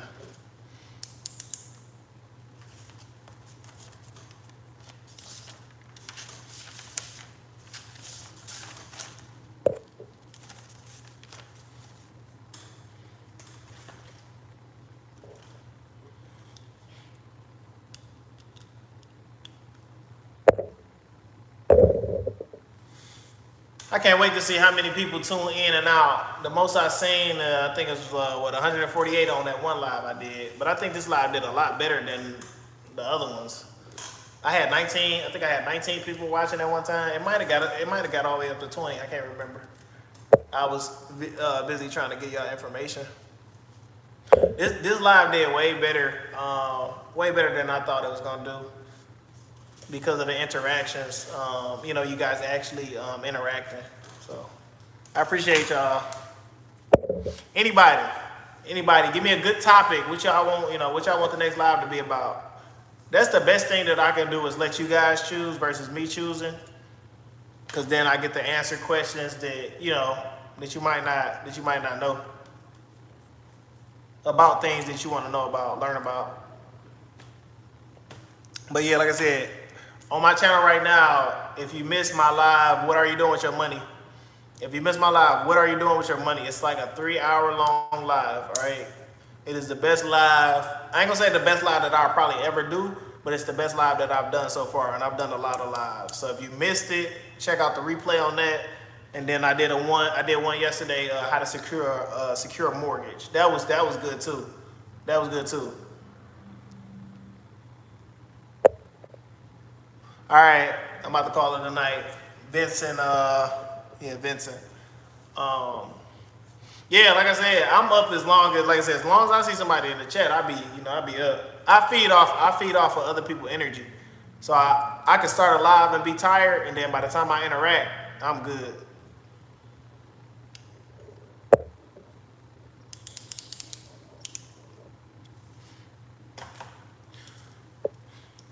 Man, I got 20 likes, man. Like I said, I'm loving doing this live every day. I got 20 likes. I can't wait till I got 1,000 likes. Like I said, you see what I'm talking about, though. I'm enjoying the journey. That 20 likes, that mean a lot to me. So just imagine when they say 1.6, you know what I'm saying? 5,000, oh my God. That's when it's gonna get crazy, because then the chat is gonna be going like this. I ain't gonna be able to keep up. It's gonna go like that, I can't wait for that. Like, hey, hold on, because people gonna be like, did you get my question? Yeah, but 100 more questions just came down. Like I said, I appreciate you guys watching me right now. Like I said, it's almost 11:30. Anybody, give me a topic for tomorrow. I don't want to come up with the topic. My guy Mello, who gave me a whole bunch of good questions, I don't think he in the chat no more.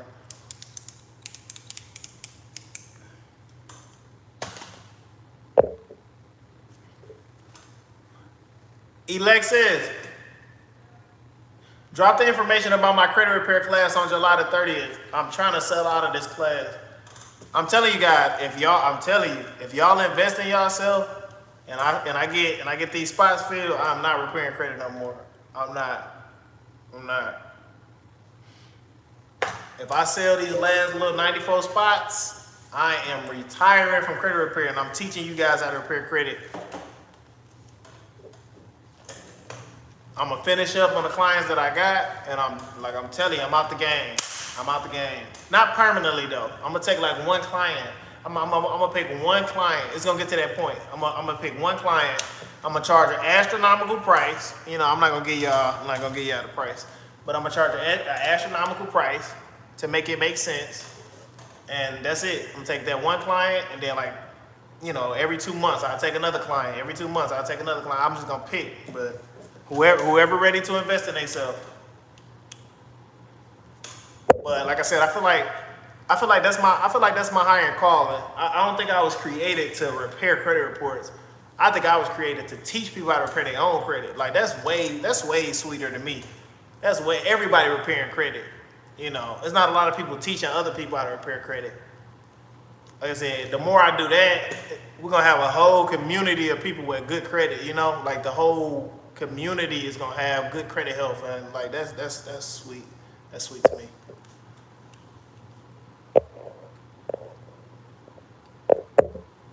All right, so my credit repair class and everything that it includes is in the chat.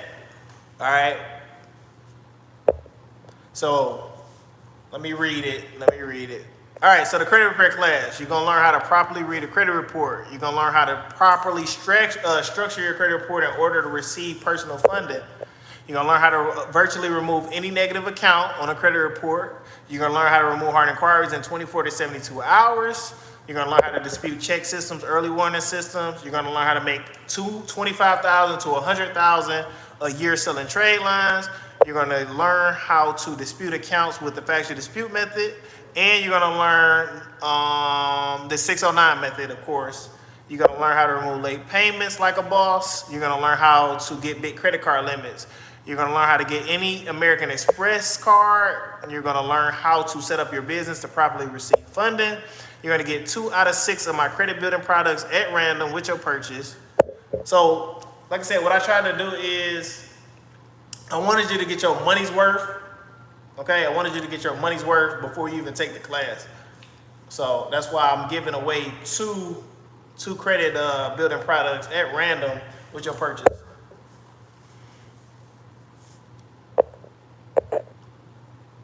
Oh, then you also get a raffle ticket for the $10,000 raffle this next month on my birthday. Like I said, so it's win-win.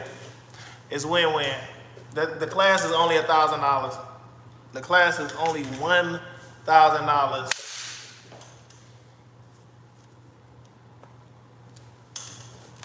You guys are probably not gonna see one live where I ain't got no Puma shirt on, but I'm gonna start wearing Excellent Credit Matter shirts. I'm gonna start wearing my brand more.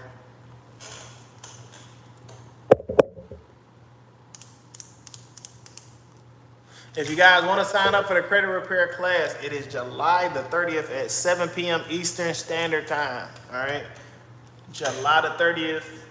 7 p.m. Eastern Standard Time. A minimum of 2 hours long. Most of my credit repair classes go about 4 hours between me explaining things and then answering questions. It'd be about 4 hours. I might do 5 hours depending on, how many people join. But my goal is to sell out. I'm running out of time. It's already the 15th, so I got 15 more days to sell out. There's no reason why I shouldn't be able to sell out.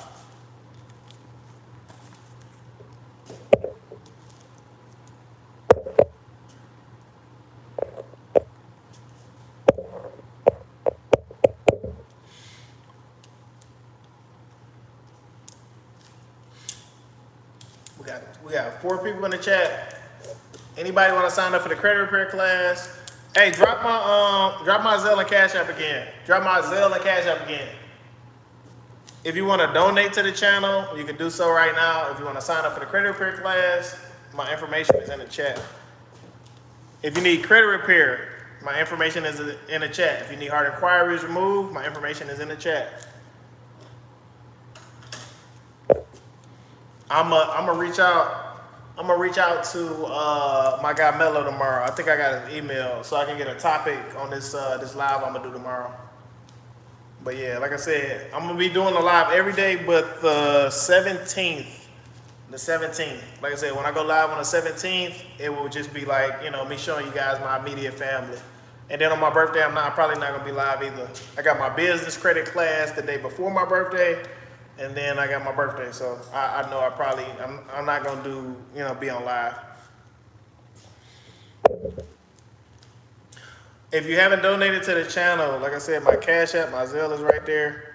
I wasn't even watching, like normally, y'all are dropping in while I'm talking. But I wasn't paying attention.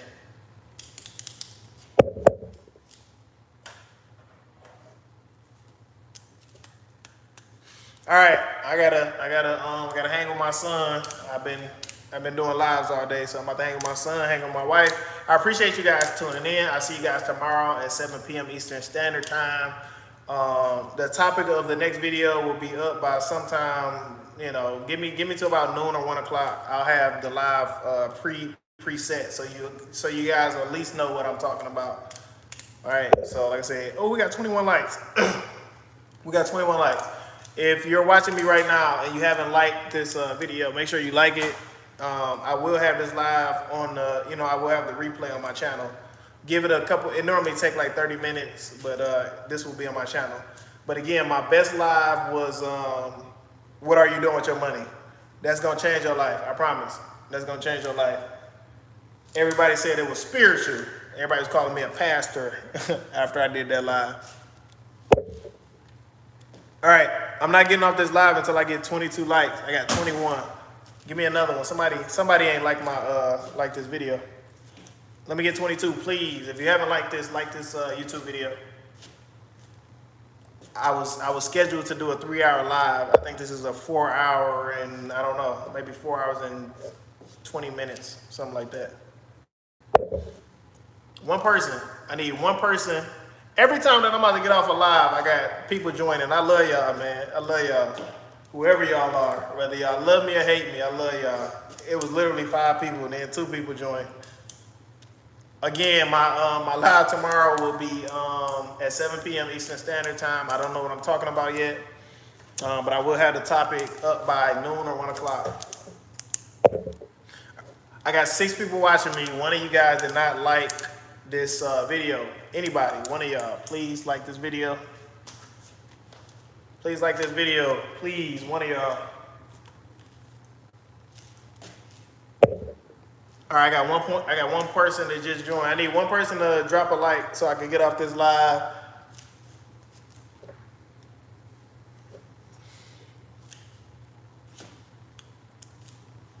Is everybody watching me already like this live? Did everybody already like this live? I know one of y'all ain't like my live. I'm real good at percentages.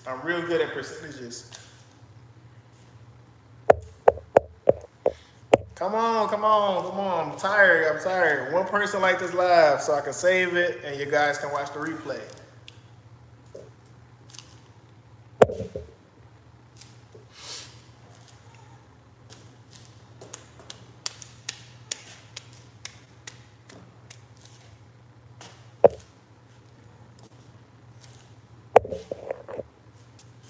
All right.